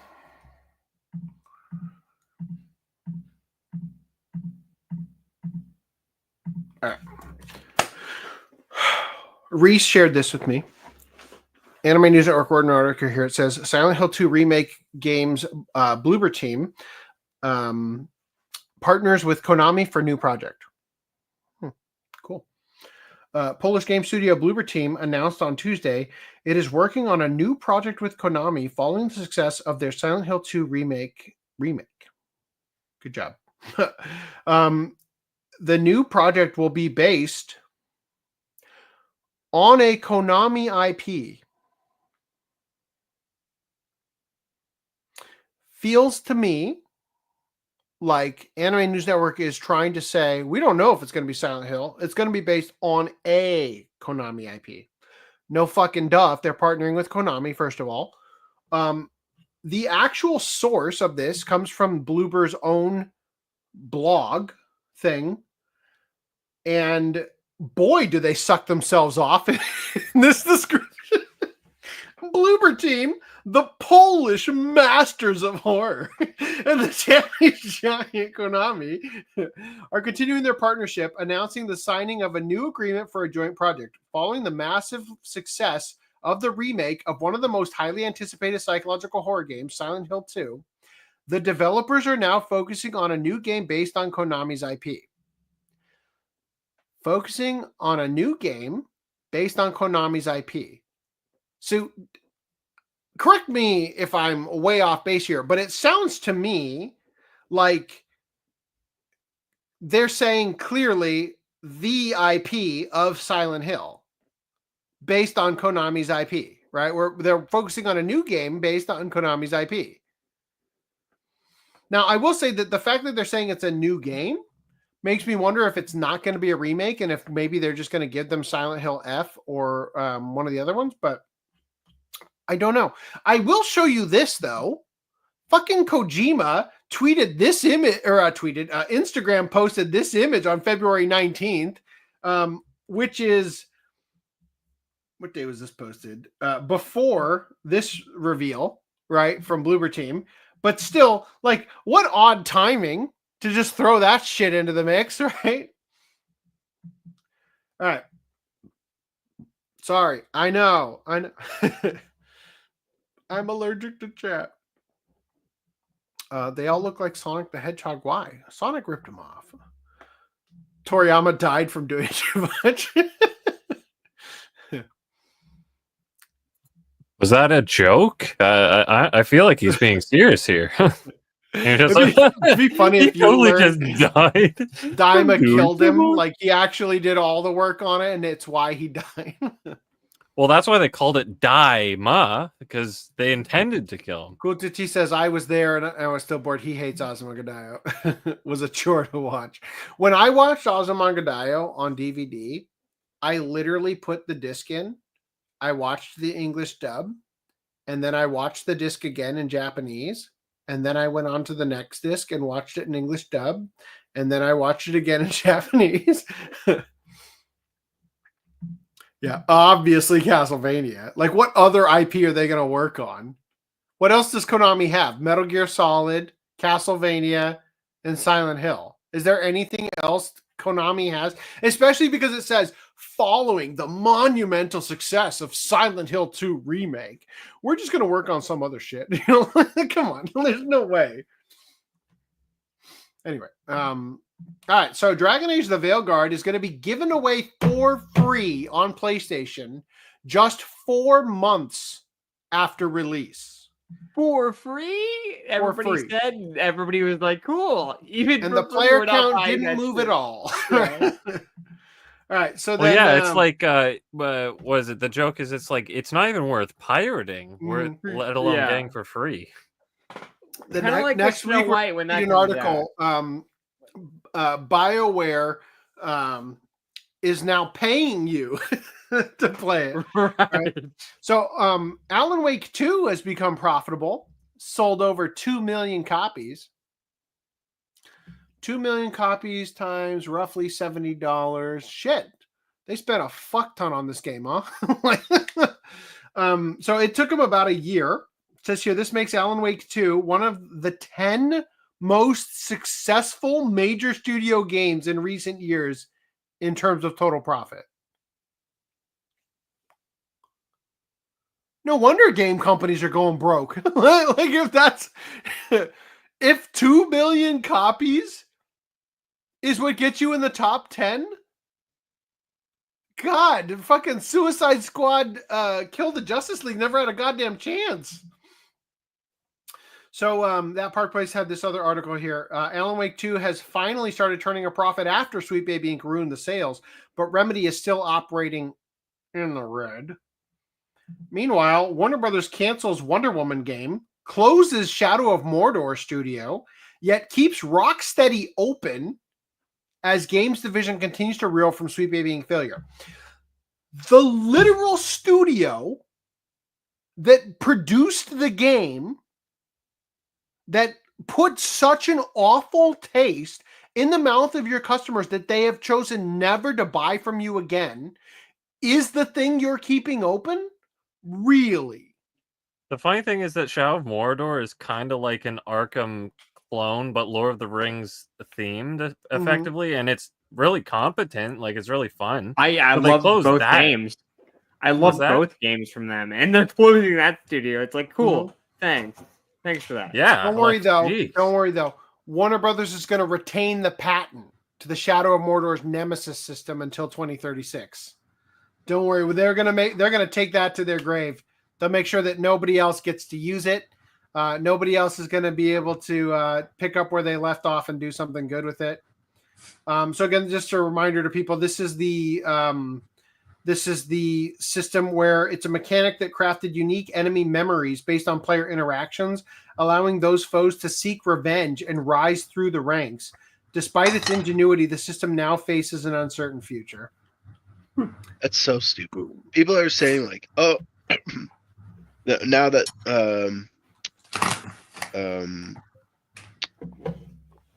fuck, what's the company? The actual studio. Shadow of Mordor studio. Whatever. Now that studio shut Monolith down, Productions. There you go, Monolith. Now that Monolith shut down, they're not going to be able to use the thing anymore, and now it's going to be trapped in license, sorry, I'm sick. Purgatory. Yeah, patent purgatory. But no, like they own the fucking patent. They can still use it. Now, will they? I don't know. But like they still own it. They can use it. Just because they closed down the studio doesn't mean that You think the patent's going away you think or it getting could work locked for like away. an early Batman game? The Nemesis system? I don't. Probably not, honestly, because Yeah, no, I get you. Like- But like, the only way I Like, could see it working is if it was like an early days Batman type of game. maybe they could do it for some of the lesser enemies, but most of Batman's enemies are all like known characters, right? Yeah. So it's kind of defeats the purpose of their Well, that's what I'm Nemesis saying. Like system. maybe sort of.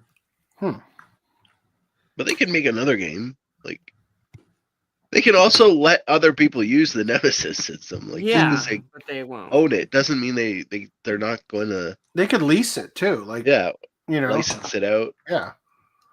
So, rumor Batman Beyond could be the next DC game from Rocksteady Studios that tries to carry on the legacy of the Arkhamverse. Here's the thing. That would be really cool. If Rocksteady made that a decade ago when they weren't shit. Sorry, I don't want it now. Like, as I said. Specifically with their old devs and not the new DEI, LGBTQ focused devs. They made it immediately after Night. Yeah. So also Avowed, we talked about this previously.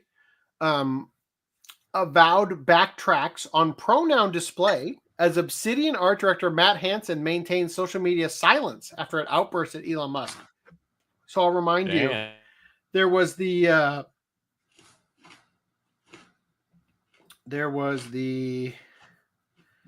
guess it's not in here, but there was the post where he basically Mark Kern said, if you put pronouns in your game, I'm not going to play it. It's that simple. Right. And then Elon Musk said DEI kills art or something like that. And then this guy got his panties in a bunch and made a big old statement about everything. And now he's saying racist bigotry won again. Actually, this is a different guy. This is Todd. But still, are you happy? Are you satisfied? Did your day feel better? Right. Avowed admits he lost. It's nice being on the right side of history. So I would like to show you guys. I can't even believe. How do you make a game so poorly made? That No. You should show the comparison versus Oblivion. Is it even worse? Well, it's not that it's even worse because Oblivion isn't as sophisticated as Skyrim, but the point is Oblivion is still like getting wins over Avowed in areas. How old is Oblivion? 2006. 2006. So Skyrim is what? 2011. 2011. Right? Yeah. Yeah. So I just want to showcase. It's astounding how bad the comparison is.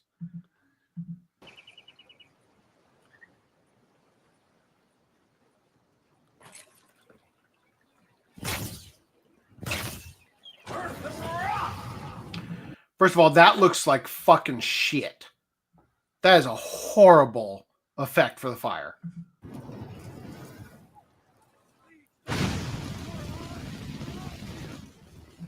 Now, I'm not saying this looks that much better, but I am pointing Bethesda, out. after all. Is what? It is Bethesda, after all. They're literally known for making games with bugs and all this jank because they refuse to change engines. But the fact is they are taking wins after wins with their old-ass game. Yeah. And so as you can see here, the physics of this is that you're shooting fire into the water and the water is beginning to boil in Skyrim. Also, the hand's actually like glowing, right? Yeah. Meanwhile, oh, look at my ugly fire. Look at my PNG of a fire. Yeah.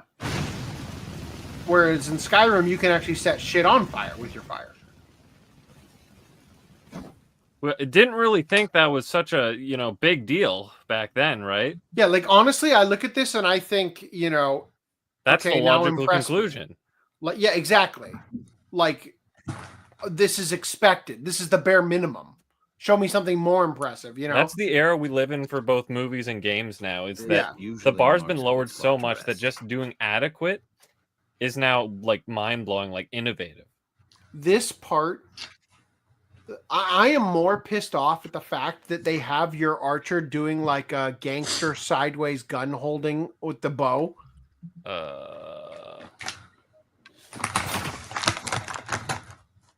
Like, are you fucking serious? Why do we hold the bow straight up and down? So you can draw the string across your body. The fuck is this shit, man? This makes no goddamn sense. Why on earth would you only do a half draw?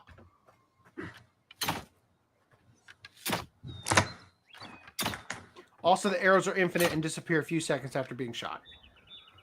Yeah, I think that's absurd that literally you see them disappearing. Yeah. That's how quick it is.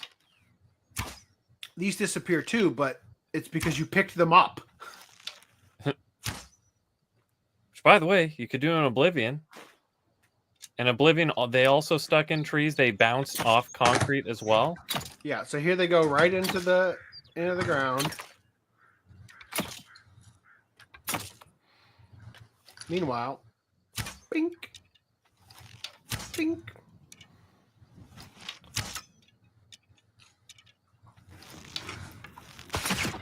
The thing is, in Skyrim, like, I'm pretty sure items just don't disappear. If you, like, drop some loot and go back to it later after you've crossed the map, it's still going to be there. Yeah. Wow. Nice. Take this locker right in front of fucking everybody.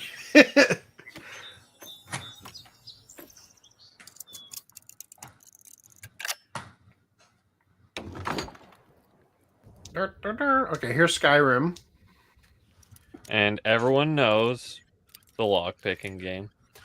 I will give them the slightest bit of credit that maybe, like, the lockpicking game is like, whatever, it's a formality, so maybe they just wanted to cut it out, but still, you know, it just seems... What? What the fuck was that? Wow.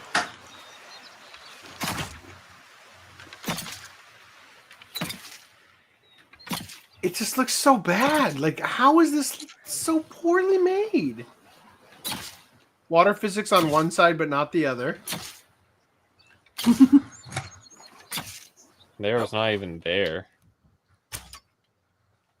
Meanwhile, the arrows go in and then they float away.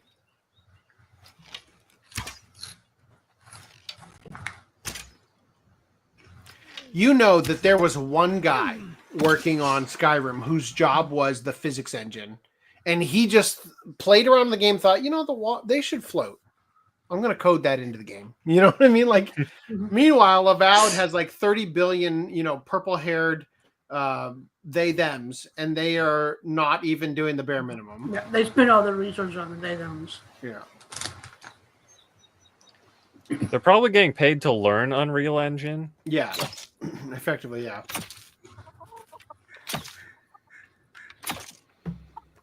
They don't even give you the honor of murdering innocent animals. I know. Are we going to watch this whole video? No. That was the last part. All right. Totally. I remember the moment my dad told me, "Don't kill that cow," and I killed it anyway. Oh no. In Skyrim. All right. Which, by the way, I bought my mom Skyrim in quotes that year. I bet you can guess how much she played it. Totally, it was definitely her that played Skyrim, not us. None. So after you killed the cat, did you at least have the audacity to eat it? Cow. Cow. Oh, I think it's cow. Cat. I'm sorry. All right. Fable's reboot has been delayed to 2026 as concerns grow over the game's direction. Dude, imagine they pull a Yasuke and like focus on some random other character. Oh no, that face. That face. I think there's a very strong likelihood that the character is not going to look like this the next time we see this character. I fear no man, but that face scares me. Yeah. Yeah. Speaking of Yasuke, Assassin's Creed Shadows reveals animated shorts ahead of the game's release. Okay, so you're trying to pander to the Japanese. I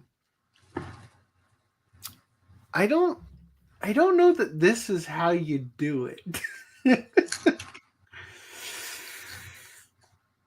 Those hands look mighty white too, just saying.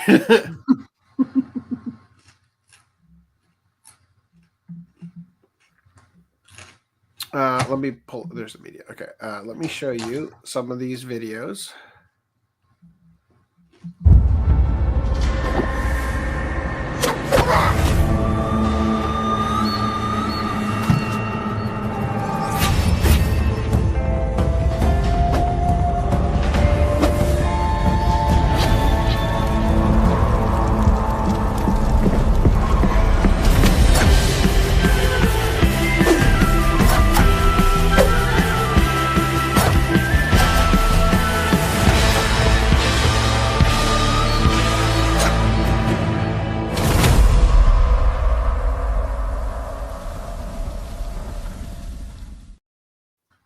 Man, that flash animation looks great.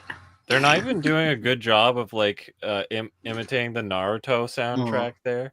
But it's like, yeah, you'd think a Japanese animation studio would be the perfect, It almost seems like a sign of goodwill, right? To like involve Japan and the region that's Japan based.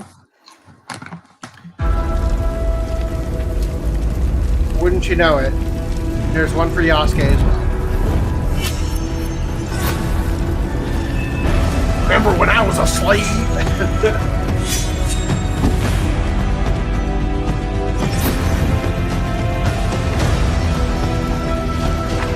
Motherfucker, are you kidding me?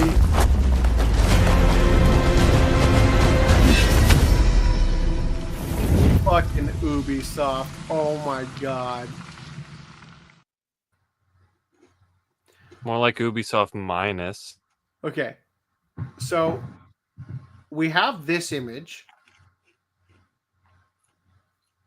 When it's Naue, we put our thumbnail, it's Naue. When it's Yasuke, we put the other guy's hands. So you won't see the blackness. They're giving Japan the China treatment now. I legitimately thought this was just the lighting on his hands until I just watched that just now and realized it was the other guy. For fuck's sake, man. Oh, this is such trash. Horrible. It gets worse. Oh. If you can believe it. Master the art of boba tea with the Madrinas X Assassin's Creed Shadows Collector's Box. Featuring Yasuke's strawberry matcha milk should have been watermelon, you know it. And now is cherry blossom fruit tea.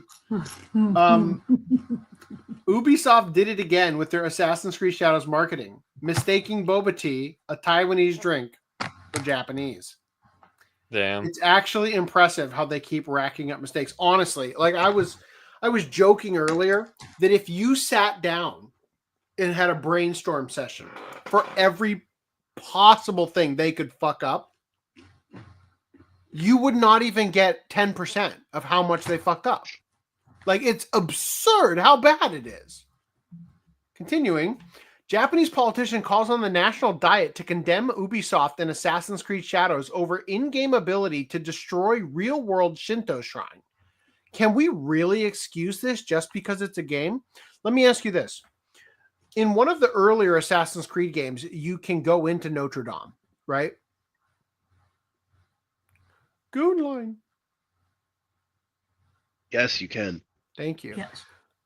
So you've played the game or no? No, I just know that they dry. did studying of the Notre Dame before it burnt down. So Notre Dame, I presume, has a crucifix in it, right? Possibly Probably. one with a sculpture of Jesus Christ hanging off of it. I would assume so. So now imagine in that Assassin's Creed, you went into Notre Dame and you took a big fucking sword and just cut Jesus off the cross. and like I don't chopped think him anyone into would pieces care. and had him fall to the ground and like destroyed the cross and did shit like that. That's effectively what's happening to the Shinto shrine in that thing we watched before. Like, once you frame it in that perspective, you start to be like, oh yeah, I would be a little upset, wouldn't I? Would you? know? I don't know. I wouldn't. Like it is a little insensitive, isn't it? You know? Maybe if you were like, if you played a character that was meant to like burn down Notre Dame, that might be a little sensitive. Well, yeah, especially after what happened to Notre Dame. Yeah, that's why I said it. Yeah. You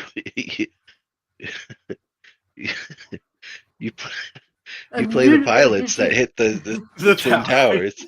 Yeah. So it'd be really funny. I mean, it would be a whole different story, actually, if you were playing as Yasuke and you walked into the shrine and there was a prompt like, say your prayers or something. Instead, it was knock shit over and kick it. Right. All right. It just keeps getting worse, man. The achievements have come out. Kofun Raider. Complete your first Kofun. Loot the graves of the Japanese Imperial family. Steal their armor and unlock an achievement. The achievement list for Assassin's Creed Shadows gives you the Kofun Raider achievement for raiding and looting tombs of the relatives of the still living Japanese Imperial family.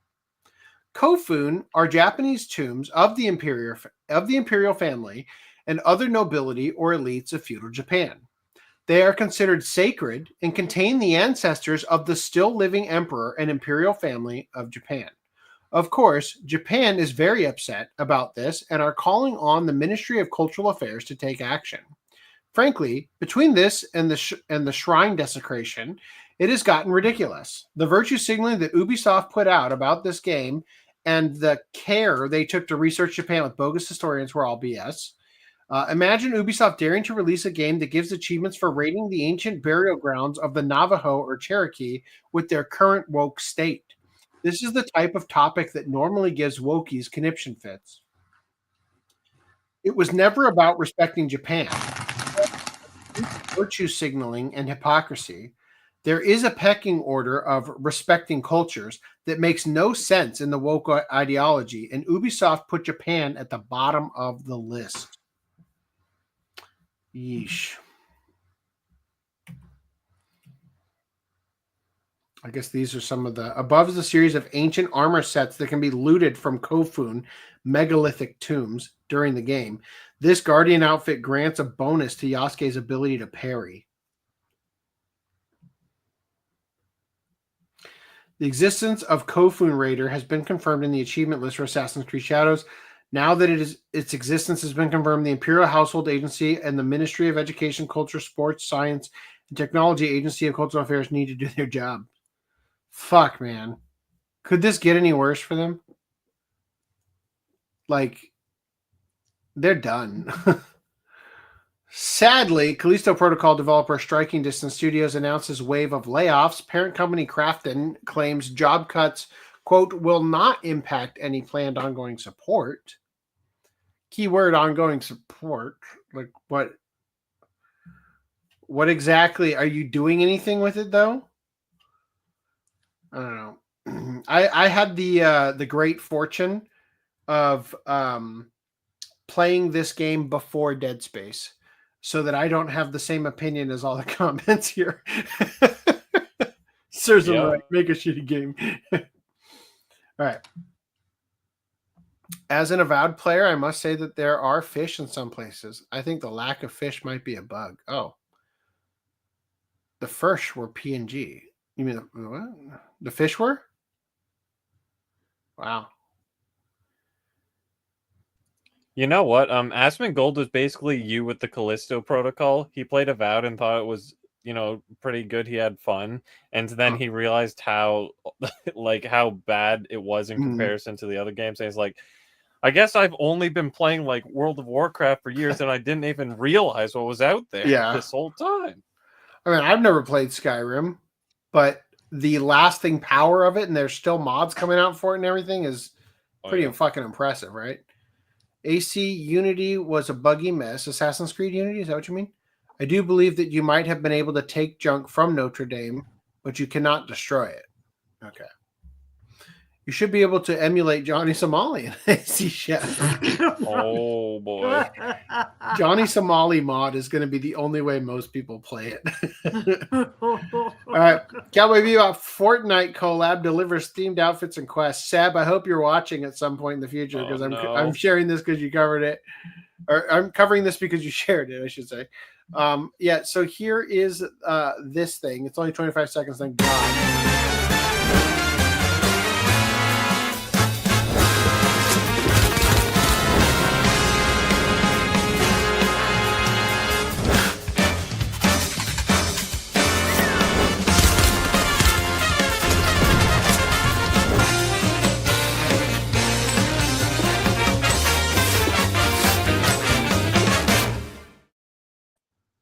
You know what doesn't look like Faye? Faye. It looks better than the Overwatch. The length of that pair of shorts, my friend. Ah, you're right. Oh, not very Faye-like. Nice of you to join us, Greenline. What? What did you want me to see? I've been here like half the time. Asked for you like an hour ago. You never answered. I've been an hour ago and then like 10 minutes ago. For what? I had questions about Assassin's Creed, but Cool 2T answered them. Oh, I'm sorry. Yeah. All right, you guys ready for this? I have found a game that I think will be one of the next unplayed Switch games for for Reese. It's called Shotgun Cop Man.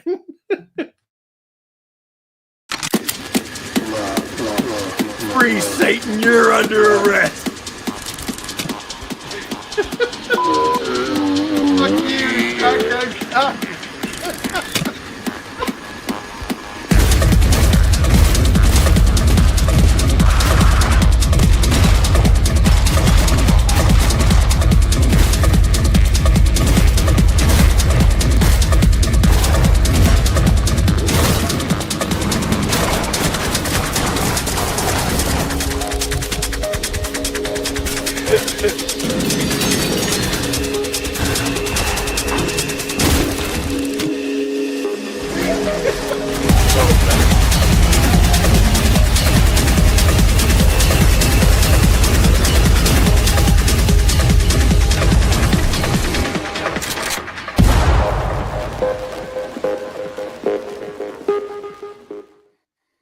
Now, do you suggest it for Reese because Satan has one eye?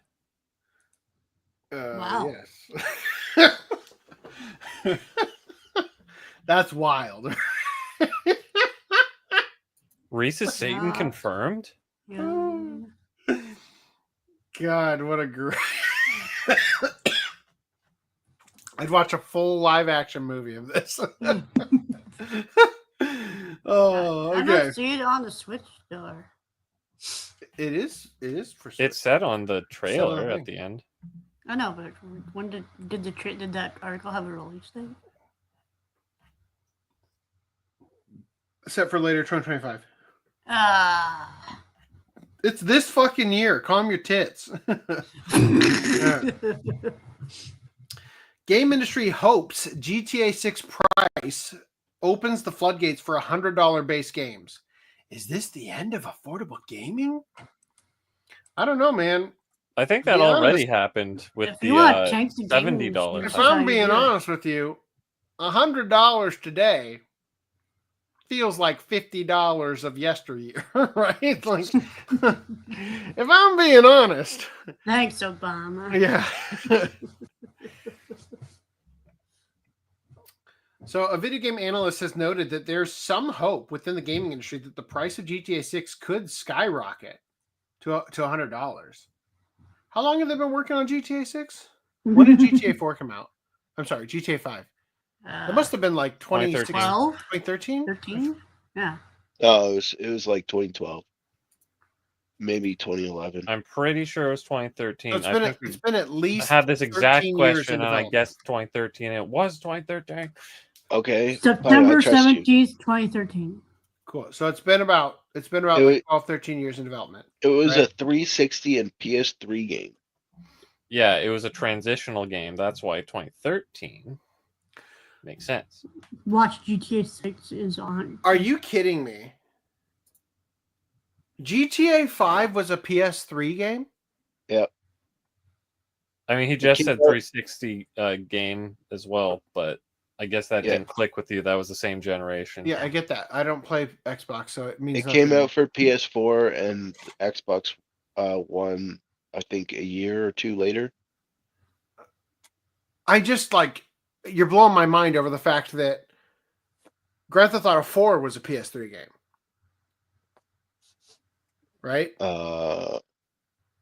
Yeah, probably. I mean, it wasn't a PS2 game. I had to play it on PC because I didn't have a PS3. Right? Yeah. So Grand Theft Auto 4 comes out for PS3. Grand Theft Auto 5 comes out for PS3. Fuck all happens to PS4 other than porting up GTA 5. Yeah. Yeah. Now they're going to jump to PS5? Probably won't be up till PS6. That's what I'm thinking, man. Like, this game's going to finally skip. release, and it's going to be for PS6, and it's not even going to... Yeah. It's going to be built on an engine. It was they probably started it during PS4. Fuck, dude. It's like it's really put in perspective how much it's never possible going to be living up to the hype.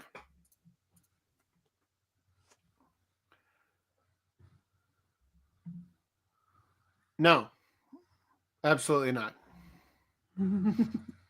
I bought GTA 4 times. PS3, PS4, Steam, and Rockstar. He's like me in Skyrim. Wow. I bought it once, GTA 5. I bought it once, and to be honest with you, I haven't enjoyed it. I don't think it's a great game. I think it could be a great game. The problem is that the controls suck ass. I'll just quick spiel. Grand Theft Auto 3 in Liberty City, the map was designed very intelligently for driving. The roads would unload vehicles at a certain speed. Like you would run into fewer cars, especially like the outer track of things. So like you could be driving fast and legitimately like it actually felt like you're in a high-speed chase, and you could, you might get banged up, you might miss your turn a little bit and kind of like, I gotta fucking back up and reshoot it, but you could like feel that. GTA 4 doing it in like a more realistic, like fucking New York City, forget it. That shit's not fun. And then also, while you're being, 5-star chase going on you, hey, my cousin, let's go bowling. Like, fuck you. Oh my God. I hate this shit so much. And then GTA 5 is like, what, LA based or something? So it's like their realism's biting them in the ass, which seems to be the trend because same with the graphics, and then everything runs at 30 FPS on consoles. GTA 3 was so good. And it had like such fun little mini games in it, right? And I know I've talked about this a billion times on podcasts, but doing the taxi missions, I don't remember if the taxi thing got you any perks. I think you got like a special taxi. Yeah. There was like a special souped up taxi if you did all the taxi missions. If you did the ambulance missions, you got the ability to run indefinitely. If you got all the way to the highest level of the ambulance missions without your vehicle blowing up. If you did all of the police missions, I think you got like body armor delivered to your hideout, so you could get body armor just by going to one of your safe houses. And then if you did all of the fire truck missions, you became fucking immune to fire. Like when I played, I don't remember if it was San Andreas or I think it might have been San Andreas. It's either San Andreas or Vice City Stories, but I think it was San andreas. The literal final boss has a flamethrower, and I punched him to death because I was immune to fire. I was like, this is it, really? Yeah, no, but that shit was so fucking fun. And then when they brought in GTA 4 and they tried to make it more realistic, and they removed all those like little perks, like honest to goodness, the thing I loved about Vice City was that like you could go into the buildings and like shit would change in the first safe house as time went on. You'd get enough hidden packages. There'd be one of them broken open with cocaine on the desk in your safe house and stuff. You go to one of the missions where you get like a change of clothes. That change of clothes is like in the dry cleaning thing hanging on the wall, and you could change into that outfit whenever the fuck you want. And that shit was so fucking fun. Like having stuff update in the world because of actions you took and have it like, you know, evolve with you. That shit was amazing. GTA 4 got rid of all of that. Like it looked great at the time. Like it was visually really stunning, but the actual like heart of the game was lost. And GTA 5 is just like continuing that trend. It's sad because GTA 4 surprisingly is like in a lot of ways, like attention to detail and all that, the same way we just looked at Avowed versus Skyrim, has like way more stuff, like the NPCs behaviors and whatnot, and even just like the thing where they would step up onto the curb and all that, like their foot idle position would take terrain into account. Yeah, I mean, there's better ones, like if there's combat and stuff, they react like they freak out realistic, if they see people fighting. whereas like I don't know, GTA 5 probably is something like they just don't even notice, etc. Yeah, I don't know. It's been a long time since I played 4, and again, I'm sorry, I'm going to tell you the same story again. Because I played it on PC, I downloaded this thing that allowed me to mod the game, and fuck, man, they have like integers for like certain values on the weapons and stuff. And what happens if I crank this one up all the way? Like fucking, you could shoot cars and they would go flying off screen, right? And it's like, okay, let's apply that to the machine gun. Brrr, cars just like, it's like in the fucking Matrix when Neo would fly and like he'd be flying so fast that the cars would get like sucked up into the vortex behind him and stuff, but instead it's just me launching away. It's like 5 stars, hello cops who are gonna try to run me down. Brrr, you're like flying into space.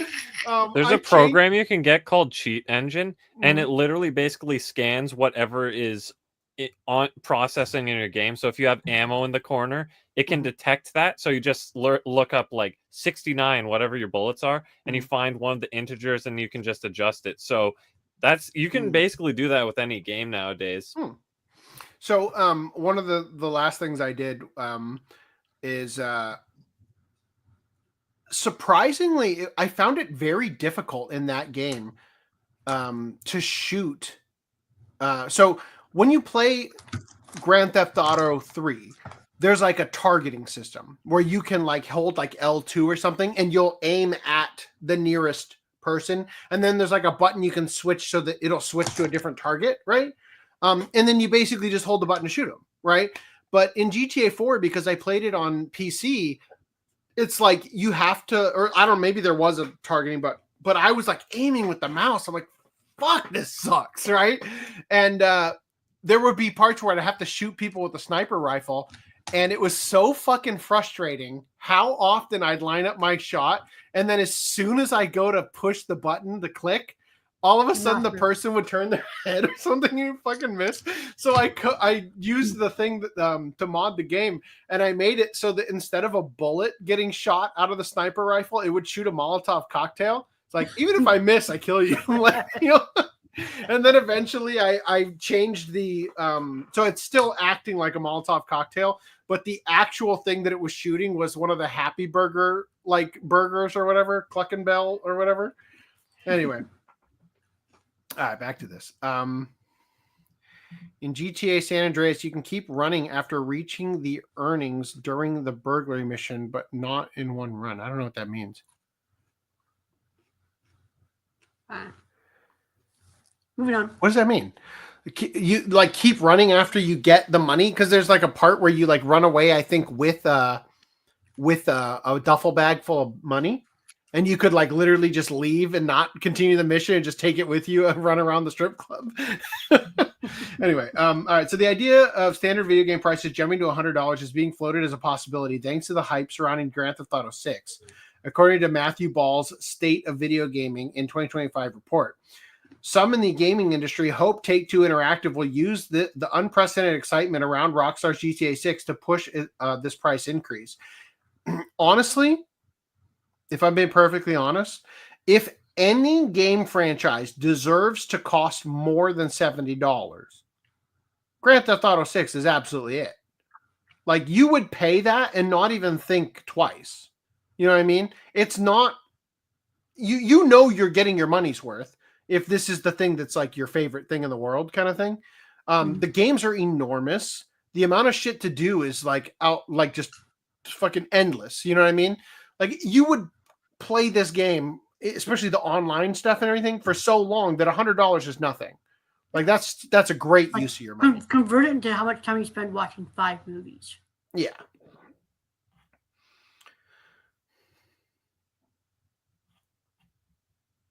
If successful, this could open the door for other publishers to follow suit, all under the guise of offsetting spiraling development costs. Honestly, I think it would be great if all games were costing $100, because you know what that's going to do?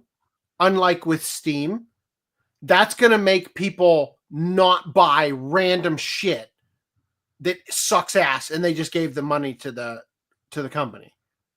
Yeah. Right? Like, if every game costs $100, you're only going to buy the shit you want.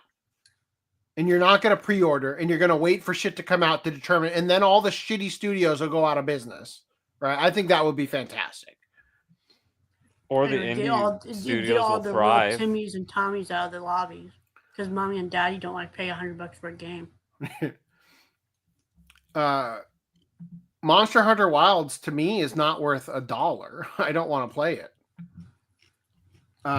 Although I did see that that Pal World's Pocket Pair is giving their employees the day off to play play it on the release day. This concept, while perhaps tempting for game publishers, could spell disaster for the industry, and here's why. I don't know. You're not going to convince me. First, let's address the elephant in the room. Gaming isn't getting cheaper for consumers. Why is there an expectation that it should?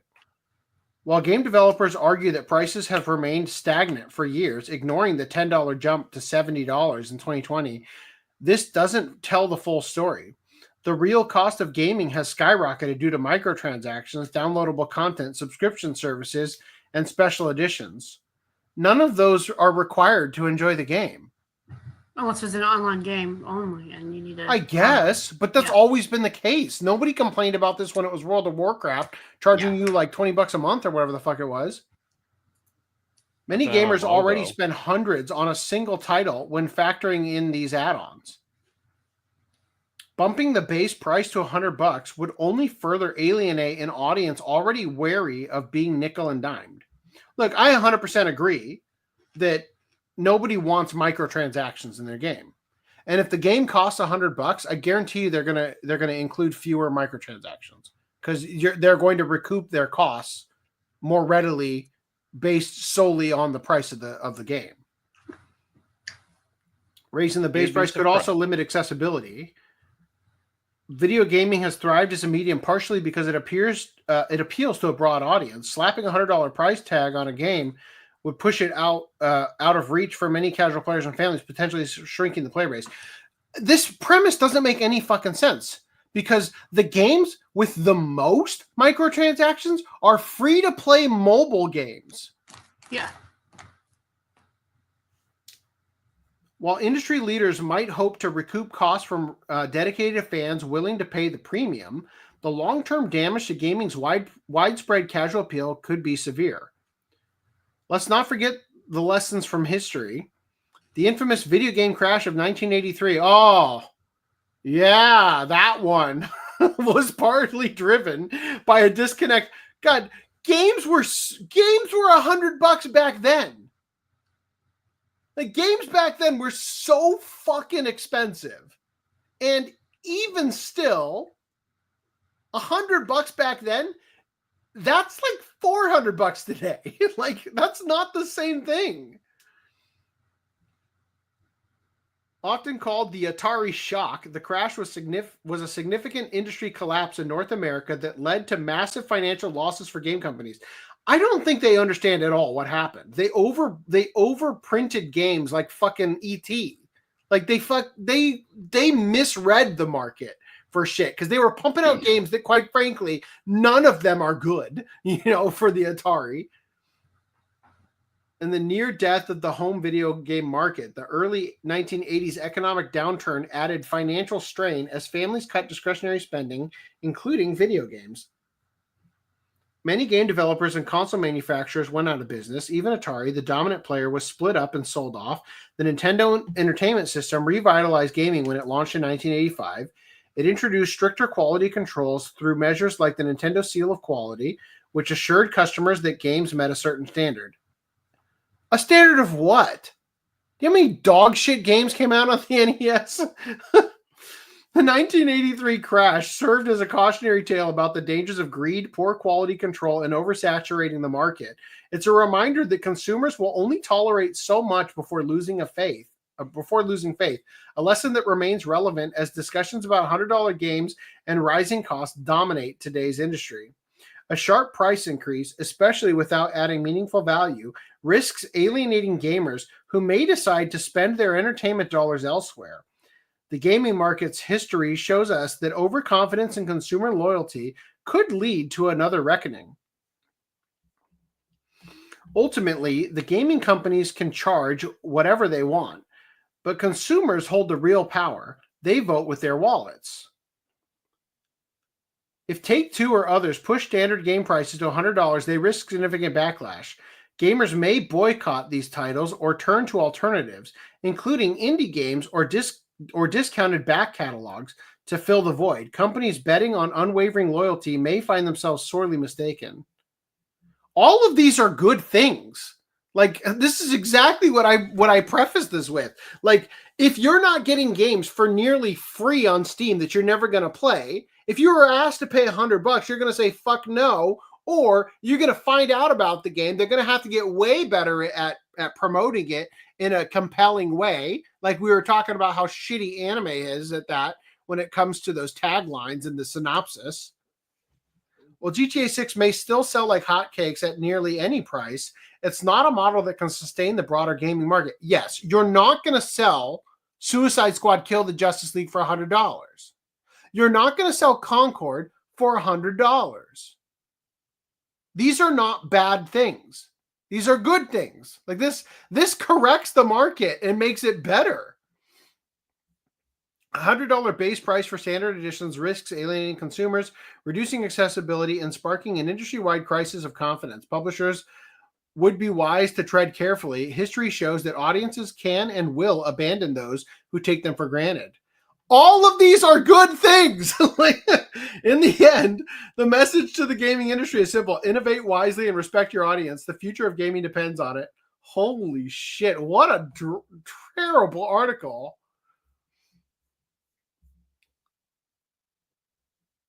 Here's the thing. Modern games nowadays, even though they've increased the prices so much, there's such a quick drop-off compared to back when it was like the $60 game. Like literally, I think it was Doom Eternal I got for like, I didn't get it, but it was like $26 within 6 months or something of release on Steam. That never happened before. I want to say that when I picked up Onimusha, I have a distinct memory when I was a kid of my parents were driving us to my grandparents' house in Arizona. And on the way there, we stopped at like a Target or something. And like, you know, at the checkout of a grocery store, how they have like the magazines and like the gum and the candy and stuff. And they used to have like movies that you could like grab on your way out. Like, yeah, let's turn it into a date night or a movie night tonight for our, like, let's grab some groceries to make dinner. And also let's watch a movie, you know, kind of idea. They had in the checkout, I saw Onimusha, and I swear it must have been like at most $24 for PS2. I mean, it was probably not brand new. Like it was probably, a couple months into the cycle, and that's why it was there. But that made me pick up all the rest of those games. And that's what makes me want to buy the PS5, new Onimusha game. You know what I mean? Like nearly every game that I own, I didn't pay full price for. I could probably list off of one hand the games I paid full price for. It's not about, the launch price being what everybody's going to pay. Eventually you're going to recoup your costs on your sale prices and whatnot over time if you didn't from the $100. And it's all about ultimately it's all about supply and demand, right? So the game that itself, kind of turns into an early adopter tax. But the thing is, they're going to have the higher the initial price is, the fewer people are going to be pulling the trigger day one. Totally. Whereas if you make it more if you meet in the middle, not in the middle, but back to the $60 glory days, you're going to have more people buying on day one, which presumably is what you want. And who knows if that would actually recoup more than what they would do if they had a higher price of entry. I've mentioned this with like Patreon. You could have like $100 tier of every video you watch, you get a week early. Or you can make it like $10 and get 10 times as many people. Absolutely. 100%. I totally understand where you're coming from. And I feel like if you had a lower price of entry, they'd have more staying power and they wouldn't go down to like $20 on Amazon. Yeah, and just so we're clear, I'm not suggesting that every single game that comes out should cost $100. What I'm saying is that the inflation has made it so that the cost of a game from 10 years ago, like right now, you're actually operating at a deficit to only charge $70. Are you all right? Maybe he was sleeping and then he could be got sinused in the I need you to get a much more advanced VTuber model so that I will know when you sleep, because it will adjust and go horizontal. The eye tracking. Sorry, I muted. And I thought I was. That bubble shows up. I thought I was muting when I unmuted. So yeah, I figured that was what was happening, and you were like trying to hack up a lung or something. Yeah, so Kultuti says $100 is a double-edged sword because people will want to play safe and buy known IP that are easier to infiltrate and make woke. I think that's what you meant to say, right? Yes, I agree, right? But I think that when it comes to, for example, Grand Theft Auto 6, I think that you would absolutely easily, not a single person who's planning to buy this day one is not going to be willing to pay $30 more than they otherwise might have thought they were going to pay. And if you make it known early enough that it's going to cost $100 instead of $70, then if your budget for gaming every month is only $70, and then you're like, all right, I'm going to wait. I'm going to save one of my $70. I'm going to buy a game used. I'm going to buy a discount thing. And then I have enough when this game comes out and I can pay the $100, right? Anybody who's wanting to buy this and play it day one is going to be willing to do that, right? It's not even a question, right? The problem that gaming has, in my opinion, is not the price. The problem that gaming has is the quality does not exist anymore.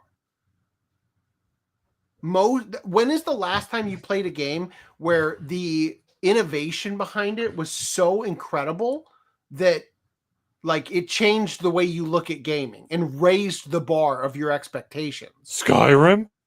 You know what I mean? Like it's just not something that's happening these days. Like there were times when I was a child and you're looking in Game Informer or whatever, and like the literal graphics would be like, whoa, that looks so fucking awesome, right? And you'd pick up a game just because the engine made it look really cool. fuck, this game has lens flare. Oh my God. You know, playing Vice City, driving towards the sun at times, and you literally get fucking blinded. You know what I mean? Like shit like that was unreal back in the day, you know? But nowadays, I mean, Callisto Protocol has incredible graphics in the cutscenes. Like legitimately, it was a marvel to behold, right? And it also proves to me that all the ugly women in gaming is a choice, right? Because the girl in it looks just like she does in The Boys. Like she's very good looking. And it like it, or like I wouldn't say she's very good looking, but because the actress herself is she's approachably good looking, if I can put it that way. And I feel like they capture it well. In fact, she actually might look better in the game than she does in The Boys, because in The Boys she's not made to look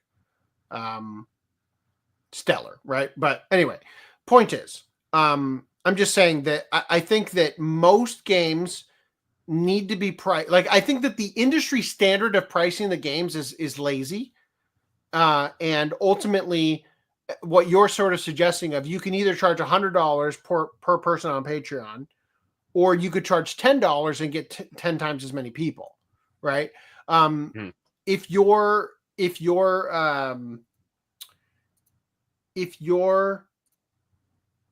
game is priced appropriately, you can maximize your sales. And that's true with any product, right? Like there's a certain level to which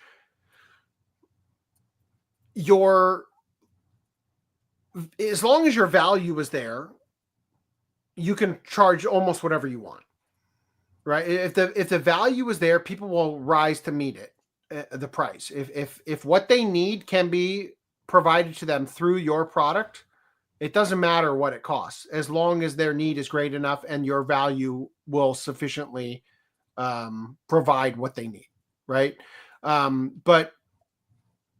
And this is the thing about, like, people are only going to buy known IP that are easier to infiltrate and make woke. Yeah. So again, the problem isn't the cost of the game. The problem is that there's no innovation in the market. The problem is that everything that you do get is ugly woman, intentional girl boss, you know, kind of nonsense.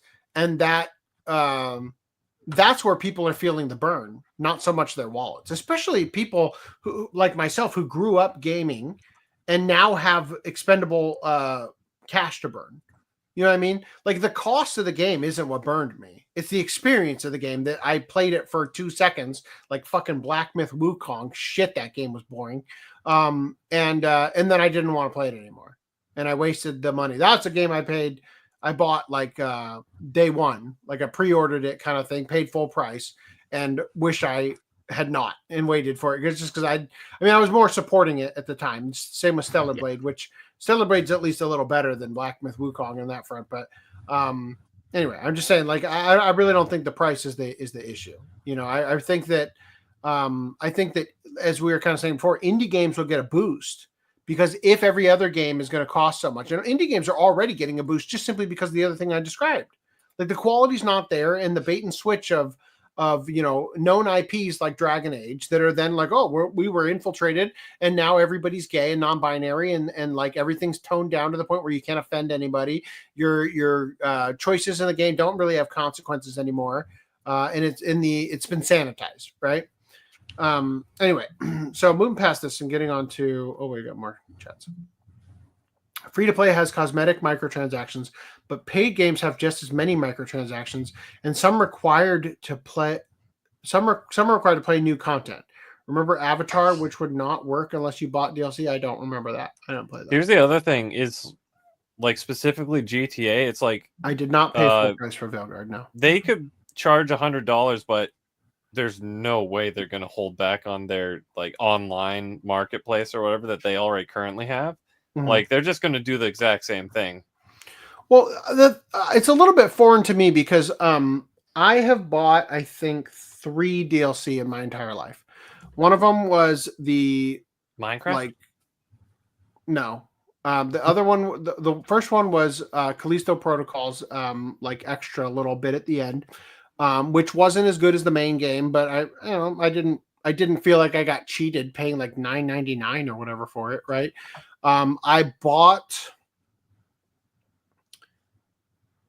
I don't know if this counts. Probably doesn't. I went out of my way to buy a version of Final Fantasy VII remake that had the Yuffie DLC. Luffy DLC, yeah. And then the third thing was the fucking Nier Automata stuff for Stellar Blade, which I still haven't even played. I still haven't even loaded it up to play it. But that's like all I bought. And in most games, I mean, I can't really think of a game that I legitimately played on the PlayStation 5 where I even saw options to buy a bunch of shit. I mean, maybe there was some stuff like you could get skins or something for Callisto, but I look at it and go like, no, thank you. I don't need that. That's stupid. Like, why would I want to pay $5 to look like I have veins all over my suit? That's retarded. And looks ugly. So GTA Online is the exclusive reason that GTA 5 isn't like a dying game, essentially, because they have like, I don't know what they actually do, but there's like updates and that's a good precedent for why GTA 6 might not need to cost $100. Yeah, because Rockstar's been kept afloat by the microtransactions of the online gaming, right? Exactly. So that's a fair point, you know.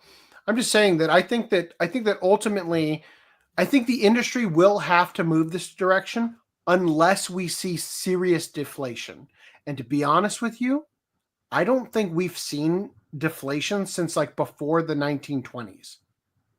Like, I don't think it's ever going to happen again, right? I mean, theoretically, it could happen if Trump audits the Fed and gets rid of the Federal Reserve controlling our money supply. That could happen. We could see deflation that would cause the value of our money to skyrocket compared to other nations. And then that could create a world in which we are having more disposable income dramatically, right? That could make it so that because the value is so much stronger, that the games don't need to raise the price, right? Because the value of the dollar becomes worth what it was 50 years ago. Right, that could happen. It's very unlikely, but it could happen.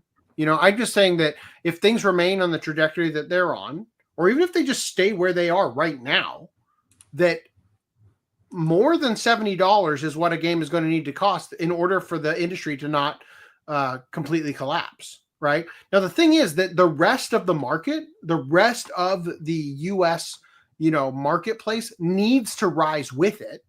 Because wages have not increased enough to, for example, for the price of eggs to be what it is, for the price of gas to be what it is, your wages at work need to also have risen with it, right? In order for you to continue to pay. Otherwise, it becomes burdensome, yes, for you to pay for a game that is more money, but ultimately, without everything rising with it, and sort of normalizing back to a level where everything makes sense, the industry will collapse, right? And that's what we see over and over and over again throughout history, Anyway, games have been $100 for early release. Mall Charter's flooded with DLC, like $300 USD to get everything. Oh, shit. I don't play sport games. I hope you enjoyed my coverage of the Fortnite Cowboy Bebop sip. All right. Hold up. Wait.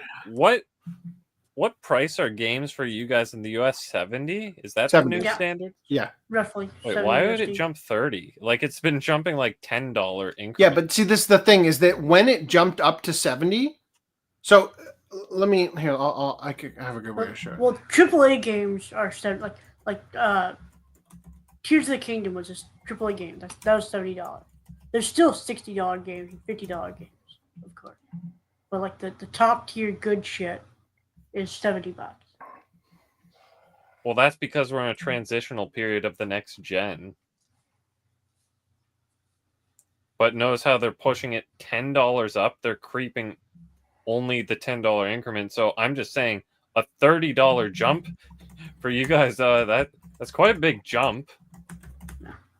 That's what, $40 for you? $50? $45 maybe? Right now, it costs us like $80 plus tax, which takes it to $90. effectively. We're like, it would be like $70 $130 Canadian if you guys forget tax. Just the base price. I'll explain to you why it makes sense for the game price to go up $30. This is a chart of the U.S. money supply. You'll notice there's not very much of it. No. Since 2020, during COVID, the U.S. has printed nearly 80% of all U.S. dollars in circulation.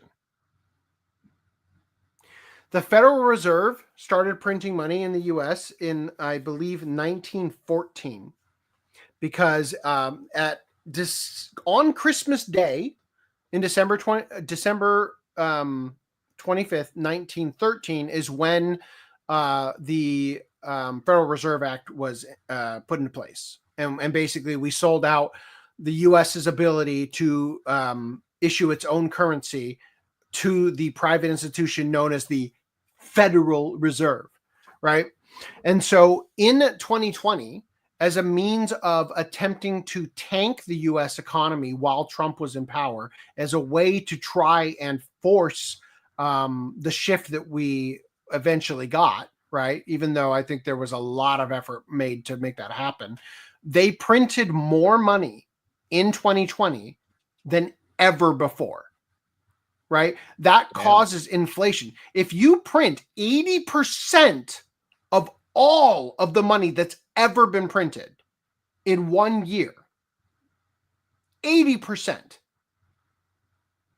I mean, $100 is probably not enough. The markets just haven't corrected enough. I don't know how all products aren't $100 at this point. Dude, with that. Food in my house, I mean, I can't even go to the store for fucking milk and not walk out without paying over $50, it feels like. Like, shit is gonna hit the fan fucking hard if it doesn't course correct across every industry simultaneously. Things you're talking about, like the inflation and all that, feels like other things would collapse before the video games, though. So I don't know why the video games is happening. Video games are a first. luxury item. Yeah, and other shit is collapsing. I'm not saying it's not. Like, that's never been a thing. I'm just saying that in order for the industry to survive, it is going to require I feel like, fluctuation in price. For the whole point of, like, dude, 80% of our money was made, like, in the last few years.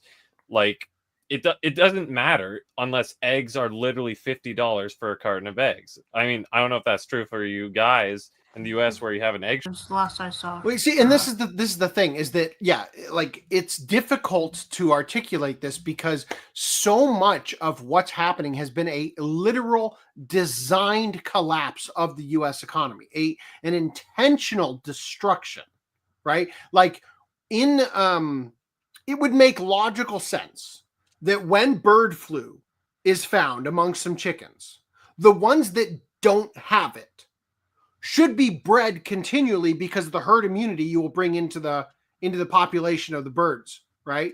Instead, we literally kill all of them. And when it comes to the eggs, we had a dramatic, like, comical number of egg processing plants in the United States go up in flames randomly, all within the same year. You know, like, there is a deliberate effort in order to destroy the economy and create a crisis happening in the United States. Fortunately, with what's happening with USAID and all that stuff, we are shutting down the funneling of money to black operations to cause a bunch of this shit to happen. Yeah, thankfully. Thankfully, right? Thank fucking God, right? Where would we be right now if freaking... If it weren't for Doge, no. Like, Jesus. Yeah, massive shift here. Anyway, let's move on to this here. The wage is not, yes, 100%, totally agree, and it's going to need to, right? Things can normalize and stabilize, and they will over the course of the next few years. Now that we aren't putting our finger on the scale and tipping it when it comes to all of these markets that are artificially being leveraged.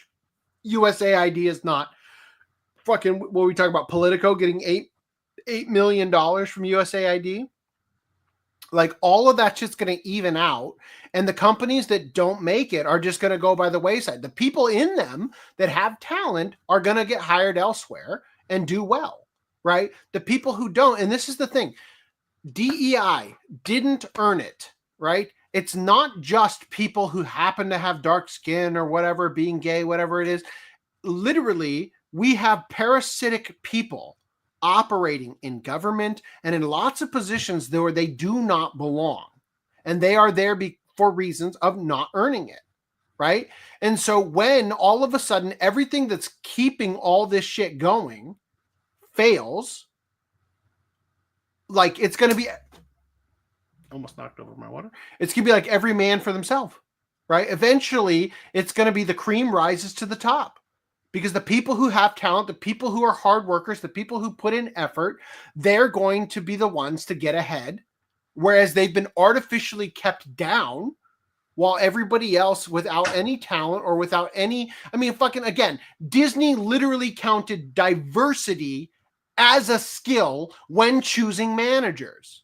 That shit's gone. It's done. If you're going to be a manager, you have to bring something to the table. Just being a different color doesn't cut it anymore.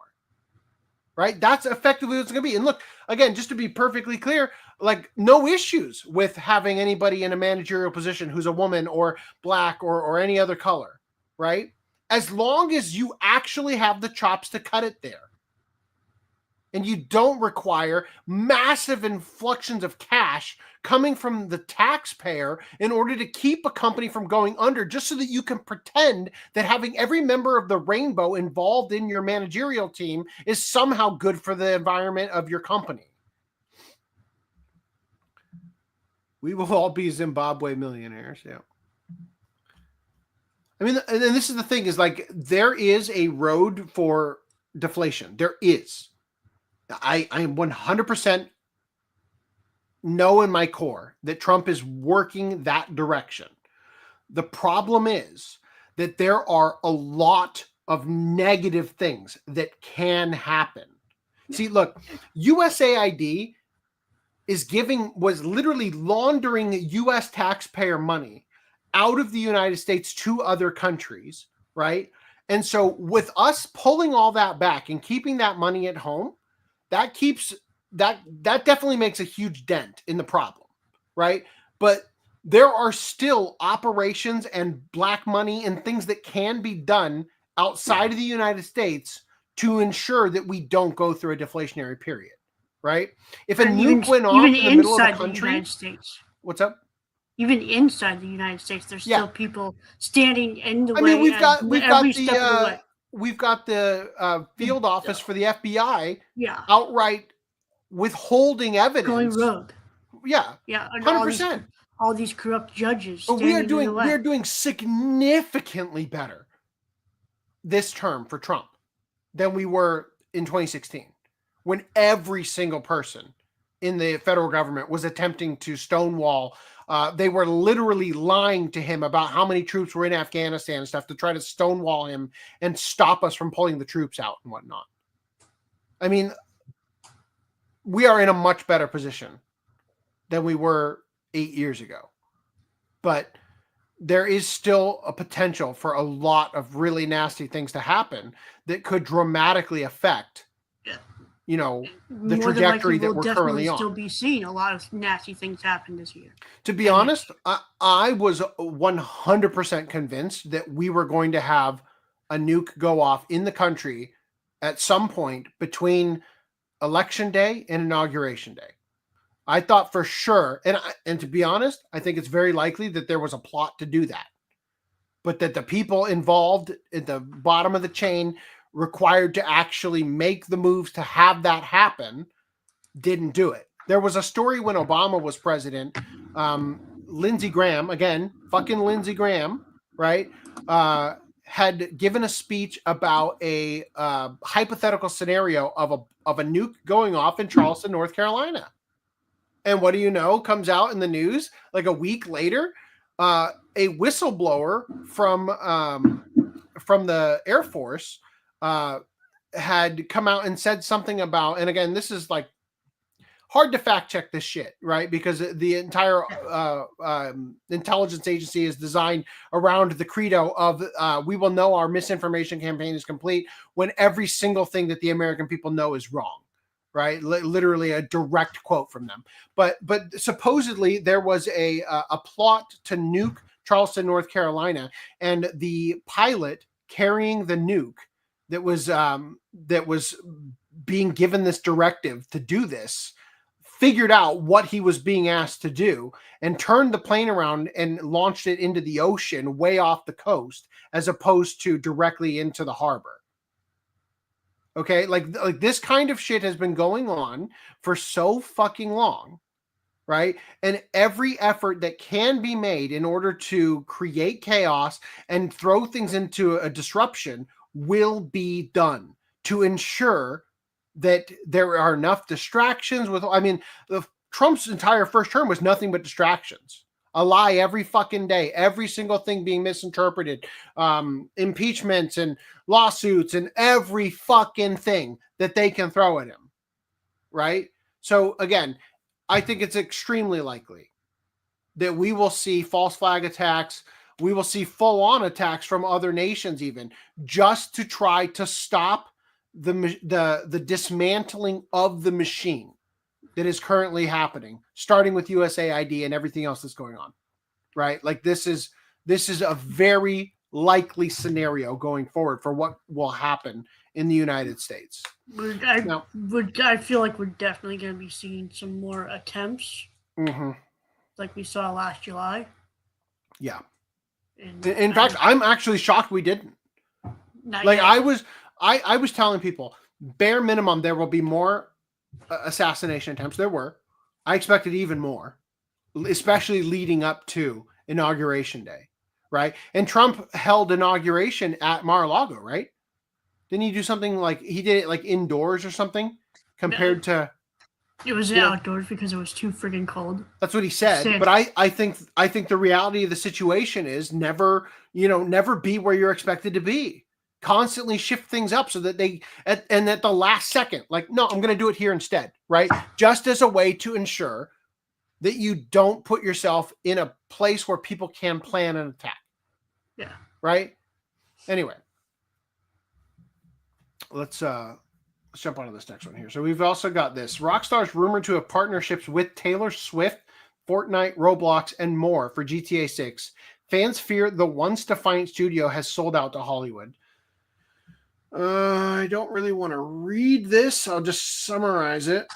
But the basic idea... What's up? Nobody liked that. Move on. Yeah, well, so the idea behind it is that when Grand Theft Auto used to cast actors that were lesser known. They're not like an obvious pick for a video game of the caliber, right? The most high profile I can think of off the top of my head was Ray Liotta as Tommy Vercetti in Vice City. And even then, it's like, it is kind of a weird pick. Ray Liotta? Yeah. Well, I mean... Well, sure, he's been in a lot of movies, but like he's not an A-lister that exactly. jumps to the top He's of your not head. I can't think of who like the hot guy on the street is now for movies, but like he's not Robert Downey Jr., right? Like the only thing that comes to mind. But yeah, so I just like so they would pick actors that were lesser known. They would pick music that was like you maybe like, for example, in Vice City, there'd be some hits, They don't use like Michael Jackson's biggest hits. They used Billie Jean, like it's not a song that I wouldn't say is a hit, but it's just not what you'd expect, right? It's not the obvious choice. And there was serious value in that, right? That like a lot of music that I listened to, I fucking heard first in Grand Theft Auto. You know what I mean? Like, Grand Theft Auto 3 has music from the Scarface soundtrack as one of the radio stations, right? Vice City has music by Giorgio Moroder. That fucking opened up a can of worms for me growing up. Oh, fuck yeah, I love Giorgio. Dude. Yeah. Like he influenced Daft Punk, didn't he? Yes. Yeah. Yeah. So, totally. Like and so the idea here is that what you would not expect from a Grand Theft Auto game is like the schlocky pop shit that everybody's into, you know? And so the idea here with this statement is partnerships with Taylor Swift. I think DJ Khaled is listed in here too. It'd be like what we're actually doing is trying to widen the market. Now, that's insane to me a little bit because I can't think of any overlap between Taylor Swift and Grand Theft Auto. You know, like players and fans. I don't know. Anyway, I don't want to read this, so we got another article here to read. Randy, you all right? Great. Yes, all right. I am all right. Pocket Monster Remake Chinese mobile knockoff developers settle a copyright case with the Pokemon Company, paying almost $15 million and further substantial economic price. So I think we talked about this previously, and didn't we learn that the game itself was pulling like $10 million a month or something crazy like that? And then Nintendo only sued them for $15 million? Damn, I guess anyone could just do this. It's a good business move. That's Jesus. horrifying. All right, so developers of the lucrative knockoff Pocket Monster Remake have agreed to settle with the Pokemon Company over their copyright infringement and unfair competition. They will be paying almost $15 million and more, disclosed only as being a substantial economic price. In an official statement on their corporate website, the Pokemon Company explained that they had reached a mediated settlement with the developers of Pocket Pair Remake, also known as the Pocket Journey. Going forward, the Pokemon Company will continue to take all necessary steps to protect its intellectual properties, to ensure its users worldwide, to enable its users worldwide to enjoy all Pokemon contents with complete peace of mind. Guess what? I don't need other games to not exist for me to enjoy something, believe it or not. You know what give me peace of mind is if Dragon Ball Super and Dragon Ball Daima didn't exist. Their statement included a formal apology for the developers. Guangzhou Maichi Network Technology Co. Limited and Korgo's Fangchi Network Technology Co. Limited. The apology gives more insight into the case, but only hints at how much the settlement was for. The developers explained that they released Pocket Monster Remake via its subsidiaries in July 2015. In December 2021, the Pokemon Company, fucking 6 years later, man, the Pokemon Company filed a lawsuit with the Shenzhen Intermediate People's Court in Guangzhou, China. The first instance judgment ruled that the company was liable for the claimed copyright infringement and other and unfair competition, and ordered the company to pay damages in the amount of 107 million Chinese yuan, or $14.756 million US dollars, to the Pokemon Company. The case was heard in the second instance on December 18, 2024, and under the mediation of the High People's Court of Guangdong Province. Sorry. Oh, God. The Pokemon Company and we reached a settlement on the issue for compensation. The developers confessed, yet not specifying how much the settlement was for. After groveling apologies, the developers admitted their game extensively used design elements of the official Pokemon games and took advantage of the series' fame and reputation. Wow, you don't fucking say.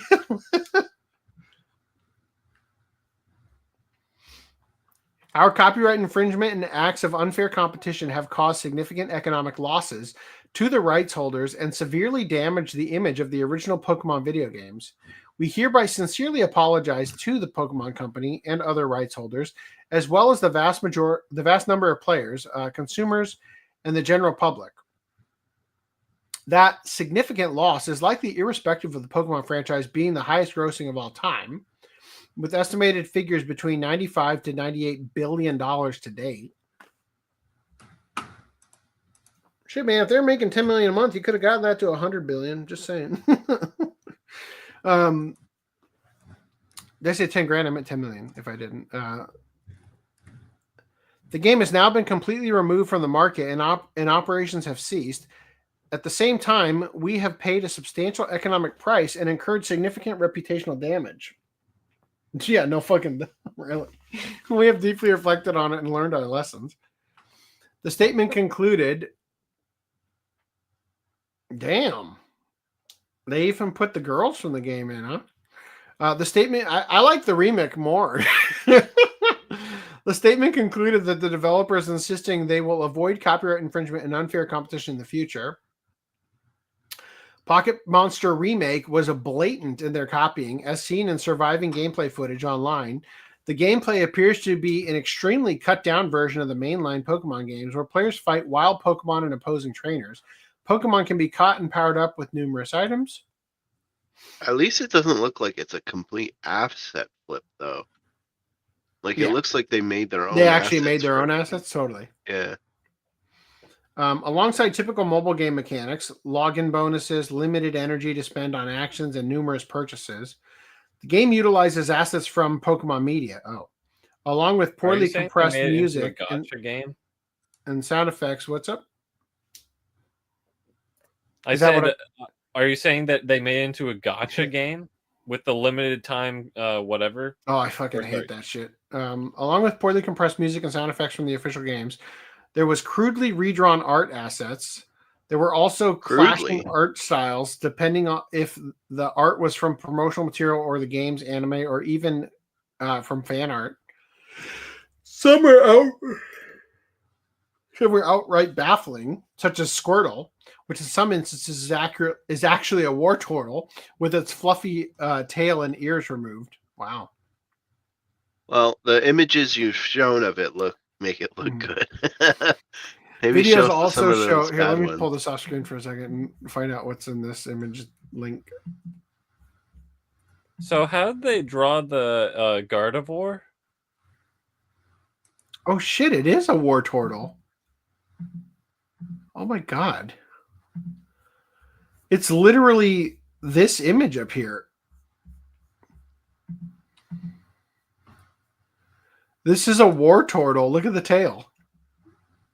Oh, true.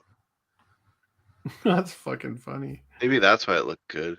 What were you saying, Footim? Gardevoir? Yeah, how's the Gardevoir look? Did they draw it with stockings? Videos also show poorly translated versions of the dialogue and text usually found in the game. Pokemon are used instead of being sent out.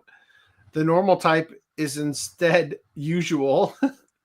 And the trainer type last is humorously called miniskirt. What appears to be earlier versions have even worse English translations and text-to-speech dialogue. While easy to balk that no one could mistake these as official games, it should be noted Pocket Monster Remake made quite a bit of money. Ann Cow of the South China Morning Post reported that the game made over $41 million a year after it launched. 15 million, huh? Like, come on. It's been going for 6 years. 41 million a year. It's probably hard for them to sue in China, though. Guess so. In 2021, the company's revenue rose 24.5% year on year to 481.6 million yuan. It rose to 66.4 million USD, while net income surged nearly 58% to 28.575 million USD. Damn. At the time of the report, September 2022, the Pokemon Company was seeking damages of 72.5 million. One can only imagine how close the substantial economic price is to that figure. Wow. Damn. All right, you guys ready for some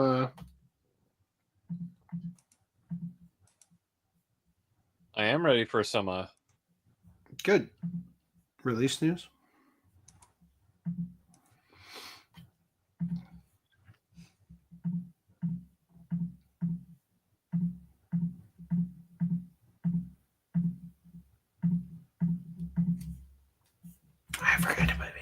Okay. Shinichi Sakamoto's Innocent Rogue manga omnibus launches this October. Is it Rouge? Fucking goddamn it. Yeah, you're right. It's Rouge. I mean, again, the Japanese suck at writing a synopsis, but they can fucking catch you in one image, huh? Except for the shaved head. That's pretty intense, right? That is a drawing. Damn.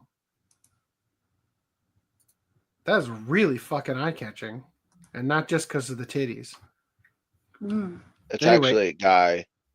It honestly could be, but it still is striking imagery. Boob man. All right.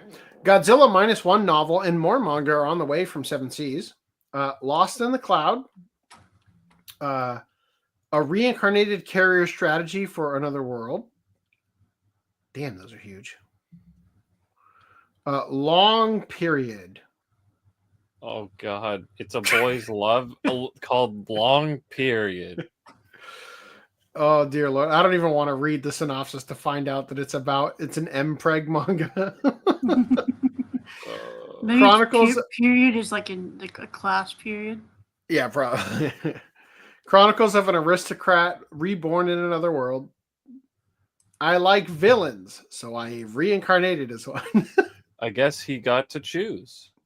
Tales of the 100 Monsters Next Door. These all look gay.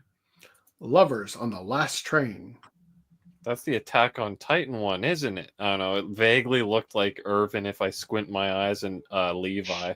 No, those eyebrows are way too slim to be Irvin. Chain Smoker Cat. Wow. And Godzilla -1. I don't remember why I shared this article to begin with now. Yo, I'm looking forward to the next anime adaptation coming out of Chainsmoker Cat. Yeah. What do I need to click on, Reese?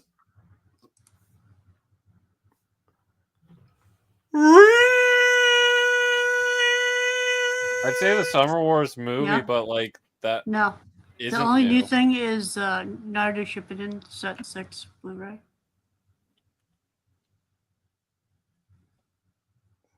And didn't Batman Ninja, the first one, get a 4K?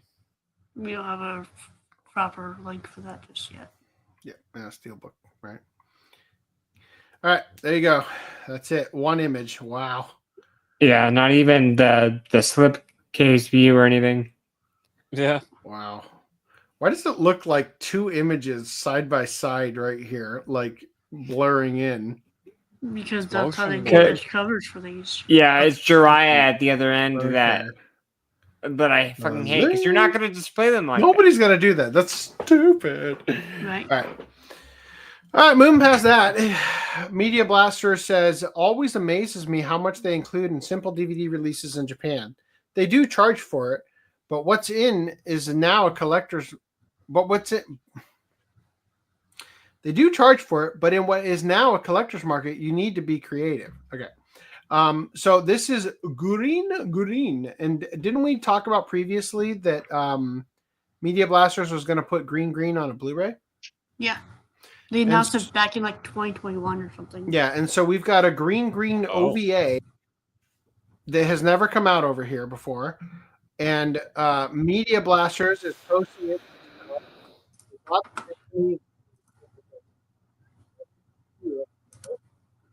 You're is underwater. he coming? Yeah. Sorry. I mean, there was audio coming through here, but not really any worth hearing. Anything of value? So if I remember, and I could be completely No, you're remembering correctly, Green Line. Am I? It's Yeah, a that has a terrible 13th episode full-blown that's a hentai. Yeah, Yeah, terrible full-blown hentai. Yeah. Wow. I honestly don't recommend you watch it. The hentai or the show in general? No, the hentai. Probably I both. like the show. Really? I watched the show. I thought it was okay. I haven't seen it, but my brother said it was awful for some reason. One of you guys pointed me to an episode from this for something. I don't remember what we needed it for, but this character was like jacking off in the main. Oh yeah, I found out I can jack off 24 times a day. Damn. Damn. Anyway, so yeah, we might It get that. was for the Tenka ad. Yeah. Oh, right. Yes, that thing that I forgot I was working on and never actually came back to. By the way, I thought what he was gonna say is like, "Wow, they really packed their releases with features in Japan," and it's like it has chapters. Woo! There we go. Dude. Only the very last episode 13, which is that OVA thing. Seb says if you watch it in Japanese, it's funny as shit. I thought it was funny in English. I'm pretty sure I watched it in English. Yeah. I'd watch it. Maybe. Yeah, no, I think I did because Watch episode Club 13 wasn't in English. After Anime Expo. I still need to pick up like Panty Society. I'm gonna pick up that. Chubra. What was the 13th episode as fun, even funnier? When it's so bad. It's terrible. It's like let's have an excuse to just have the two main characters have sex. It was terrible. So, dumb question. Dumb answer. Yeah. Sorry. Do they draw the genitalia in a very like lackluster way? I don't remember. I know they draw it because I'm convinced that some hentai is drawn shittily on purpose. It's gonna be mosaicked anyway, right? Like, I mean, here's the thing. I don't think. Well, you just said it was never released over here, so I don't know if it's even come out uncensored. Has it? Good point. The 13th episode doesn't or hasn't, but the rest of the series I think has been. Yeah, but they don't have. No, he's right though. Like I'm asking you a question that you wouldn't be able to even answer because if the 13th episode never came out over here, then there wouldn't likely be an uncensored version of it without. So you can't comment on how weird the peen is drawn. I don't remember honestly. My brain says in this instance that all right, we're doing a watch party right now on stream. It was not mosaic, but I don't remember. Well, I mean, it could have been released in another market outside of. I could go look. I have it. Oh, you have it stored in the FAP folder.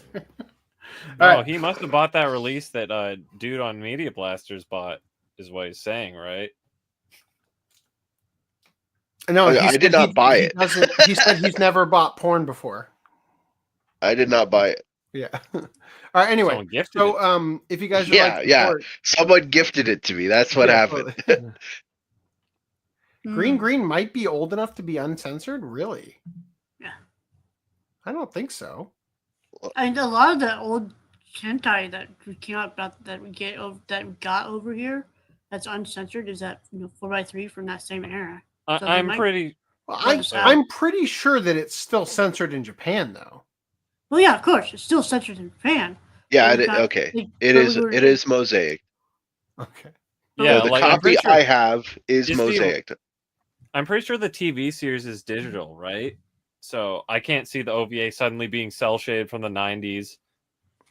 Okay. The boobs are not, but well, of course not. The schlong is.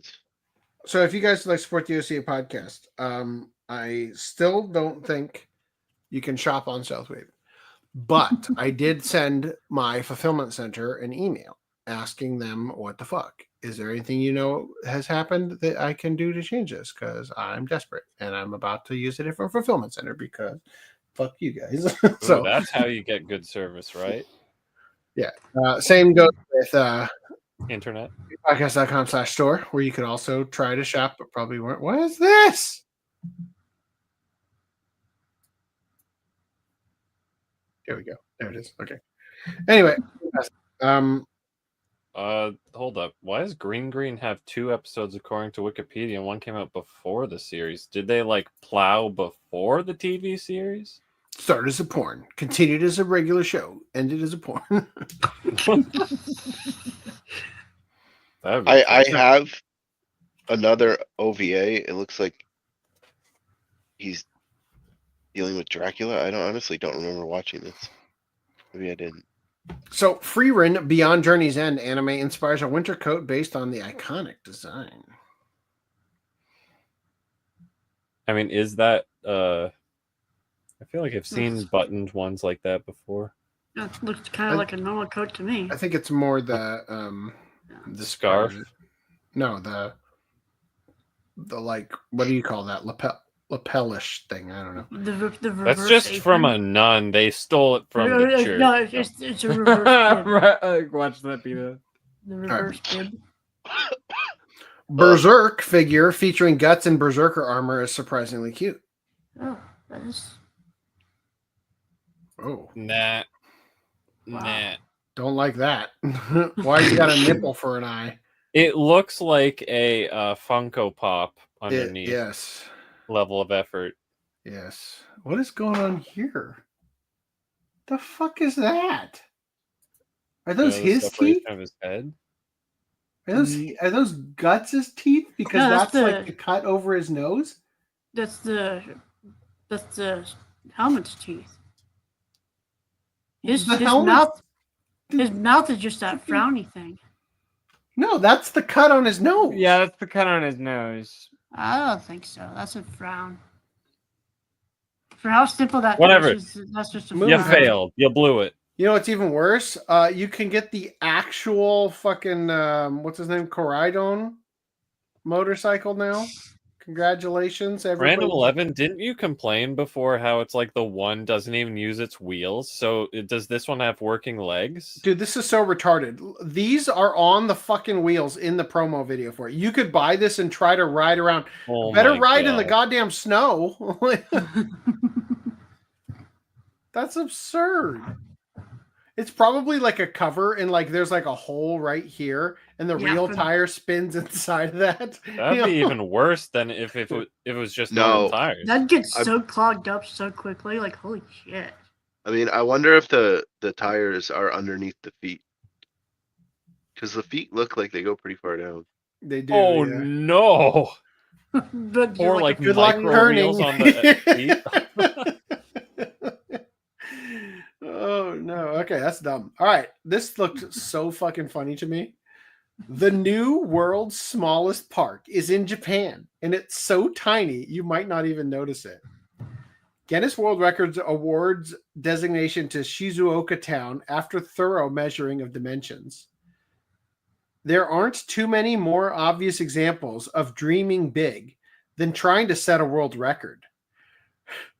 For the town of Nagaizumi in Shizuoka Prefecture, though, their entry to the list of world record holders was achieved by thinking small. On February 25th, a representative of the Guinness World Records organization visited Nagaizumi and certified that the smallest park in the world is located within the town. Just how small is it? Well, you can see the park in the Google Street View image below.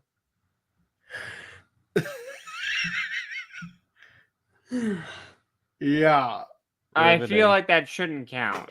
Oh no, you don't have to change the viewing angle to see the park. Still having trouble spotting it? It's right here. Oh my god, we gotta visit. Why is there a tweet here? Have it shit on the park. No, seriously, like it's not even big enough for a dog to piss on. Well, the thing I'm is, sure a they dog could could easily make go do. smaller. Like, at what point does it become not a park?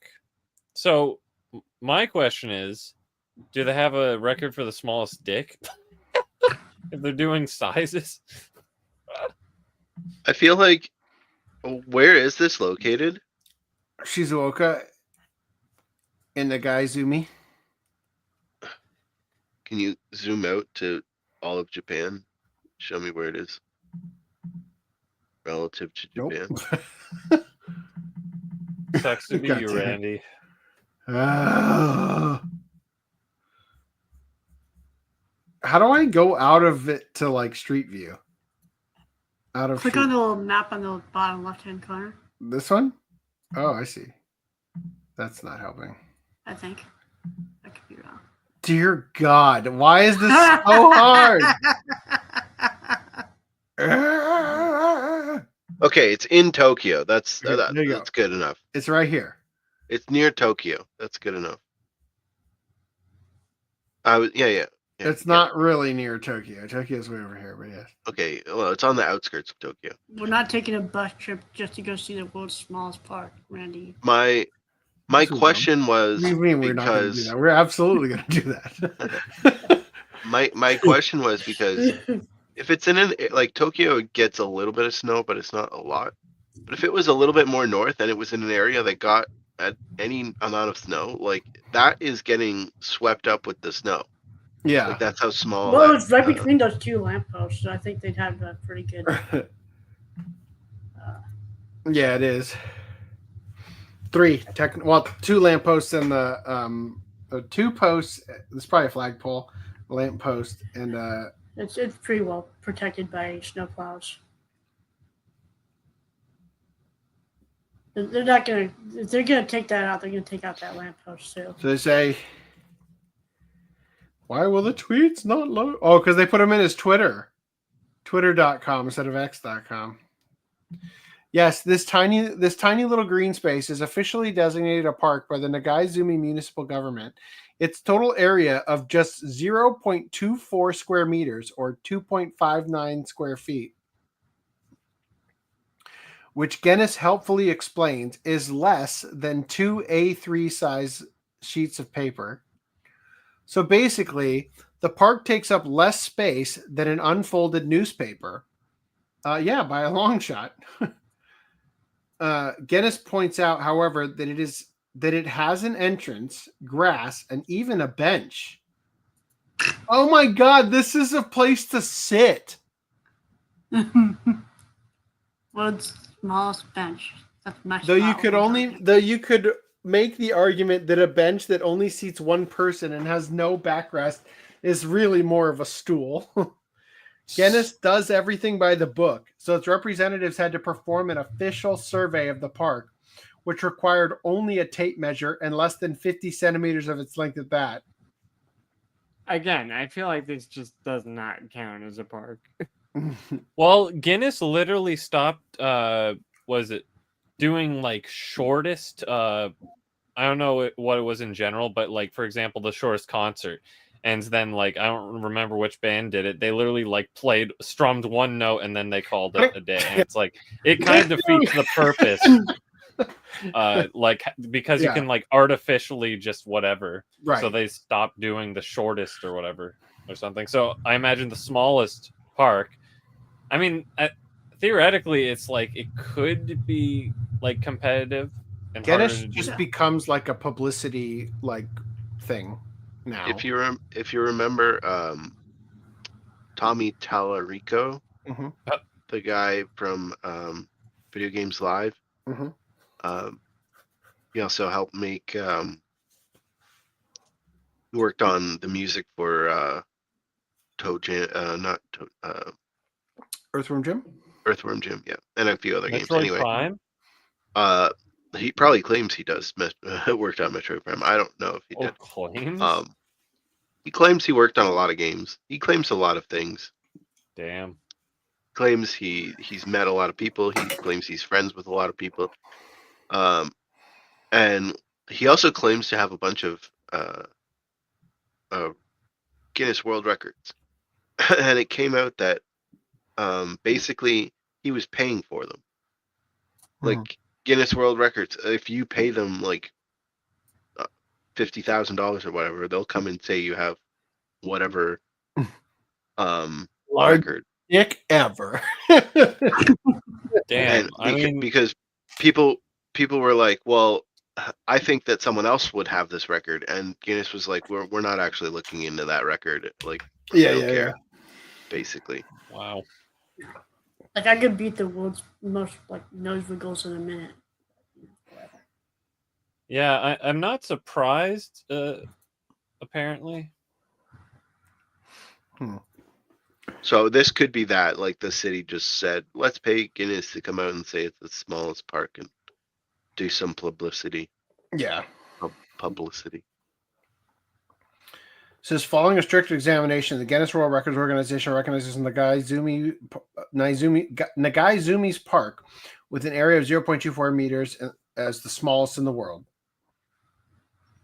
Nagaizumi's park was originally constructed in 1988, but it wasn't until December of last year that it was officially designated a park by the city government, under the logic that it's a green space where people, or a person at least, can rest and relax. The governmental designation seems to have been a prerequisite for eligibility for the world record, though some Japanese online reactions still aren't sure they'd call it a park. Oh, wow. This is close to my house. I've seen it, but I didn't know it was a park. So, what is this, a park for ants? So it's a park that only the person who shows up first can use. That ain't no park. It's so cute. It looks like a really luxurious hamster grave. Damn. I want to have a picnic there. If you too would like to hit the park up for a picnic, here's where to find it on Google Maps. Oh, we could have just zoomed out here. And there's even a gelato shop just a little way up the street if you want to pick up a dessert on your way. Well, you guys know what we're going to do when we finally go to Japan. Just remember that if you're picnicking with a friend, you'll need to take turns sitting down. Oh my God. Really, we're just going to put the camera there. All right. Before you go on to the next thing, go back to the green thing. Oh. Seb says that the OVA that Media Blasters showed came out first, so it's not episode 13. Wow, clickbait. This says Groover 2001-2002. Yeah. So I thought it said Gooner for a second. Episode the first OVA, which apparently is just called OVA, was released in 2003. According no to wonder my he data. was willing to show what the contents of it. And episode 13 would have been aired in 2004. So actually no, wait, the metadata is weird. It says premiered 2003 for that first OVA, but then aired 2002. So I don't know what's that. Wikipedia said 2002 for the first OVA. Yeah. Anyway, so it's most likely the first OVA, not episode 13. So no porn for you. Well, they could release it like they did Lays versus Butlers. Did they actually put out Green on Blu-ray, or did they Not just yet. announce it? Yeah, and it's still waiting. They announced that They were probably gonna want get the back in 13th episode, and that's why they're holding off. Probably spend all their time between now and then and now on freaking Kamen Rider. All right. Half-headed man. Arrested again. He has a different look from the front, huh? Can we skip this article? Yeah. Look how short it is. Look how short he is. Look how short his forehead is. It's as short as his brain. A man who was a viral sensation a few years ago because he has half a head is back in the news. Carlos Rodriguez, 31, was arrested earlier this week in Miami on arson and first-degree attempted murder charges. Police say Rodriguez set a mattress on fire in his duplex with two people inside at the time. Officers found Rodriguez in the backyard of the home and took him into custody. Far from his first brush with the law, Rodriguez shot to internet stardom years ago after his 2010 arrest for solicitation of a prostitute. Having trouble finding a willing participant, are we? In his mugshot, the entire front portion of the skull is sunken in, like a giant scoop of his head is taken out. People claim the picture had to be fake. In a now viral video, Rodriguez, known as Halfy, says he got the injury after driving high on drugs and crashing the car into a pole. I was barred out on drugs. So the question is it the lack of brain that makes him prone to crime, or was his already being prone to crime I don't know how this guy's even like alive. Right? Yeah. Wait till we get to the next article. I was barred out on drugs. I was driving and I hit a pole and flew out the front window and landed on my head. And this is how the old boy has come out. That's why it's no good drinking and driving or drugness and driving. It is no good, kids. No good. No drugness and driving. No drugness and driving, kids. Yeah, you think he talks a little bit weird? Like, yeah. Immediately after warning kids on the dangers of drugs, he pulls out a blunt in the video and claims he smokes weed every day. I'm sure that was helping his cognitive Oh, function. every day. Like, that was my court-ordered PSA. Smoke weed every day.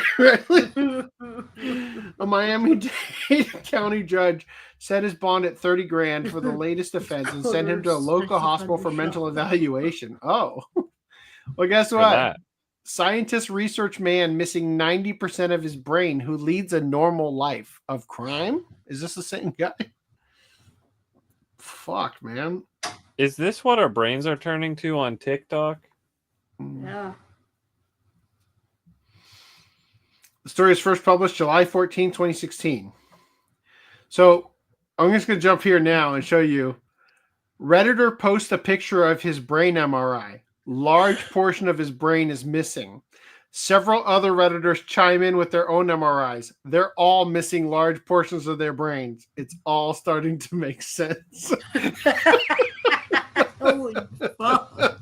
Hey, look! It's all the people from that Attack on Titan Reddit that we were looking at earlier in this podcast. How the hell does this happen? I don't know. Maybe we'll find out when we read this. When a 44-year-old man from France, there it is, started experiencing weakness in his legs, he went to the hospital. That's when doctors told him he was missing most of his brain. Calling it right now. Parasites from escargot. Oh, God. That's got to be it, right? All these Redditors are French. The man's skull was full of liquid with just a thin layer of brain tissue left. The condition is known as hydrocephalus. It is so stunning. A case of the brain's ability to adapt. He was living a normal life. He has a family. He works. His IQ was tested at the time of his complaint. Oh, no. This came out to be 84. Which is slightly below the normal range? Oh. Wow. So this person is not bright, but perfectly socially apt. Motherfucker, that's impossible. Do you think that the term brain rot has roots in reality? Bro. Jordan Peterson talks about a concept called McNamara's 88. It's a concept where the U.S. Army, I think it was, in order to get more people drafted during, I guess, the Vietnam War, they lowered the minimum threshold of IQ down to 88. And what they experienced is they had people who were very unserious about their role. And they would throw grenades without pulling the pin, and just to watch the people in the room scramble when a grenade got thrown in, and they would laugh their asses off. And it wasn't long before one of the pins got pulled first by accident, because that's how fucking dumb these people are. And he threw the grenade in and killed people. And as soon as that happened, they're like, fuck it, we can't. We got to go back to the old standard of 90 or whatever it is. I don't know. 88 in France is just slightly below. I'm sorry, 84 is slightly before the normal range. Do you understand? When I hear normal, That implies average, no? Yeah. Now, understand the way averages work.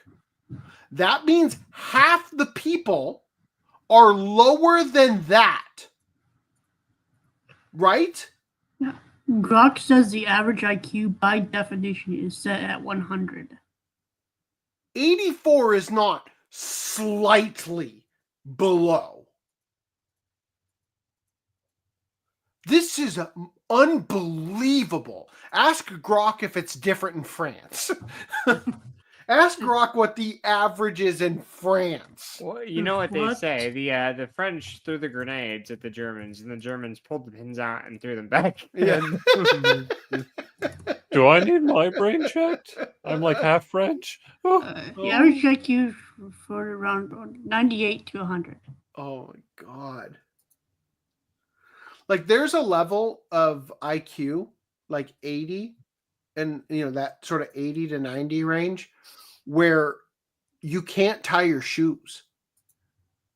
Like a simple task that requires, it's something that for you, it's like habit and you don't even think about it anymore, is like, that's like an 8-hour day's worth of work of mental load,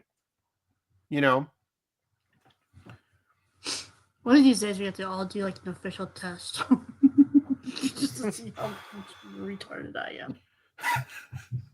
I think we should just all get an MRI and find out which brain is the biggest. Which one has the most holes? We So need this to do the person is OCA not right. podcast autism test as a group. We have to bring back former hosts. So this person is not bright, but perfectly socially apt, explains Axel Claremans. Claremans is a cognitive psychologist at the Université Libre in Brussels. When he learned about the case, which was first described in Lancet in 2007, he saw a medical miracle, but also a major challenge to theories about consciousness. You'd be really fucking funny is if he was just as stupid with the full brain. Right? That'd be fucking hilarious. Well, the body wasn't used in this part, so it just liquefied.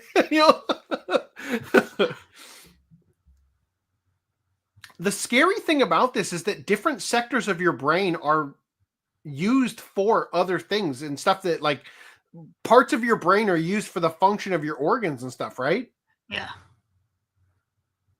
God. Well, he's missing like equal parts of every part of his brain, so it's like even across the board how dumb he is. They've done studies that where if you get injured, like other parts of your brain can take over. Compensate? Okay. Yeah. Take up the load. Last month, Claremans gave a lecture about this extremely rare case at the Association for the Scientific Study of Consciousness conference in Buenos Aires. Claremans spoke with As It Happens guest host Susan Bonner.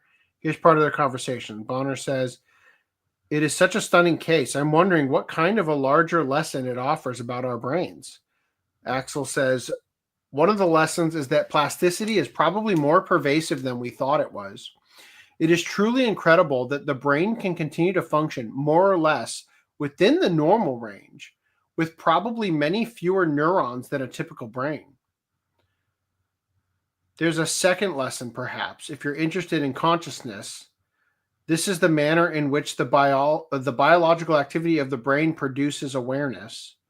One idea that I'm defending is the idea that awareness depends on the brain's ability to learn." So does that mean that there is not one region of the brain responsible for consciousness? Precisely. These cases are definitely a challenge for any theory of consciousness that depends on very specific neuroanatomical assumptions. Wow. End of article. That was lame. God damn. It didn't tell us how he got super AIDS, I guess. He has hydrocephalus. So he had syphilis and it became hydro. No. 2 hydrogen atoms. Damn, I want to know because I want this the parasitic escargot, right? Is that a real thing, or are you just like? Well, I was just because I learned he was French. I'm like, this has to be it, right? The only thing that would explain it, and I was like coping, like, well, it would never happen to me because there ain't no way I'm going to eat escargot, right? Oh my god!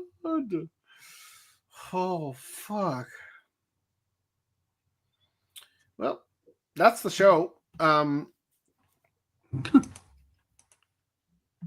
I knew Cro-Magnon sounded French. It's half an article, like I said. Oh man. Japanese bragged about being smallest again. 90% brain loss. Still got a wife. Brain rot Riz. 84 is one standard deviation. Damn, dude. Fuck. I can't even believe that. How do you even fucking drive a car? That's unreal to me. I can't even drive a car. Well, we already knew you were retarded, though. Oh, an official diagnosis? Wow. All right. Well, no reason to drag this on. Ladies and gentlemen. What I do have, one of the variants is it does have retardation. You're one of the lucky ones?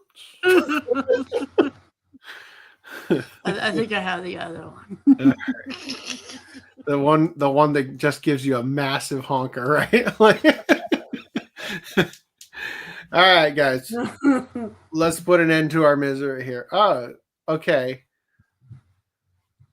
Okay. What? Well, your topics, yes. Funko Pops are outdated, bad designs. Not just outdated. You could have just said they're bad designs because that's the truth. Yeah. And then you wanted to talk a lot about Chubra and saying that ahead of time it will have a bad English dub since a bloaty is working on it. Whatever the fuck that means. Yes, I am skipping your comments because although you think that they're related, they don't add anything to the conversation. He said something about Pal World and was saying how like they can't be trusted or something like that as well. Yeah. And I'm just saying like, dude, what? Look at all the other companies that are super egregious about the other stupid things. Like, oh yeah, it's because body type or something like that. I don't care. I'm tired and I don't need to do this anymore. Anyway, yeah. So let's go ahead and end the stream. Reese, I see what you're trying to do here. He's trying to escape it, and I'm gonna let you tonight. All right. Ah. Damn, Good night, I did that to a friend of mine, and he laughed his ass off. It's hilarious. It's the best thing ever. You're right. Let's change it and be